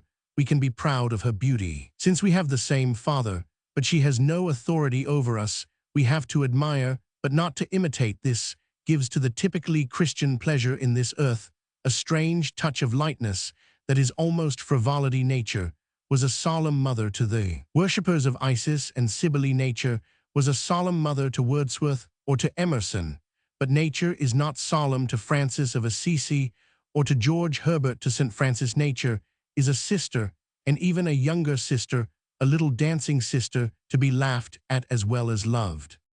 This, however, is hardly our main point at present. I have admitted it only in order to show how constantly, and as it were accidentally, the key would fit the smallest doors. Our main point is here, that if there be a mere trend of impersonal improvement in nature, it must presumably be a simple trend towards some simple triumph. One can imagine that some automatic tendency in biology might work for giving us longer and longer noses. But the question is, do we want to have longer and longer noses? I fancy, not I believe, that we most of us want to say to our noses, thus far and no farther, and here shall thy proud point be stayed. We require a nose of such length as may ensure an interesting face, but we cannot imagine a mere biological trend towards producing interesting faces, because an interesting face is one particular arrangement of eyes, nose, and mouth, in a most complex relation to each other proportion, cannot be a drift. It is either an accident or a design, so with the ideal of human morality, and its relation to the humanitarians and the anti-humanitarians, it is conceivable that we are going more and more to keep our hands off things, not to drive horses, not to pick flowers. We may eventually be bound not to disturb a man's mind even by argument, not to disturb the sleep of birds, even by coughing. The ultimate apotheosis would appear to be that of a man sitting quite still, not daring to stir for fear of disturbing a fly, nor to eat for fear of incommoding a microbe, to so crude a consummation as that we might perhaps unconsciously drift. But do we want so crude a consummation? Similarly, we might unconsciously evolve along the opposite or Nietzschean line of development, Superman crushing Superman in one tower of tyrants, until the universe is smashed up for fun. But do we want the universe smashed up for fun? Is it not quite clear that what we really hope for is one particular management and proposition of these two things, a certain amount of restraint and respect, a certain amount of energy and mastery? If our life is ever really as beautiful as a fairy tale, we shall have to remember that all the beauty of a fairy tale lies in this, that the prince has a wonder which just stops short of being fear. If he is afraid of the giant, there is an end of him. But also if he is not astonished at the giant, there is an end of the fairy tale. The whole point depends upon his being at once humble enough to wonder and haughty enough to defy. So our attitude to the giant of the world must not merely be increasing delicacy or increasing contempt. It must be one particular proportion of the two, which is exactly right. We must have in us enough reverence for all things outside us to make us tread fearfully on the grass. We must also have enough disdain for all things outside us to make us on due occasions spit at the stars.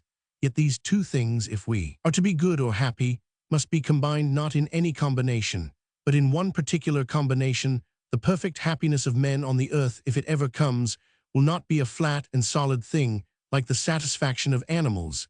It will be an exact and perilous balance, like that of a desperate romance. Man must have just enough faith in himself to have adventures, and just enough doubt of himself to enjoy them. This then is our second requirement for the ideal of progress. First, it must be fixed. Second, it must be composite. It must not, if it is to satisfy our souls, be the mere victory of some one thing swallowing up everything else, love or pride or peace or adventure. It must be a definite picture composed of these elements in their best proportion and relation. I am not concerned at this moment to deny that some such good culmination may be by the constitution of things reserved for the human race. I only point out that if this composite happiness is fixed for us, it must be fixed by some mind, for only a mind can place the exact proportions of a composite happiness. If the beatification of the world is a mere work of nature, then it must be as simple as the freezing of the world or the burning up of the world. But if the beatification of the world is not a work of nature, but a work of art, then it involves an artist. And here again my contemplation was cloven by the ancient voice, which said, I could have told you all this a long time ago.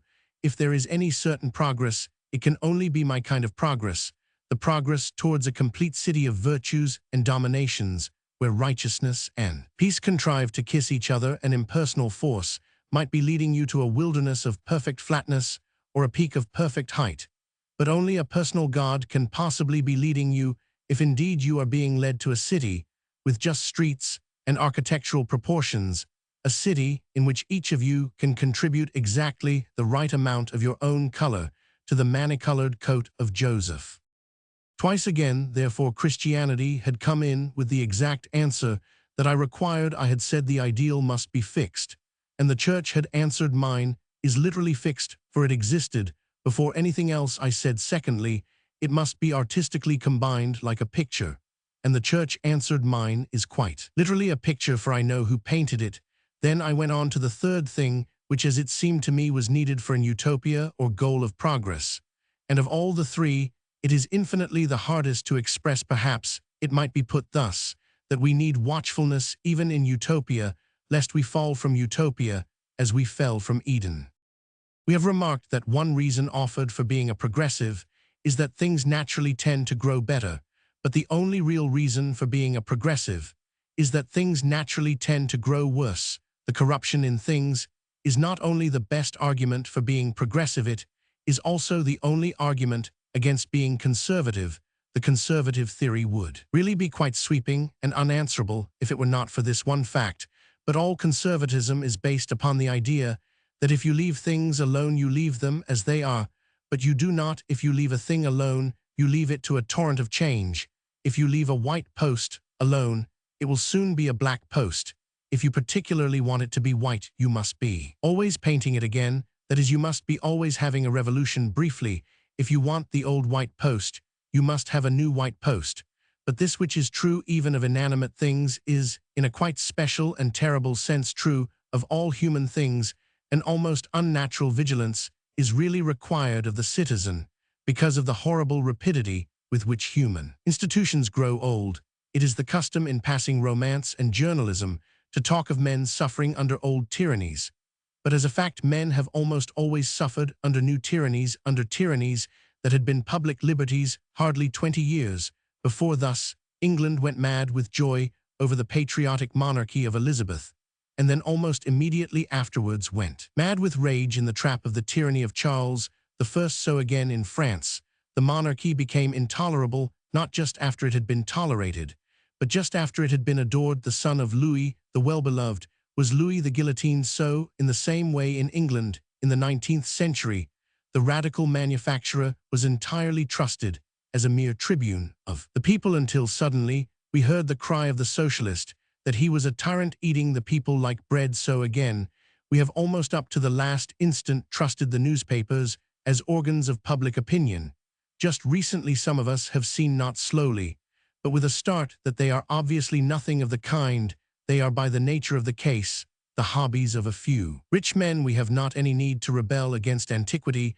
We have to rebel against novelty.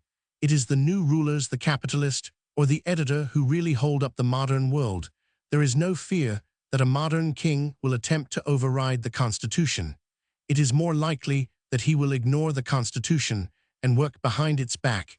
He will take no advantage of his kingly power. It is more likely that he will take advantage of his kingly powerlessness, of the fact that he is free from criticism and publicity. For the king is the most private person of our time. It will not be necessary for anyone to fight again against the proposal of a censorship of the press. We do not need a censorship of the press. We have a censorship by the press. This startling swiftness with which popular systems turn oppressive is the third fact for which we shall ask our perfect theory of progress to allow. It must always be on the lookout for every privilege being abused, for every working right becoming a wrong. In this matter, I am entirely on the side of the revolutionists. They are really right to be always suspecting human institutions. They are right not to put their trust in princes nor in any child of man. The chieftain chosen to be the friend of the people becomes the enemy of the people. The newspaper started to tell the truth now exists to prevent the truth being told. Here, I say, I felt that I was really at last on the side of the revolutionary. And then I caught my breath again, for I remembered that I was once again on the side of the orthodox. Christianity spoke again and said, I have always maintained that men were naturally backsliders, that human virtue tended of its own nature to rust or to rot. I have always said that human beings as such go wrong, especially happy human beings, especially proud and prosperous human beings. This eternal revolution, this suspicion sustained through centuries, you being a vague, modern call the doctrine of progress. If you were a philosopher, you would call it, as I do, the doctrine of original sin. You may call it the cosmic advance, as much as you like. I call it what it is, the fall. I have spoken of orthodoxy coming in like a sword here. I confess it came in like a battle axe, for really, when I came to think of it, Christianity is the only thing left that has any real right to question the power of the well-nurtured or the well-bred. I have listened often enough to socialists, or even to Democrats, saying that the physical conditions of the poor must of necessity make them mentally and morally degraded. I have listened to scientific men, and there are still scientific men not opposed to democracy, saying that if we give the poor healthier conditions, vice and wrong will disappear. I have listened to them with a horrible attention, with a hideous fascination. For it was like watching a man energetically sawing from the tree, the branch he is sitting on. If these happy Democrats could prove their case, they would strike democracy dead. If the poor are thus utterly demoralized, it may or may not be practical to raise them, but it is certainly quite practical to disfranchise them. If the man with a bad bedroom cannot give a good vote, then the first and swiftest deduction is that he shall give no vote. The governing class may not unreasonably say, "It may take us some time to reform his bedroom." But if he is the brute you say, it will take him very little time to ruin our country.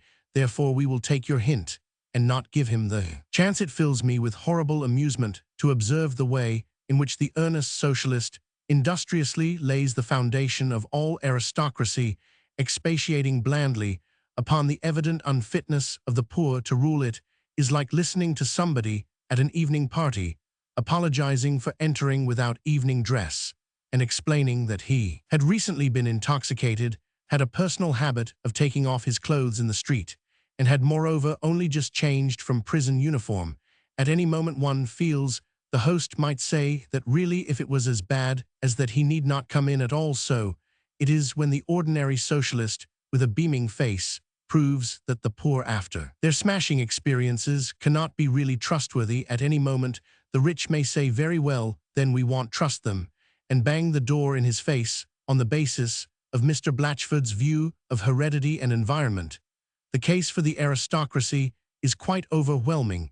If clean homes and clean air make clean souls, why not give the power for the present at any rate to those who undoubtedly have the clean air? If better conditions will make the poor more fit to govern themselves, why should not better conditions already make the rich more fit to govern them? On the ordinary environment argument, the matter is fairly manifest. The comfortable class must be merely our vanguard in utopia. Is there any answer to the proposition that those who have had the best opportunities will probably be our best guides?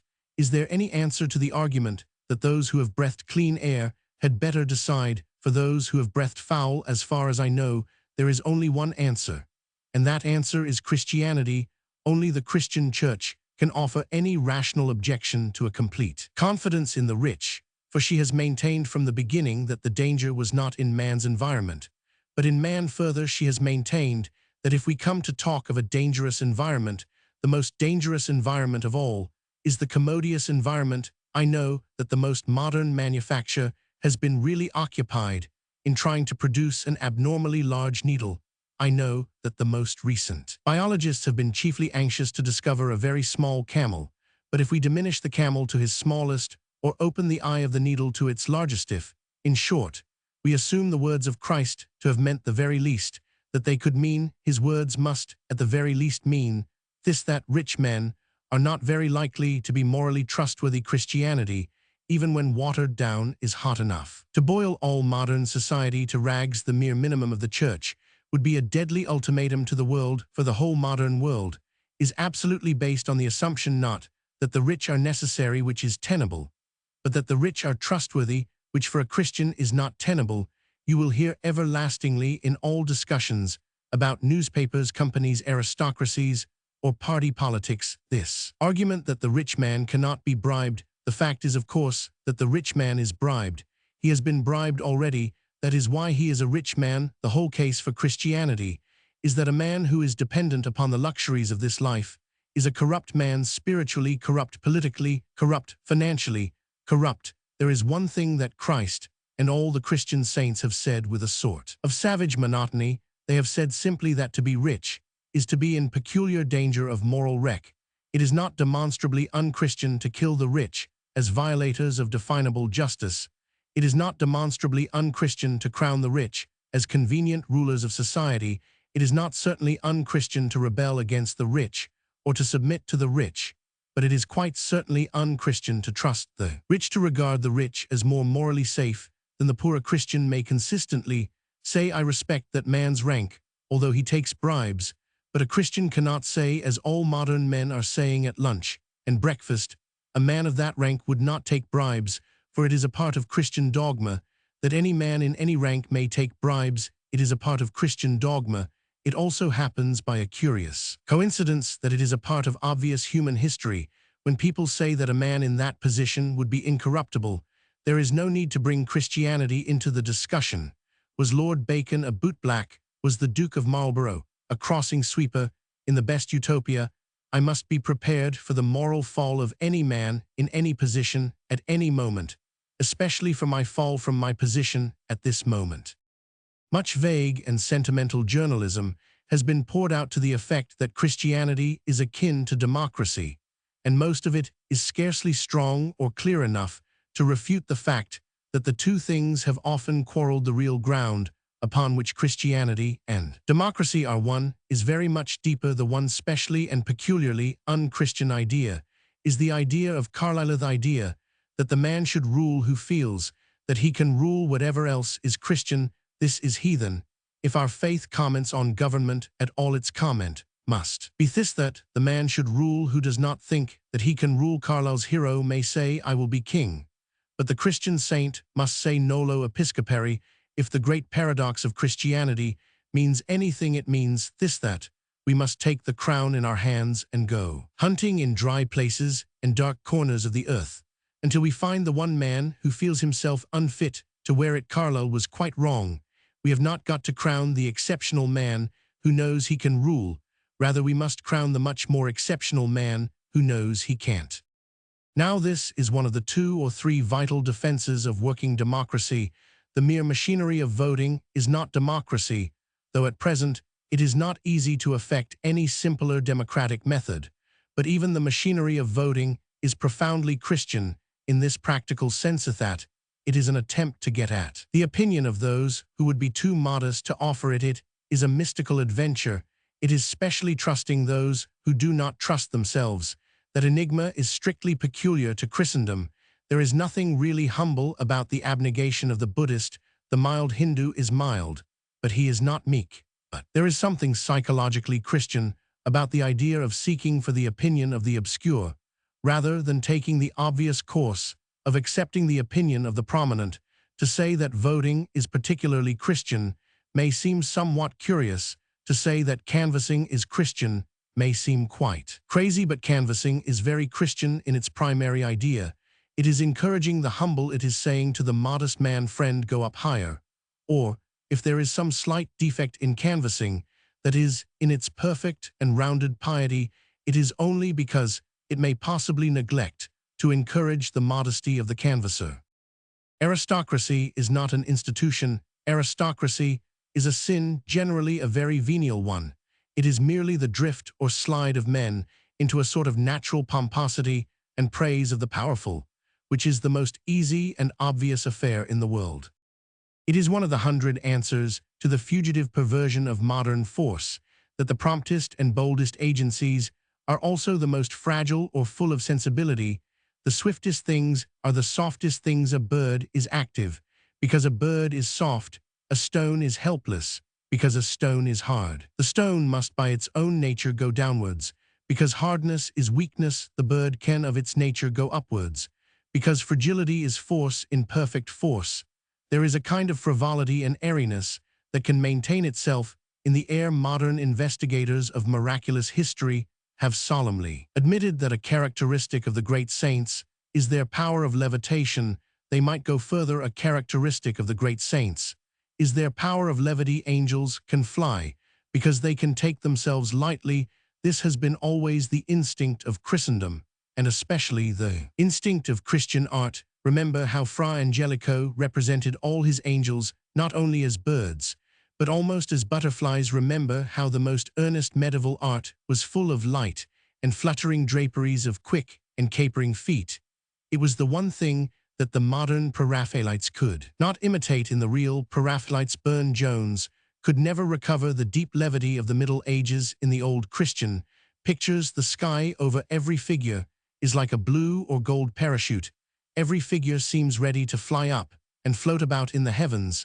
The tattered cloak of the beggar will bear him up like the rayed plumes of the angels, but the kings in their heavy gold and the proud in their robes of purple will all of their nature sink downwards, for pride cannot rise to levity or levitation. Pride is the downward drag of all things into an easy solemnity. One settles down into a sort of selfish seriousness, but one has to rise to a gay self-forgetfulness. A man falls into a brown study, he reaches up at a blue sky. seriousness, is not a virtue, it would be a heresy, but a much more sensible heresy to say that seriousness is a vice. It is really a natural trend, or lapse into taking one's self gravely. Because it is the easiest thing to do, it is much easier to write a good Times leading article than a good joke in Punch, for solemnity flows out of men, naturally. But laughter is a leap. It is easy to be heavy, hard to be light. Satan fell by the force of gravity. Now it is the peculiar honor of Europe, since it has been Christian, that while it has had aristocracy, it has always at the back of its heart treated aristocracy as a weakness, generally as a weakness that must be allowed for. If anyone wishes to appreciate this point, let him go outside Christianity into some other philosophical atmosphere.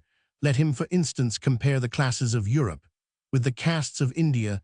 Their aristocracy is far more awful, because it is far more intellectual. It is seriously felt that the scale of classes is a scale of spiritual values, that the baker is better than the butcher in an invisible and sacred sense. But no Christianity, not even the most ignorant or perverse, ever suggested that a baronet was better than a butcher in that sacred sense. No Christianity, however ignorant or extravagant, ever suggested that a duke would not be damned in pagan society. There may have been, I do not know, some such serious division between the free man and the slave, but in Christian society we have always thought the gentleman a sort of joke, though I admit that in some great crusades and councils he earned the right to be called a practical joke. But we in Europe never really, and at the root of our souls, took aristocracy seriously. It is only an occasional non-European alien, such as Dr. Oscar Levy, the only intelligent Nietzscheite, who can even manage for a moment to take aristocracy seriously. It may be a mere patriotic bias, though I do not think so, but it seems to me that the English aristocracy is not only the type, but is the crown and flower of all actual aristocracies. It has all the oligarchical virtues, as well as all the defects. It is casual, it is kind, it is courageous in obvious matters. But it has one great merit that overlaps even these. The great and very obvious merit of the English aristocracy is that nobody could possibly take it seriously. In short, I had spelled out slowly, as usual, the need for an equal law in Utopia, and as usual I found that Christianity had been there before me. The whole history of my Utopia has the same amusing sadness. I was always rushing out of my architectural study with plans for a new turret, only to find it sitting up there in the sunlight shining, and 1,000 years old for me in the ancient, and partly in the modern sense. God answered the prayer, "Prevent us, O Lord, in all our doings." Without vanity, I really think there was a moment when I could have invented the marriage vow as an institution out of my own head. But I discovered with a sigh that it had been invented already. But since it would be too long a business to show how fact by fact and inch by inch my own conception of Utopia was only answered in the New Jerusalem, I will take this one case of the matter of marriage as indicating the converging drift, I may say the converging crash of all the rest. When the ordinary opponents of socialism talk about impossibilities and alterations in human nature, they always miss an important distinction in modern ideal conceptions of society. There are some desires that are possibly not attainable, but there are some desires that are not desirable, that all men should live in. Equally beautiful houses is a dream that may or may not be attained, but that all men should live in the same beautiful house is not a dream at all. It is a nightmare. That a man should love all old women is an ideal that may not be attainable, but that a man should regard all old women exactly as he regards his mother is not only an unattainable ideal, but an ideal which ought not to be attained. I do not know if the reader agrees with me in these examples, but I will add the example which has always affected me most. I could never conceive or tolerate any utopia which did not leave to me the liberty for which I chiefly care. The liberty to bind myself. Complete anarchy would not merely make it impossible to have any discipline or fidelity, it would also make it impossible to have any fun. To take an obvious instance, it would not be worth while to bet.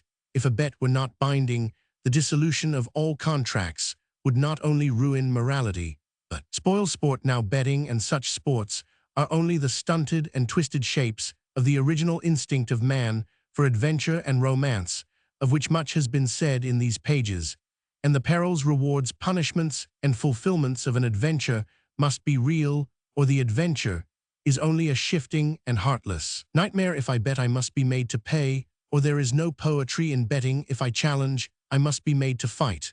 Or there is no poetry in challenging, if I vow to be faithful, I must be cursed when I am unfaithful.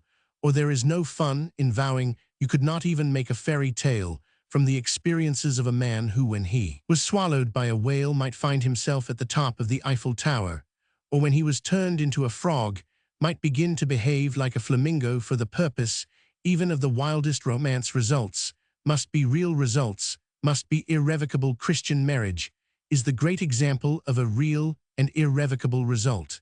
And that is why it is the chief subject and center of all our romantic writing. And this is my last instance of the things that I should ask, and ask imperatively, of any social paradise. I should ask to be kept to my bargain, to have my oaths and engagements taken seriously. I should ask Utopia to avenge my honor on myself. All my modern utopian friends look at each other rather doubtfully, for their ultimate hope is the dissolution of all special ties. But again, I seem to hear, like a kind of echo, an answer from beyond the world: you will have real obligations, and therefore real adventures when you get to my utopia, but the hardest obligation and the steepest adventure is to get there. Chapter Roman 8: The Romance of Orthodoxy. It is customary to complain of the bustle and strenuousness of our epoch, but in truth, the chief mark of our epoch is a profound laziness and fatigue. And the fact is that the real laziness is the cause of the apparent bustle. Take one quite external case. The streets are noisy with taxicabs and motorcars, but this is not due to human activity, but to human repose. There would be less bustle if there were more activity. If people were simply walking about, our world would be more silent if it were more strenuous. And this which is true of the apparent physical bustle is true also of the apparent bustle of the intellect. Most of the machinery of modern language is labor-saving machinery, and it saves mental labor very much more than it ought. Scientific phrases are used like scientific wheels and piston rods to make swifter and smoother, yet the path of the comfortable long. Words go rattling by us like long railway trains. We know they are carrying thousands who are too tired or too indolent to walk and think for themselves. It is a good exercise to try for once, in a way, to express any opinion one holds in words of one syllable. If you say the social utility of the indeterminate sentence is recognized by all criminologists as a part of our sociological evolution towards a more humane and scientific view of punishment, you can go on talking like that for hours with hardly a movement of the gray matter inside your skull. But if you begin, I wish Jones to go to jail, and Brown to say, when Jones shall come out, you will discover with a thrill of horror that you are obliged to think the long words are not the hard words. It is the short words that are hard. There is much more metaphysical subtlety in the word damn than in the word degeneration. But these long, comfortable words that save modern people the toil of reasoning have one particular aspect in which they are especially ruinous and confusing. This difficulty occurs when the same long word is used in different connections to mean quite different things. Thus, to take a well-known instance, the word idealist has one meaning as a piece of philosophy and quite another as a piece of moral rhetoric. In the same way, the scientific materialists have had just reason to complain of people mixing up materialist as a term of cosmology with materialist as a moral taunt. So, to take a cheaper instance, the man who hates progressives in London always calls himself a progressive in South Africa. Confusion quite as unmeaning as this has arisen in connection with the word liberal as applied to religion and as applied to politics and society.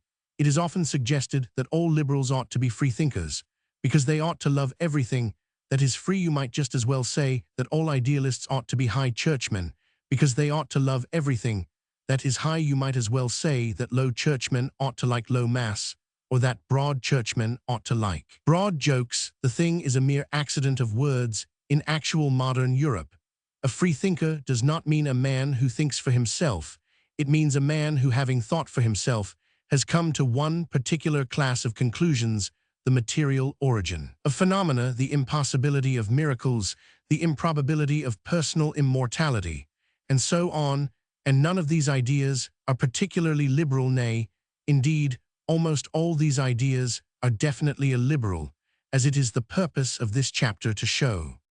In the few following pages, I propose to point out as rapidly as possible that on every single one of the matters most strongly insisted on by liberalizers of theology, their effect upon social practice would be definitely illiberal. Almost every contemporary proposal to bring freedom into the church is simply a proposal to bring tyranny into the world, for freeing the church now does not even mean freeing it in all directions.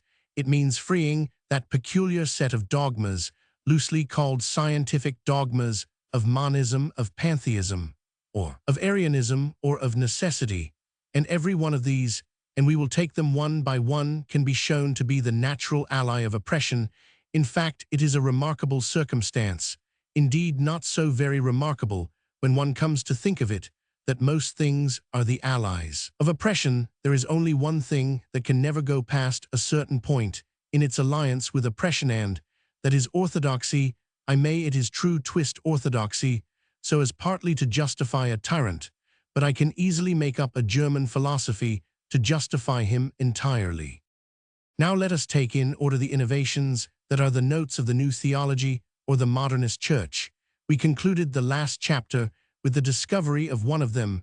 The very doctrine which is called the most old-fashioned was found to be the only safeguard of the new democracies of the earth. The doctrine seemingly most unpopular was found to be the only strength of the people. In short, we found that the only logical negation of oligarchy was in the affirmation of original sin. So it is, I maintain, in all the other cases. I take the most obvious instance first, the case of miracles. For some extraordinary reason, there is a fixed notion that it is more liberal to disbelieve in miracles than to believe in them. Why, I cannot imagine, nor can anybody tell me, for some inconceivable cause. A broad or liberal clergyman always means a man who wishes at least to diminish the number of miracles. It never means a man who wishes to increase that number. It always means a man who is free to disbelieve that Christ came out of his grave. It never means a man who is free to believe that his own aunt came out of her grave. It is common to find trouble in a parish because the parish priest cannot admit that St. Peter walked on water.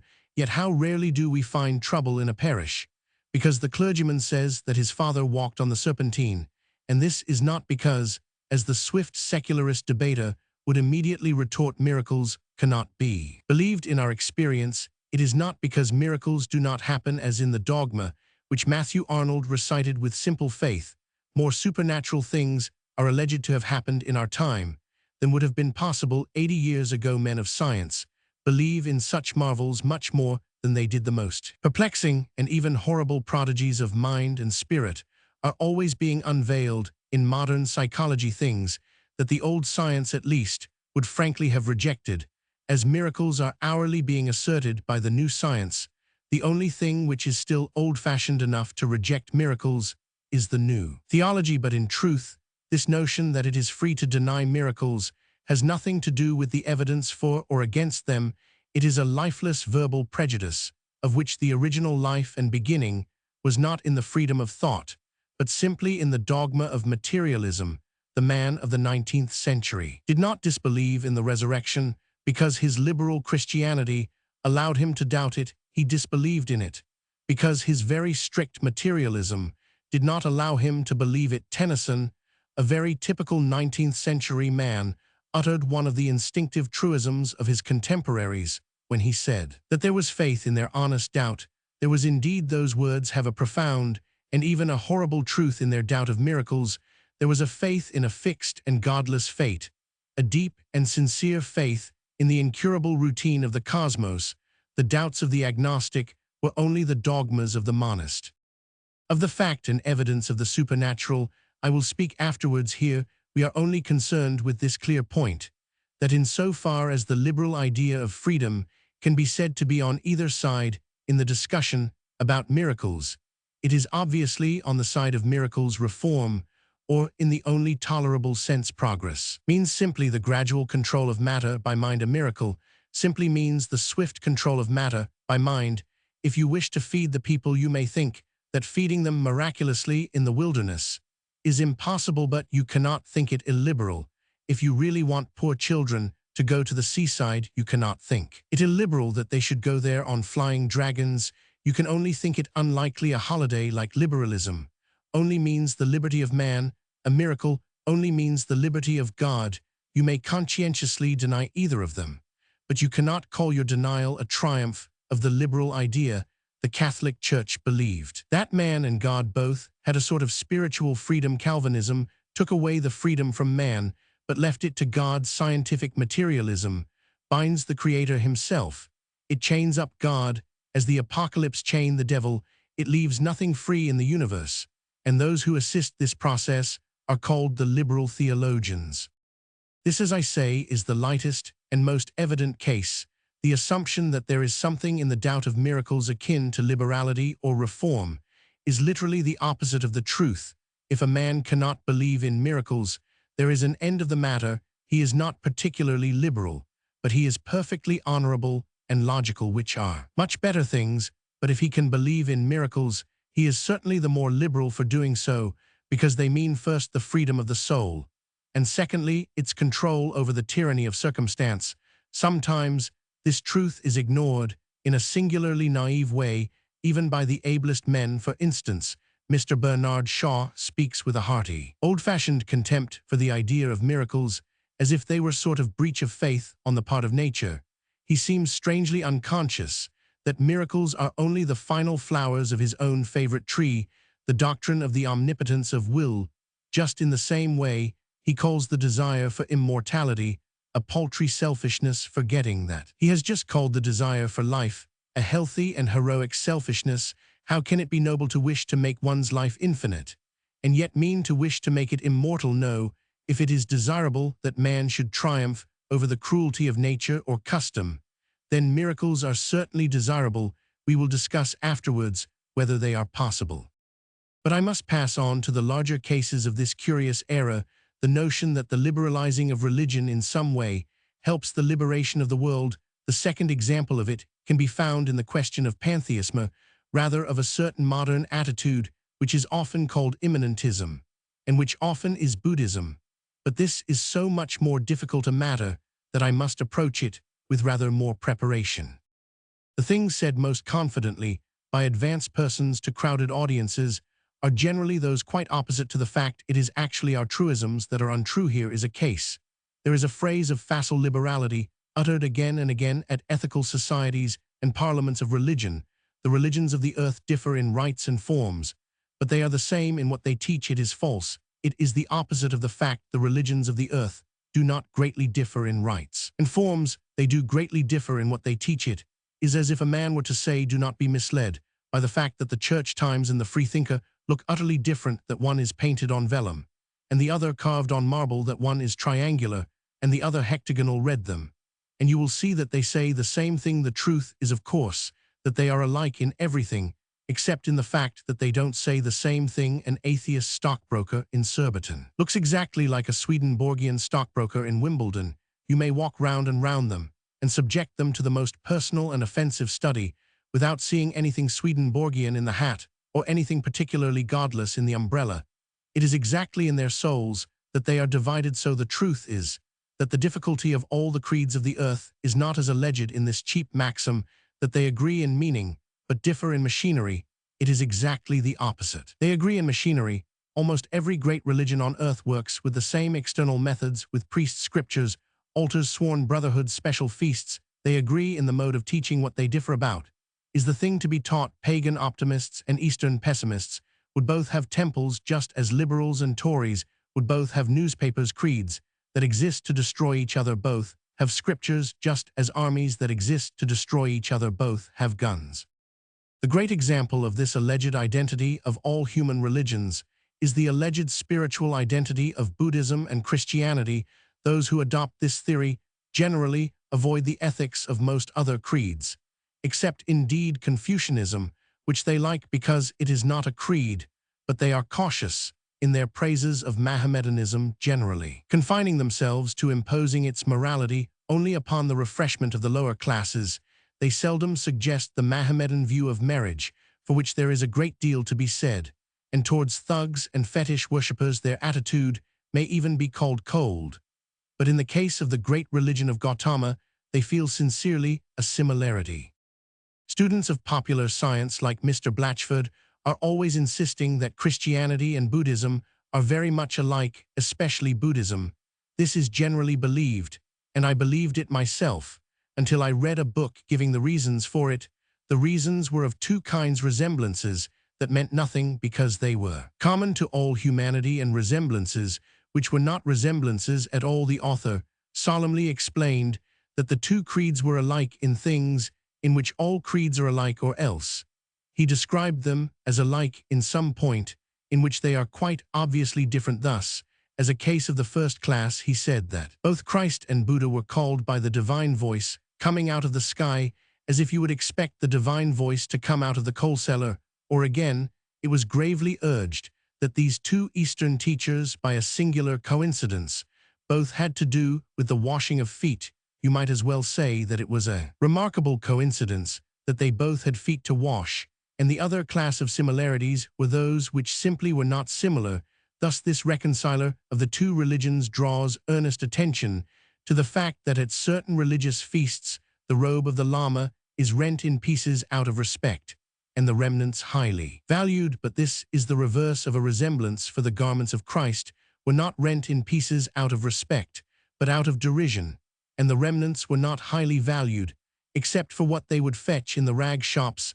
It is rather like alluding to the obvious connection between the two ceremonies of the sword. When it taps a man's shoulder, and when it cuts off his head, it is not at all similar for the man. These scraps of puerile pedantry would indeed matter little if it were not also true that the alleged philosophical resemblances are also of these two kinds, either proving too much or not proving anything. That Buddhism approves of mercy or of self-restraint is not to say that it is specially like Christianity. It is only to say that it is not utterly unlike all human existence. Buddhists disapprove in theory of cruelty or excess, because all sane human beings disapprove in theory of cruelty or excess. But to say that Buddhism and Christianity give the same philosophy of these things is simply false. All humanity does agree that we are in a net of sin. Most of humanity agrees that there is some way out. But as to what is the way out, I do not think that there are two institutions in the universe which contradict each other so flatly as Buddhism and Christianity. Even when I thought, with most other well-informed though unscholarly people, that Buddhism and Christianity were alike, there was one thing about them that always perplexed me. I mean the startling difference in their type of religious art. I do not mean in its technical style of representation, but in the things that it was manifestly meant to represent. No two ideals could be more opposite than a Christian saint in a Gothic cathedral and a Buddhist saint in a Chinese temple. The opposition exists at every point, but perhaps the shortest statement of it is that the Buddhist saint always has his eyes shut, while the Christian saint always has them very wide open. The Buddhist saint has a sleek and harmonious body, but his eyes are heavy and sealed with sleep. The medieval saint's body is wasted to its crazy bones, but his eyes are frightfully alive. There cannot be any real community of spirit between forces that produce symbols so different as that. Granted that both images are extravagances, are perversions of the pure creed, it must be a real divergence which could produce such opposite extravagances. The Buddhist is looking with a peculiar intentness inwards, the Christian is staring with a frantic intentness outwards. If we follow that clue steadily, we shall find some interesting things. A short time ago, Mrs. Besant, in an interesting essay, announced that there was only one religion in the world, that all faiths were only versions or perversions of it, and that she was quite prepared to say what it was. According to Mrs. Besant, this universal church is simply the universal self. It is the doctrine that we are really all one person, that there are no real walls of individuality between man and man, if I may put it so. She does not tell us to love our neighbors, she tells us to be our neighbors. That is Mrs. Besant's thoughtful and suggestive description of the religion, in which all men must find themselves in agreement, and I never heard of any suggestion in my life with which I more violently disagree. I want to love my neighbor not because he is I, but precisely because he is not. Roman 1. I want to adore the world not as one likes a looking-glass, because it is one's self, but as one loves a woman, because she is entirely different. If souls are separate, love is possible. If souls are united, love is obviously impossible. A man may be said loosely to love himself, but he can hardly fall in love with himself, or if he does, it must be a monotonous courtship. If the world is full of real selves, they can be really unselfish selves. But upon Mrs. Besant's principle, the whole cosmos is only one enormously selfish person. It is just here that Buddhism is on the side of modern pantheism and immanence, and it is just here that Christianity is on the side of humanity and liberty, and love desires personality, therefore love desires division. It is the instinct of Christianity to be glad that God has broken the universe into little pieces because they are living pieces. It is her instinct to say little children love one another rather than to tell one large person to love himself. This is the intellectual abyss between Buddhism and Christianity, that for the Buddhist or theosophist personality is the fall of man. For the Christian, it is the purpose of God. The whole point of his cosmic idea, the world soul of the theosophists, asks man to love it only in order that man may throw himself into it.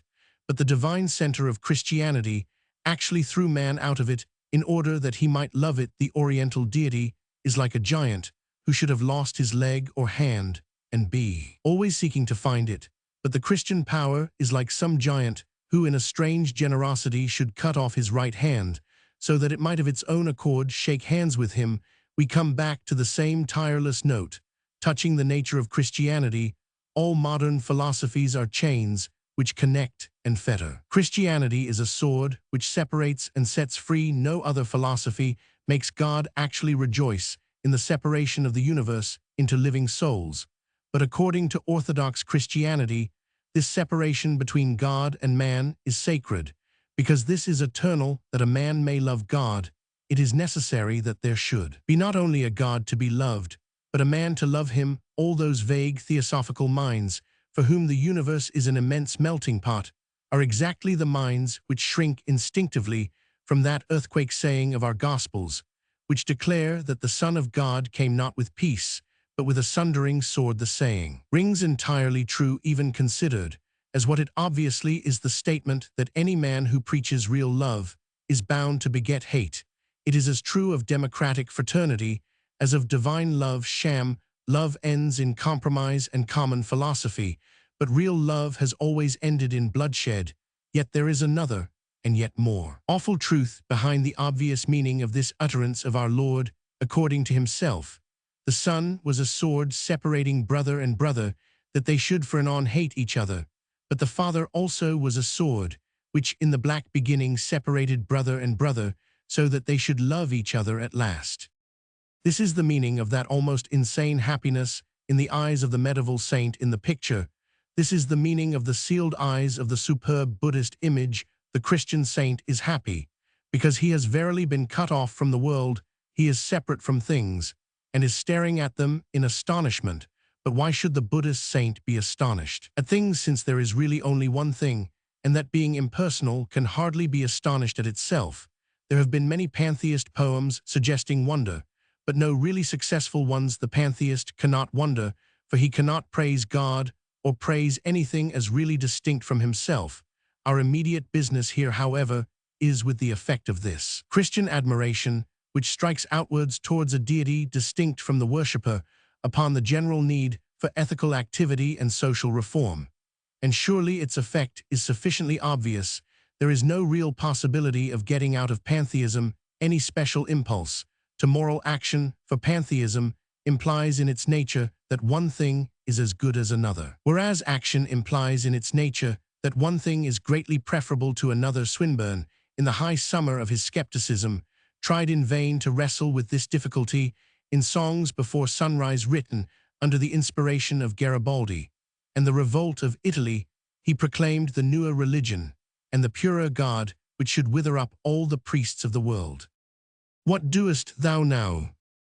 Looking Godward to cry, I am I, thou art thou. I am low, thou art high. I am thou that thou seekest to find him, find thou.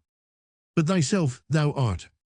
Of which the immediate and evident deduction is that tyrants are as much the sons of God as Garibaldi's, and that King Bomber of Naples, having with the utmost success found himself, is identical with the ultimate good in all things. The truth is that the Western energy that dethrones tyrants has been directly due to the Western theology that says, I am I, thou art thou. The same spiritual separation which looked up and saw a good king in the universe looked up and saw a bad king in Naples. The worshippers of Bomba's god dethrone Bomba.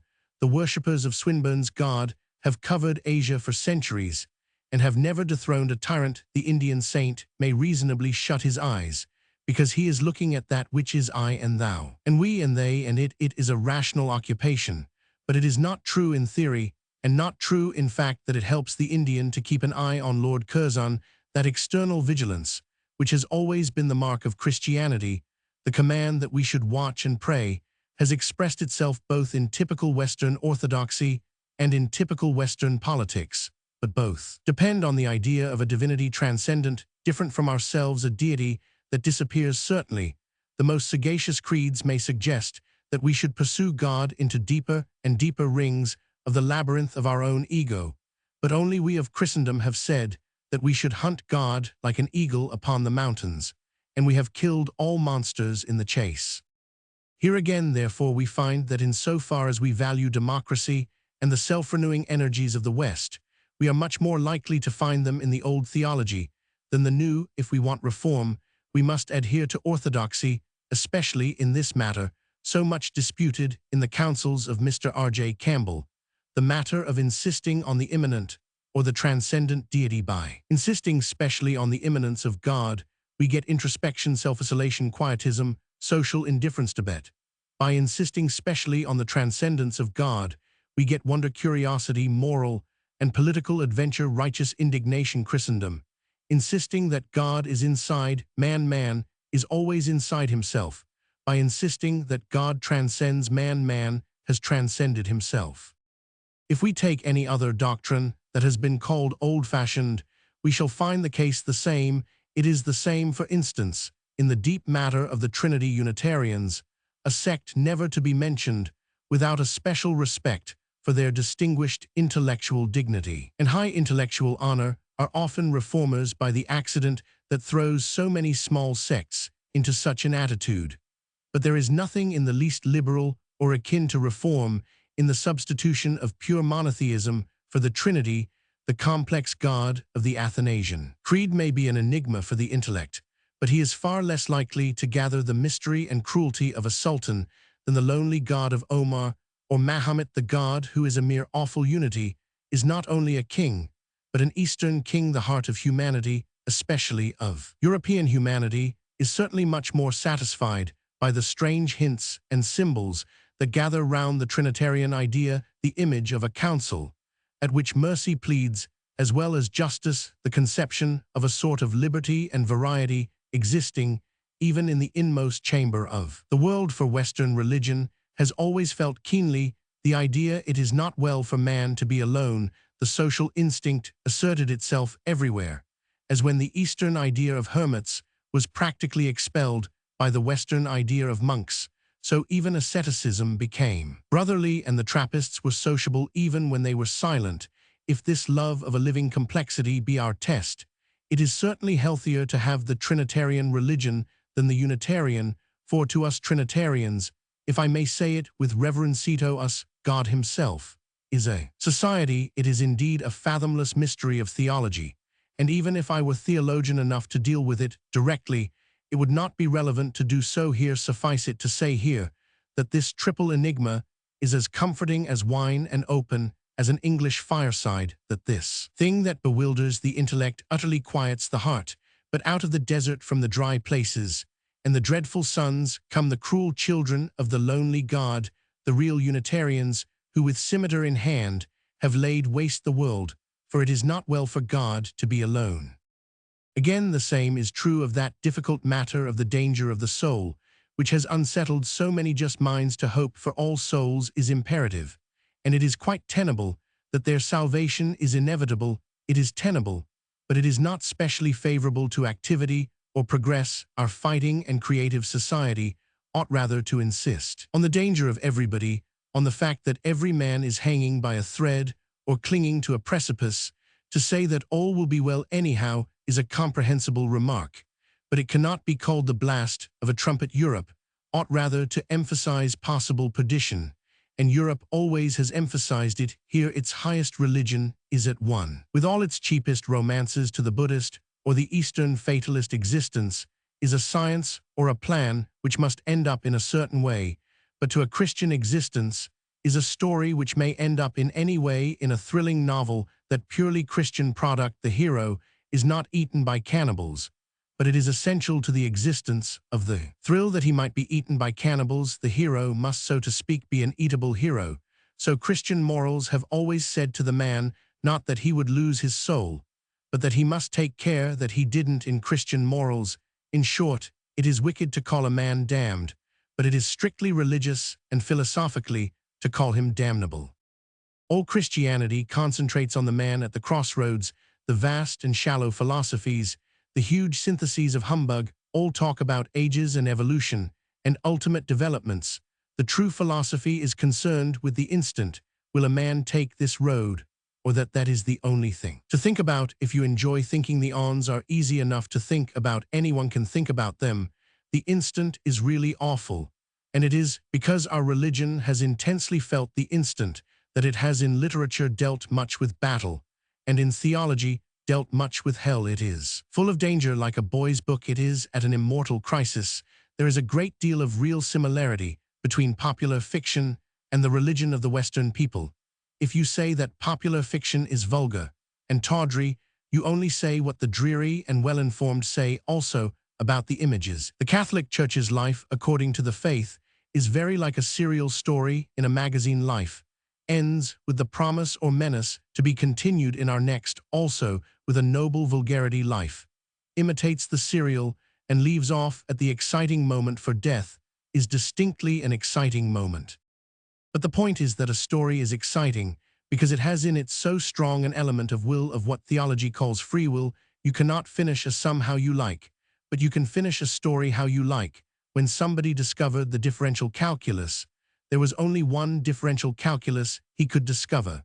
But when Shakespeare killed Romeo, he might have married him to Juliet's old nurse if he had felt inclined, and Christendom has excelled in the narrative romance exactly because it has insisted on the theological free will. It is a large matter and too much to one side of the road to be discussed adequately here.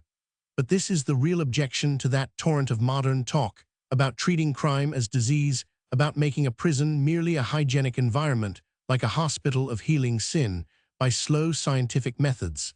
The fallacy of the whole thing is that evil is a matter of active choice, whereas disease is not. If you say that you are going to cure a profligate as you cure an asthmatic, my cheap and obvious answer is produce. The people who want to be asthmatics, as many people want to be profligates. A man may lie still and be cured of a malady, but he must not lie still if he wants to be cured of a sin. On the contrary, he must get up and jump about violently. The whole point indeed is perfectly expressed in the very word which we use for a man in hospital. Patient is in the passive mood, sinner is in the active. If a man is to be saved from influenza, he may be a patient, but if he is to be saved from forging, he must be not a patient, but an impatient. He must be personally impatient with forgery. All moral reform must start in the active, not the passive will. Here again we reach the same substantial conclusion, insofar as we desire the definite reconstructions and the dangerous revolutions which have distinguished European civilization. We shall not discourage the thought of possible ruin, we shall rather encourage it. If we want, like the Eastern saints, merely to contemplate how right things are, of course, we shall only say that they must go right. But if we particularly want to make them go right, we must insist that they may go wrong. Lastly, this truth is yet again true in the case of the common modern attempts to diminish or to explain away the divinity of Christ.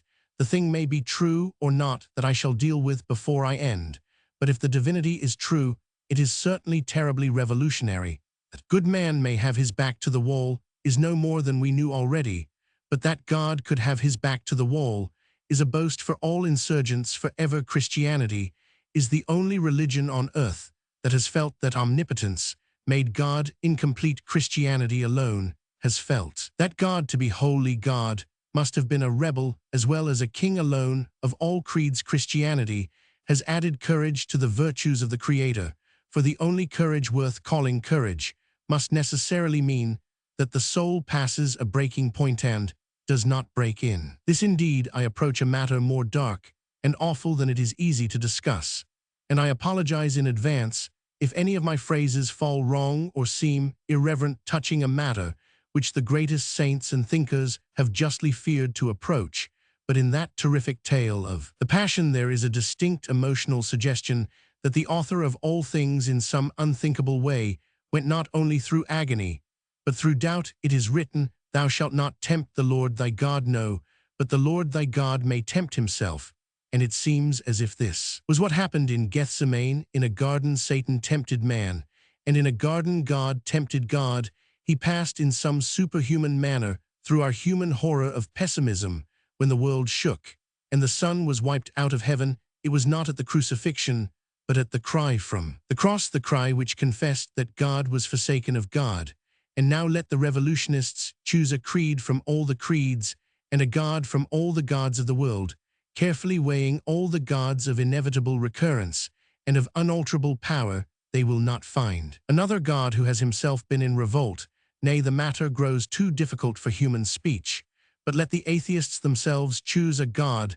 They will find only one divinity who ever uttered their isolation, only one religion in which God seemed for an instant to be an atheist.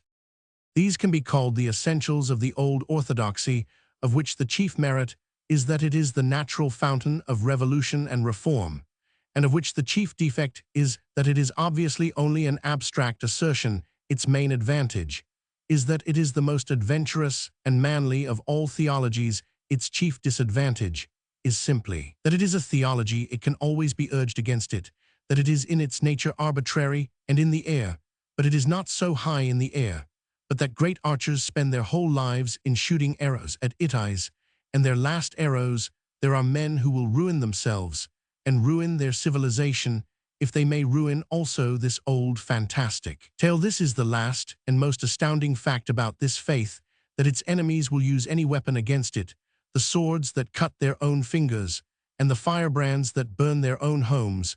Men who begin to fight the church for the sake of freedom and humanity end by flinging away freedom and humanity, if only they may fight the church. This is no exaggeration. I could fill a book with the instances of it. Mr. Blatchford set out as an ordinary Bible smasher to prove that Adam was guiltless of sin against God. In maneuvering so as to maintain this, he admitted as a mere side issue that all the tyrants from Nero to King Leopold were guiltless of any sin against humanity. I know a man who has such a passion for proving that he will have no personal existence after death, that he falls back on the position that he has no personal existence. Now he invokes Buddhism and says that all souls fade into each other. In order to prove that he cannot go to heaven, he proves that he cannot go to Hartlepool. I have known people who protested against religious education with arguments against any education, saying that the child's mind must grow freely, or that the old must not teach the young. I have known people who showed that there could be no divine judgment by showing that there can be no human judgment. Even for practical purposes, they burned their own corn to set fire to the church. They smashed their own tools to smash it. Any stick was good enough to beat it with, though it were the last stick of their own dismembered furniture. We do not admire, we hardly excuse the fanatic who wrecks this world for love of the other. But what are we to say of the fanatic who wrecks this world out of hatred of the other? He sacrifices the very existence of humanity to the non-existence of God. He offers his victims not to the altar, but merely to assert the idleness of the altar and the emptiness of the throne. He is ready to ruin even that primary ethic by which all things live, for his strange and eternal vengeance upon someone who never lived at all. And yet the thing hangs in the heavens unhurt. Its opponents only succeed in destroying all that they themselves justly hold dear. They do not destroy orthodoxy. They only destroy political courage and common sense. They do not prove that Adam was not responsible to God. How could they prove it? They only prove from their premises that the Tsar is not responsible to Russia. They do not prove that Adam should not have been punished by God. They only prove that the nearest sweater should not be punished by men with their oriental doubts about personality. They do not make certain that we shall have no personal life hereafter. They only make certain that we shall not have a very jolly or complete one here. with their paralyzing hints of all conclusions coming out wrong, they do not tear the book of the recording angel. They only make it a little harder to keep the books of Marshall and Snellgrove. Not only is the faith the mother of all worldly energies, but its foes are the fathers of all worldly confusion. The secularists have not wrecked divine things, but the secularists have wrecked secular things. If that is any comfort to them, the Titans did not scale heaven, but they laid waste the world. Chapter Roman 9: Authority and the Adventurer. The last chapter has been concerned with the contention that orthodoxy is not only, as is often urged, the only safe guardian of morality or order, but is also the only logical guardian of liberty, innovation, and advance. If we wish to pull down the prosperous oppressor, we cannot do it with the new doctrine of human perfectibility. We can do it with the old doctrine of original sin. If we want to uproot inherent cruelties or lift up lost populations, we cannot do it with the scientific theory that matter precedes mind. We can do it with the supernatural theory that mind precedes matter. If we wish specially to awaken people to social vigilance and tireless pursuit of practice, we cannot help it much by insisting on the immanent God, and the inner light. For these are at best reasons for contentment. We can help it much by insisting on the transcendent God, and the flying and escaping gleam. For that means divine discontent. If we wish particularly to assert the idea of a generous balance against that of a dreadful autocracy, we shall instinctively be Trinitarian rather than Unitarian. If we desire European civilization to be a raid and a rescue, we shall insist rather that souls are in real peril than that their peril is ultimately unreal. And if we wish to exalt the outcast and the crucified, we shall rather wish to think that a veritable God was crucified rather than a mere sage or hero. Above all, if we wish to protect the poor, we shall be in favor of fixed rules and clear dogmas. The rules of a club are occasionally in favor of the poor member. The drift of a club is always in favor of the rich one.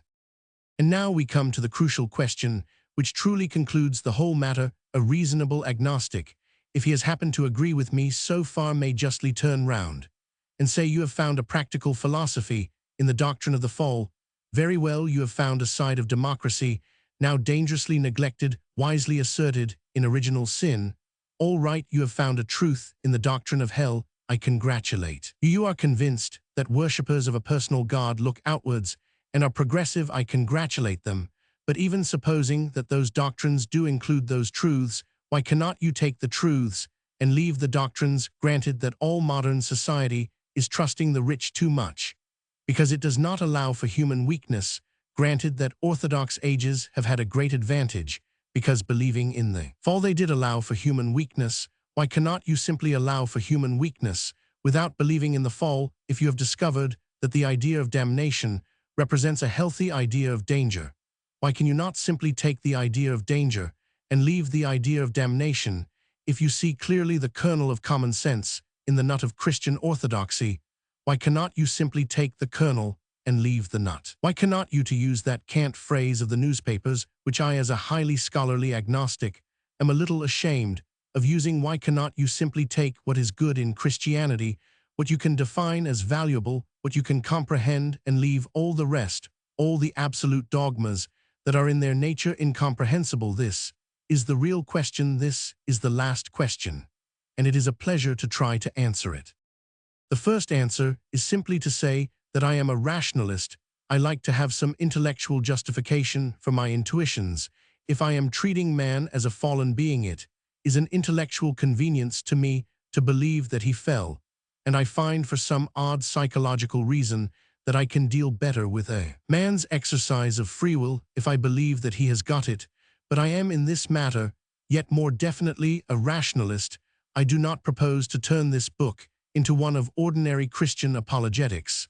I should be glad to meet at any other time the enemies of Christianity in that more obvious arena. Here I am only giving an account of my own growth in spiritual certainty, but I may pause to remark that the more I saw of the merely abstract arguments against the Christian cosmology, the less I thought of them. I mean that having found the moral atmosphere of the Incarnation to be common sense, I then looked at the established intellectual arguments against the Incarnation and found them to be common nonsense. In case the argument should be thought to suffer from the absence of the ordinary apologetic. I will here very briefly summarize my own arguments and conclusions on the purely objective or scientific truth of the matter. If I am asked as a purely intellectual question why I believe in Christianity, I can only answer for the same reason that an intelligent agnostic disbelieves in Christianity. I believe in it quite rationally upon the evidence. But the evidence in my case, as in that of the intelligent agnostic, is not really in this or that alleged demonstration. It is in an enormous accumulation of small but unanimous facts. The secularist is not to be blamed because his objections to Christianity are miscellaneous and even scrappy. It is precisely such scrappy evidence that does convince the mind, I mean, that a man may well be less convinced of a philosophy from 4 books than from one book, one battle, one landscape, and one old friend. The very fact that the things are of different kinds increases the importance of the fact that they all point to one conclusion. Now, the non-Christianity of the average educated man today is almost always, to do him justice, made up of these loose but living experiences. I can only say that my evidences for Christianity are of the same vivid but varied kind as his evidences against it. For when I look at these various anti-Christian truths, I simply discover that none of them are true. I discover that the true tide and force of all the facts flows the other way. Let us take cases. Many a sensible modern man must have abandoned Christianity under the pressure of 3 such converging convictions as these. First, that men with their shape, structure, and sexuality are after all very much like beasts, a mere variety of the animal kingdom. Second, that primeval religion arose in ignorance and fear. Third, that priests have blighted societies with bitterness and gloom. Those 3 anti-Christian arguments are very different, but they are all quite logical and legitimate, and they all converge. The only objection to them discover is that they are all untrue. If you leave off looking at books about beasts and men, if you begin to look at beasts and men, then if you have any humor or imagination, any sense of the frantic or the farcical, you will observe that the startling thing is not how like man is to the brutes, but how unlike he is. It is the monstrous scale of his divergence that requires an explanation. That man and brute are like is in a sense a truism, but that being so, like they should then be so insanely unlike, that is the shock. And the enigma that an ape has hands is far less interesting to the philosopher than the fact that having hands he does next to nothing with them, does not play knucklebones, or the violin does not carve marble or carve mutton. People talk of barbaric architecture and debased art, but elephants do not build colossal temples of ivory. Even in a Rococo-style, camels do not paint even bad pictures. Though equipped with the material of many camel-share brushes, certain modern dreamers say that ants and bees have a society superior to ours.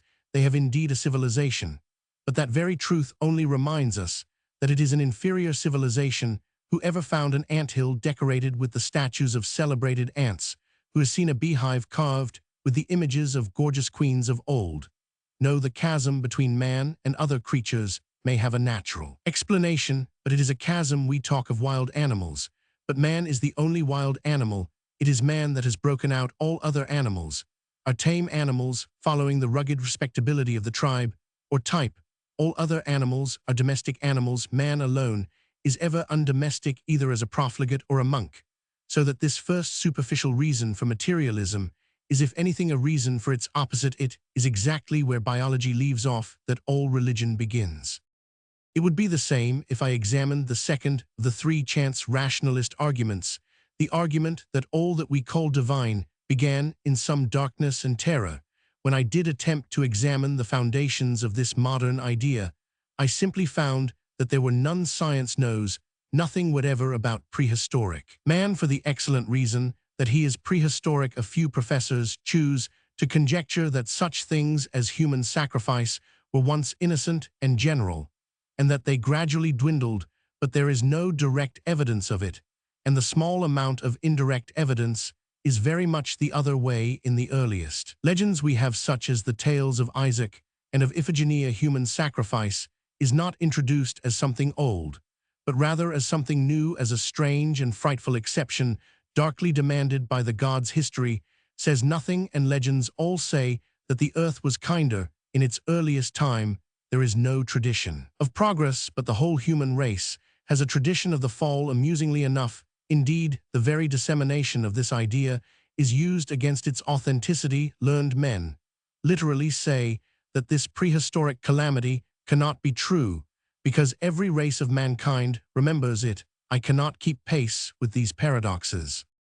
And if we took the third chance instance, it would be the same the view that priests darken and embitter the world I look at the world, and simply discover that they don't. Those countries in Europe, which are still influenced by priests, are exactly the countries where there is still singing and dancing and colored dresses and art. In the open-air Catholic doctrine and discipline may be walls, but they are the walls of a playground. Christianity is the only frame which has preserved the pleasure of paganism. We might fancy some children playing on the flat grassy top of some tall island in the sea. So long as there was a wall round the cliff's edge, they could fling themselves into every frantic game and make the place the noisiest of nurseries. But the walls were knocked down, leaving the naked peril of the precipice. They did not fall over, but when their friends returned to them, they were all huddled in terror in the center of the island, and their song had ceased.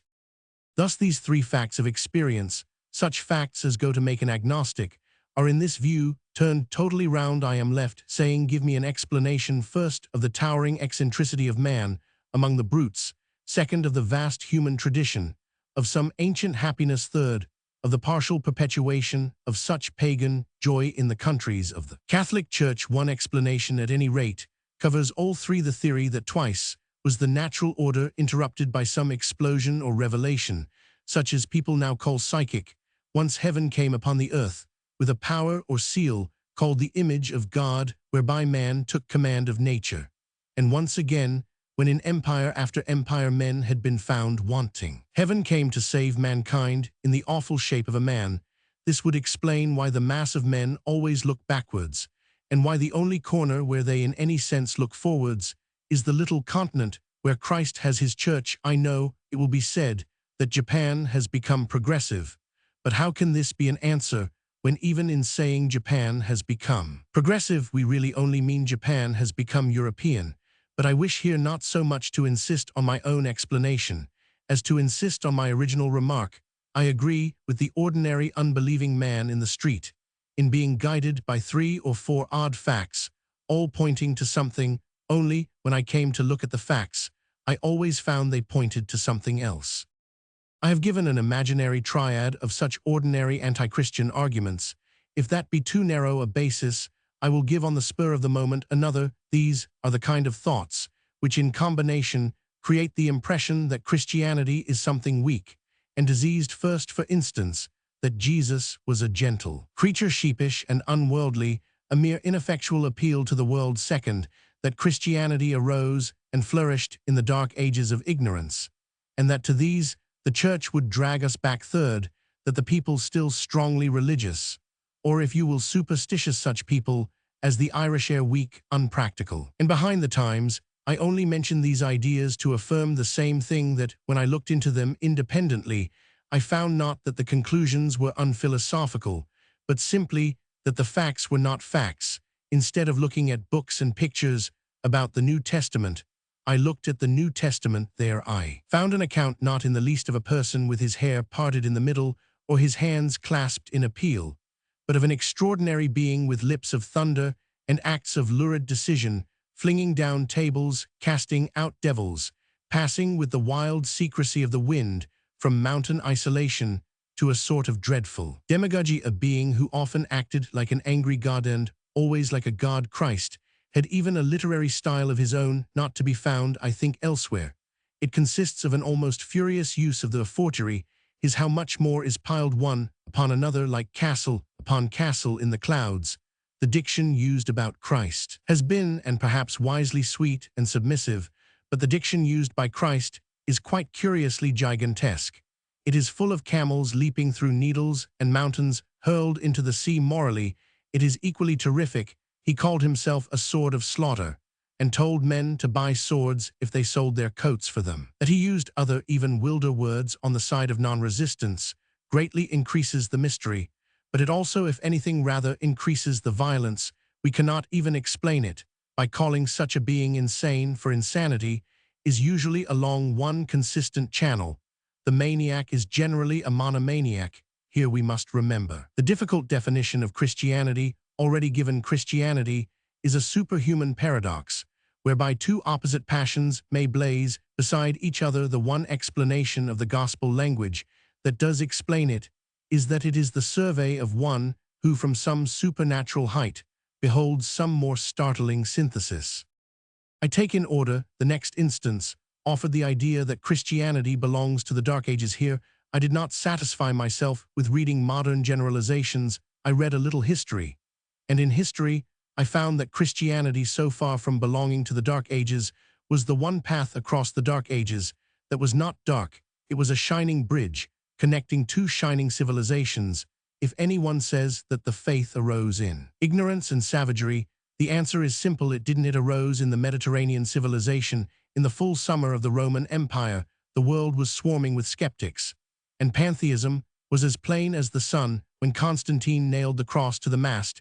It is perfectly true that afterwards the ship sank, but it is far more extraordinary that the ship came up again, repainted and glittering with the cross still at the top. This is the amazing thing. The religion did it turned a sunken ship into a submarine. The ark lived under the load of waters. After being buried under the debris of dynasties and clans, we arose and remembered Rome. If our faith had been a mere fad of the fading empire, fad would have followed fad in the twilight. And if the civilization ever re-emerged, and many such have never re-emerged, it would have been under some new barbaric flag. But the Christian church was the last life of the old society, and was also the first life of the new. She took the people who were forgetting how to make an arch, and she taught them to invent the Gothic arch. In a word, the most absurd thing that could be said of the church is the thing we have all heard said of it. How can we say that the church wishes to bring us back into the Dark Ages? The church was the only thing that ever brought us out of them. I added in this second trinity of objections an idle instance taken from those who feel such people as the Irish to be weakened or made stagnant by superstition. I only added it because this is a peculiar case of a statement of fact that turns out to be a statement of falsehood. It is constantly said of the Irish that they are impractical, but if we refrain for a moment from looking at what is said about them and look at what is done about them, we shall see that the Irish are not only practical, but quite painfully successful. The poverty of their country, the minority of their members, are simply the conditions under which they were asked to work, but no other group in the British Empire has done so much with such conditions. The nationalists were the only minority that ever succeeded in twisting the whole British Parliament sharply out of its path. The Irish peasants are the only poor men in these islands who have forced their masters to disgorge. These people, whom we call priestridden, are the only Britons who will not be squireridden. And when I came to look at the actual Irish character, the case was the same. Irishmen are best at the specially hard professions, trades of iron, the lawyer and the soldier in all these cases. Therefore, I came back to the same conclusion. The skeptic was quite right to go by the facts, only he had not looked at the facts. The skeptic is too credulous. He believes in newspapers or even in encyclopedias. Again, the three questions left me with three very antagonistic questions. The average skeptic wanted to know how I explained the Nambapambi note in the Gospel, the connection of the creed with medieval darkness, and the political impracticability of the Celtic Christians. But I wanted to ask, and to ask with an earnestness amounting to urgency, what is this incomparable energy which appears first in one walking the earth like a living judgment, and this energy which can die with a dying civilization and yet force it to a resurrection from the dead, this energy which last of all can inflame a bankrupt peasantry with so fixed a faith in justice that they get what they ask, while others go empty away, so that the most helpless island of the empire can actually help itself. There is an answer. It is an answer to say that the energy is truly from outside the world, that it is psychic, or at least one of the results of a real psychical disturbance. The highest gratitude and respect are due to the great human civilizations, such as the old Egyptian or the existing Chinese. Nevertheless, it is no injustice for them to say that only modern Europe has exhibited incessantly a power of self-renewal, recurring, often at the shortest intervals, and descending to the smallest facts of building or costume. All other societies die finally, and with dignity we die daily. We are always being born again, with almost indecent obstetrics. It is hardly an exaggeration to say that there is in historic Christendom a sort of unnatural life, It could be explained as a supernatural life. It could be explained as an awful galvanic life, working in what would have been a corpse for our civilization, ought to have died by all parallels, by all sociological probability, in the Ragnarok of the end of Rome, that is the weird inspiration of our estate. You and I have no business to be here at all. We are all revenants, all living Christians, are dead pagans walking about just as Europe was about to be gathered in silence to Assyria and Babylon. Something entered into its body, and Europe has had a strange life. It is not too much to say that it has had the jumps ever since. I have dealt at length with such typical triads of doubt in order to convey the main contention that my own case for Christianity is rational. But it is not simple. It is an accumulation of varied facts like the attitude of the ordinary agnostic. But the ordinary agnostic has got his facts all wrong. He is a non-believer for a multitude of reasons, but they are untrue reasons. He doubts because the Middle Ages were barbaric, but they weren't. Because Darwinism is demonstrated, but it isn't. Because miracles do not happen, but they do. Because monks were lazy, but they were very industrious. Because nuns are unhappy, but they are particularly cheerful. Because Christian art was sad and pale, but it was picked out in peculiarly bright colors and gay with gold. Because modern science is moving away from the supernatural, but it isn't. It is moving towards the supernatural with the rapidity of a railway train. But among these million facts, all flowing one way, there is of course one question sufficiently solid and separate to be treated briefly, but by itself. I mean the objective occurrence of the supernatural. In another chapter, one have indicated the fallacy of the ordinary supposition that the world must be impersonal. Because it is orderly, a person is just as likely to desire an orderly thing as a disorderly thing. But my own positive conviction that personal creation is more conceivable than material fate is, I admit, in a sense undiscussable. I will not call it a faith or an intuition, for those words are mixed up with mere emotion. It is strictly an intellectual conviction, but it is a primary intellectual conviction, like the certainty of self or the good of living. Anyone who likes, therefore, may call my belief in God merely mystical. The phrase is not worth fighting about, but my belief that miracles have happened in human history is not a mystical belief at all. I believe in them upon human evidence, as I do in the discovery of America. Upon this point, there is a simple logical fact that only requires to be stated and cleared up somehow or other. An extraordinary idea has arisen that the disbelievers in miracles consider them coldly and fairly, while believers in miracles accept them only in connection with some dogma. The fact is quite the other way. The believers in miracles accept them rightly or wrongly because they have evidence for them. The disbelievers in miracles deny them rightly or wrongly because they have a doctrine against them. The open, obvious, democratic thing is to believe an old applewoman when she bears testimony to a miracle, just as you believe an old applewoman when she bears testimony to a murder. The plain popular course is to trust the peasant's word about the ghost. Exactly as far as you trust the peasant's word about the landlord being a peasant. He will probably have a great deal of healthy agnosticism about both. Still, you could fill the British Museum with evidence uttered by the peasant and given in favor of the ghost. If it comes to human testimony, there is a choking cataract of human testimony in favor of the supernatural. If you reject it, you can only mean one of two things. You reject the peasant's story about the ghost, either because the man is a peasant or because the story is a ghost story. That is, you either deny the main principle of democracy or you affirm the main principle of materialism, abstract impossibility of miracle. You have a perfect right to do so.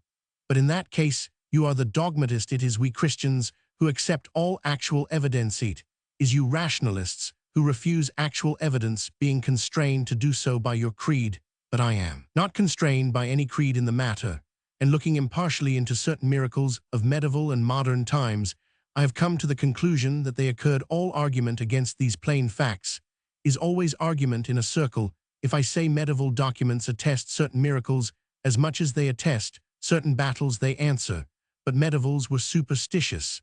If I want to know in what they were superstitious, the only ultimate answer is that they believed in the miracles. If I say a peasant saw a ghost, I am told, but peasants are so credulous. If I ask why credulous, the only answer is that they see ghosts. Iceland is impossible because only stupid sailors have seen it, and the sailors are only stupid because they say they have seen Iceland. It is only fair to add that there is another argument that the unbeliever may rationally use against miracles, though he himself generally forgets to use it. He may say that there has been in many miraculous stories a notion of spiritual preparation and acceptance, in short that the miracle could only come to him who believed in it. It may be so, and if it is so, how are we to test it?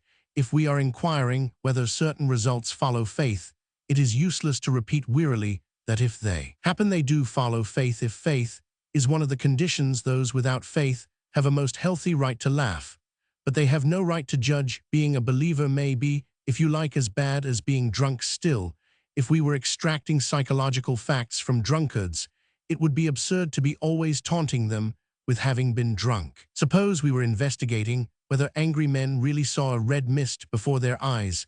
Suppose 60 excellent householders swore that when angry they had seen this crimson cloud. Surely it would be absurd to answer, "Oh, but you admit you were angry at the time." They might reasonably rejoin in a stentorian chorus, "How the blazes could we discover without being angry whether angry people see red?" So the saints and ascetics might rationally reply, "Suppose that the question is whether believers can see vision 7. Then, if you are interested in visions, it is no point to object to believers. You are still arguing in a circline, that old mad circle with which this book began. The question of whether miracles ever occur is a question of common sense and of ordinary historical imagination, not of any final physical experiment. One may here surely dismiss that quite brainless piece of pedantry which talks about the need for scientific conditions in connection with alleged spiritual phenomena. If we are asking whether a dead soul can communicate with a living, it is ludicrous to insist that it shall be under conditions in which no two living souls in their senses would seriously communicate with each other. The fact that ghosts prefer darkness no more disproves the existence of ghosts than the fact that lovers prefer darkness disproves the existence of love. If you choose to say, "I will believe that Miss Brown called her fiancé a periwinkle," or any other endearing term, if she will repeat the word before 17 psychologists, then I shall reply, "Very well, if those are your conditions, you will never get the truth, for she certainly will not say it." It is just as unscientific as it is unphilosophical to be surprised that in an unsympathetic atmosphere certain extraordinary sympathies do not arise. It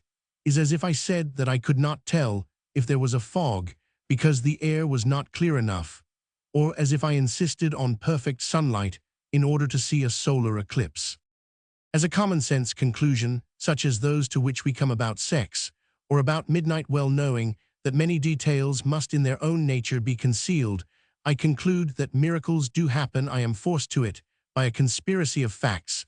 The fact that the men who encounter elves or angels are not the mystics and the morbid dreamers, but fishermen, farmers, and all men at once coarse and cautious. The fact that we all know men who testify to spiritualist incidents, but are not spiritualists. The fact that science itself admits such things more and more every day. Science will even admit the ascension if you call it levitation, and will very likely admit the resurrection when it has thought of another word for it. I suggest the regalvanization, but the strongest of all is the dilemma above mentioned, that these supernatural things are never denied, except on the basis either of antidemocracy or of materialist dogmatism. I may say materialist mysticism. The skeptic always takes one of the two positions: either an ordinary man need not be believed, or an extraordinary event must not be believed. For I hope we may dismiss the argument against wonders attempted in the mere recapitulation of frauds of swindling mediums or trick miracles. That is not an argument at all good or bad. A false ghost disproves the reality of ghosts exactly as much as a forged banknote disproves the existence of the Bank of England. If anything, it proves its existence. Given this conviction that the spiritual phenomena do occur, my evidence for which is complex but rational, we then collide with one of the worst mental evils of the age. The greatest disaster of the 19th century was this, that men began to use the word spiritual as the same as the word good. They thought that to grow in refinement and uncorporeality was to grow in virtue. When scientific evolution was announced, some feared that it would encourage mere animality. It did worse, it encouraged mere spirituality. It taught men to think that so long as they were passing from the ape, they were going to the angel. but you can pass from the ape and go to the devil, a man of genius, very typical of that time of bewilderment, expressed it perfectly. Benjamin Disraeli was right when he said he was on the side of the angels. He was on the side of the fallen angels. He was not on the side of any mere appetite or animal brutality, but he was on the side of all the imperialism of the princes of the abyss. He was on the side of arrogance and mystery and contempt of all obvious good. Between this sunken pride and the towering humilities of heaven, there are, one must suppose, spirits of shapes and sizes. Man, in encountering them, must make much the same mistakes that he makes in encountering any other varied types in any other distant continent. It must be hard at first to know who is supreme and who is subordinate. If a shade arose from the underworld and stared at Piccadilly, that shade would not quite understand the idea of an ordinary closed carriage. He would suppose that the coachman on the box was a triumphant conqueror dragging behind him a kicking and imprisoned captive. So if we see spiritual facts for the first time, we may mistake who is uppermost. It is not enough to find the gods. They are obvious. We must find God, the real chief of the gods. We must have a long historic experience in supernatural phenomena in order to discover which are really natural. In this light, I find the history of Christianity, and even of its Hebrew origins, quite practical and clear. It does not trouble me to be told that the Hebrew God was one among many. I know he was without any research to tell me so. Jehovah and Baal looked equally important, just as the sun and the moon looked the same size. It is only slowly that we learn that the sun is immeasurably our master, and the small moon only our satellite. Believing that there is a world of spirits, I shall walk in it, as I do in the world of men, looking for the thing that I like and think good, just as I should seek in a desert for clean water or toil at the North Pole to make a comfortable fire. So I shall search the land of void and vision until I find something fresh like water and comforting like fire, until I find some place in eternity where I am literally at home, and there is only one such place to be found. I have now said enough to show to anyone to whom such an explanation is essential that I have in the ordinary arena of apologetics a ground of belief in pure records of experiment. If these be taken democratically, without contempt or favor, there is evidence, first, that miracles happen, and second, that the nobler miracles belong to our tradition. But I will not pretend that this curt discussion is my real reason for accepting Christianity, instead of taking the moral good of Christianity as I should take it out of Confucianism. I have another far more solid and central ground for submitting to it as a faith, instead of merely picking up hints from it as a scheme, and that is this, that the Christian Church in its practical relation to my soul is a living teacher, not a dead one. It not only certainly taught me yesterday, but will almost certainly teach me tomorrow. Once I saw suddenly the meaning of the shape of the cross. Some day I may see suddenly the meaning of the shape of the mitre. One fine morning I saw why windows were pointed. Some fine morning I may see why priests were shaven. Plato has told you a truth, but Plato is dead. Shakespeare has startled you with an image, but Shakespeare will not startle you with any more. But imagine what it would be to live with such men still living, to know that Plato might break out with an original lecture tomorrow, or that at any moment Shakespeare might shatter everything with a single song.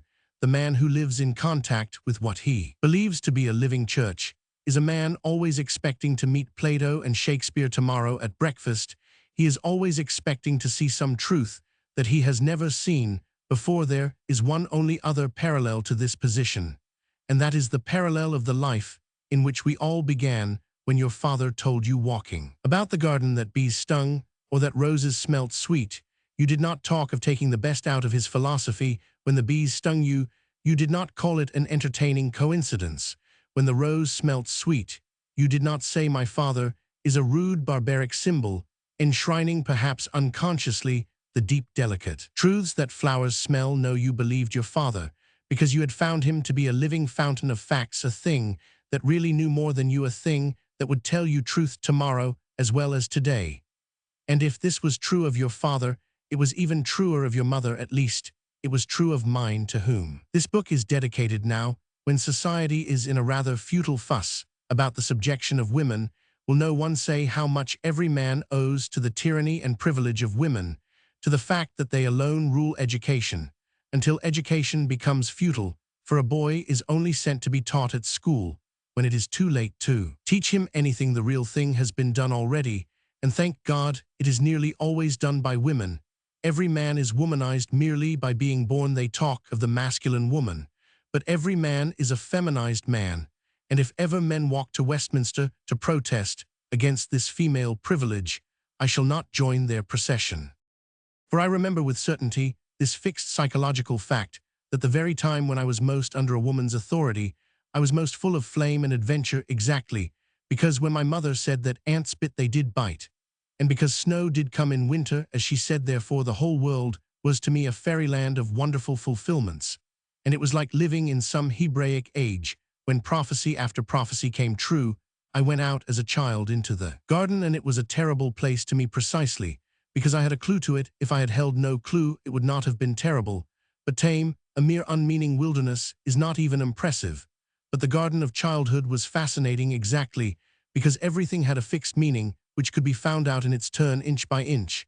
I might discover what was the object of the ugly shape called a rake, or form some shadowy conjecture as to why my parents kept a cat. So since I have accepted Christendom as a mother, and not merely as a chance example, I have found Europe and the world once more like the little garden where I stared at the symbolic shapes of cat and rake. I look at everything with the old elvish ignorance and expectancy. This or that rite or doctrine may look as ugly and extraordinary as a rake, but I have found by experience that such things end somehow in grass and flowers. A clergyman may be apparently as useless as a cat, but he is also as fascinating, for there must be some strange reason for his existence. I give one instance out of 100. I have not myself any instinctive kinship with that enthusiasm for physical virginity, which has certainly been a note of historic Christianity, but when I look not at myself, but at the world, I perceive that this enthusiasm is not only a note of Christianity, but a note of paganism, a note of high human nature in many spheres. The Greeks felt virginity when they carved Artemis. The Romans, and they robed the Vestals. The worst and wildest of the great Elizabethan playwrights clung to the literal purity of a woman as to the central pillar of the world. Above all, the modern world, even while mocking sexual innocence, has flung itself into a generous idolatry of sexual innocence.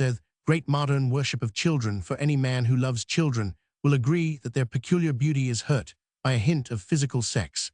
With all this human experience allied with the Christian authority, simply conclude that I am wrong and the Church right, or rather that I am defective.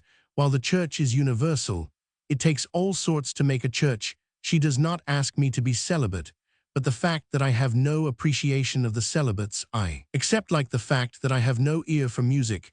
The best human experience is against me, as it is on the subject of Bach's celibacy, is one flower in my father's garden, of which I have not been told the sweet or terrible name, but I may be told it any day. This therefore is in conclusion my reason for accepting the religion, and not merely the scattered and secular truths out of the religion. I do it because the thing has not merely told this truth or that truth, but has revealed itself as a truth-telling thing. All other philosophies say the things that plainly seem to be true. Only this philosophy has again and again said the thing that does not seem to be true, but is true alone. Of all creeds it is convincing. Where it is not attractive, it turns out to be right. Like my father in the garden, theosophists, for instance, will preach an obviously attractive idea like reincarnation, but if we wait for its logical results, they are spiritual superciliousness and the cruelty of caste. For if a man is a beggar by his own prenatal sins, people will tend to despise the beggar, but Christianity preaches an obviously unattractive idea, such as original sin. But when we wait for its results, they are pathos and brotherhood, and a thunder of laughter and pity, for only with original sin we can at once pity the beggar and distrust the king. Men of science offer us health and obvious benefit. It is only afterwards that we discover that by health they mean bodily slavery and spiritual tedium. Orthodoxy makes us jump by the sudden brink of hell. It is only afterwards that we realize that jumping was an athletic exercise highly beneficial to our health. It is only afterwards that we realize that this danger is the root of all drama and romance. The strongest argument for the divine grace is simply its ungraciousness. The unpopular parts of Christianity turn out, when examined, to be the very props of the people. The outer ring of Christianity is a rigid guard of ethical abnegations and professional priests, but inside that inhuman guard you will find the old human life dancing like children and drinking wine like men. For Christianity is the only frame for pagan freedom, but in the modern philosophy, the case is opposite. It is its outer ring that is obviously artistic and emancipated. Its despair is within. And its despair is this, that it does not really believe that there is any meaning in the universe, therefore it cannot hope to find any romance. Its romances will have no plots. A man cannot expect any adventures in the land of anarchy, but a man can expect any number of adventures if he goes traveling in the land of authority. One can find no meanings in a jungle of skepticism, but the man will find more and more meanings who walks through a forest of doctrine and design. Here everything has a story tied to its tail, like the tools or pictures in my Father's house. For it is my Father's house I end, where I began at the right end. I have entered at least the gate of all good philosophy. I have come into my second childhood. But this larger and more adventurous Christian universe has one final mark difficult to express, yet as a conclusion of the whole matter, I will attempt to express it. All the real argument about religion turns on the question of whether a man who is born upside down can tell when he comes right way up. The primary paradox of Christianity is that the ordinary condition of man is not his sane or sensible condition, that the normal itself is an abnormality. That is the inmost philosophy of the fall in Sir Oliver Lodge's interesting new catechism. The first two questions were, what are you, and what then is the meaning of the fall of man? I remember amusing myself by writing my own answers to the questions, but I soon found that they were very broken and agnostic answers. To the question, what are you? I could only answer, God knows. And to the question, what is meant by the fall? I could answer with complete sincerity that whatever I am not myself. This is the prime paradox of our religion. Something that we have never in any full sense known is not only better than ourselves, but even more natural to us than ourselves. And there is really no test of this, except the merely experimental one with which these pages began, the test of the padded cell and the open door. It is only since I have known orthodoxy that I have known mental emancipation. But in conclusion, it has one special application to the ultimate idea of joy. It is said that paganism is a religion of joy and Christianity of sorrow. It would be just as easy to prove that paganism is pure sorrow and Christianity pure joy. Such conflicts mean nothing and lead nowhere. Everything human must have in it both joy and sorrow. The only matter of interest is the manner in which the two things are balanced or divided. And the really interesting thing is this, that the pagan was in the main happier and happier as he approached the earth, but sadder and sadder as he approached the heavens. The gaiety of the best paganism, as in the playfulness of Catullus or Theocritus, is indeed an eternal gaiety, never to be forgotten by a grateful humanity. But it is all a gaiety about the facts of life, not about its origin. To the pagan, the small things are as sweet as the small brooks breaking out of the mountain, but the broad things are as bitter as the sea. When the pagan looks at the very core of the cosmos, he is struck cold. Behind the gods, who are merely despotic, sit the fates, who are deadly. Nay, the fates are worse than deadly, they are dead. And when rationalists say that the ancient world was more enlightened than the Christian from their point of view, they are right, for when they say enlightened they mean darkened with incurable despair. It is profoundly true that the ancient world was more modern than the Christian. The common bond is in the fact that ancients and moderns have both been miserable about existence, about everything, while medievals were happy about that. At least I freely grant that the pagans, like the moderns, were only miserable about everything. They were quite jolly about everything else. I concede that the Christians of the Middle Ages were only at peace about everything. They were at war about everything else. But if the question turn on the primary pivot of the cosmos, then there was more cosmic contentment in the narrow and bloody streets of Florence than in the theater of Athens or the open garden of Epicurus. Giotto lived in a gloomier town than Euripides, but he lived in a gayer universe. The mass of men have been forced to be gay about the little things, but sad about the big ones. Nevertheless, I offer my last dogma defiantly. It is not native to man to be so. Man is more himself. Man is more manlike when joy is the fundamental thing in him, and grief, the superficial melancholy, should be an innocent interlude. A tender and fugitive frame of mind. Praise should be the permanent pulsation of the soul. Pessimism is at best an emotional half-holiday. Joy is the uproarious labor by which all things live, yet, according to the apparent estate of man, as seen by the pagan or the agnostic, this primary need of human nature can never be fulfilled. Joy ought to be expansive, but for the agnostic it must be contracted. It must cling to one corner of the world. Grief ought to be a concentration, but for the agnostic its desolation is spread through an unthinkable eternity. This is what I call being born upside down. The skeptic may truly be said to be topsy-turvy, for his feet are dancing upwards in idle ecstasies, while his brain is in the abyss. To the modern man, the heavens are actually below the earth. The explanation is simple. He is standing on his head, which is a very weak pedestal to stand on.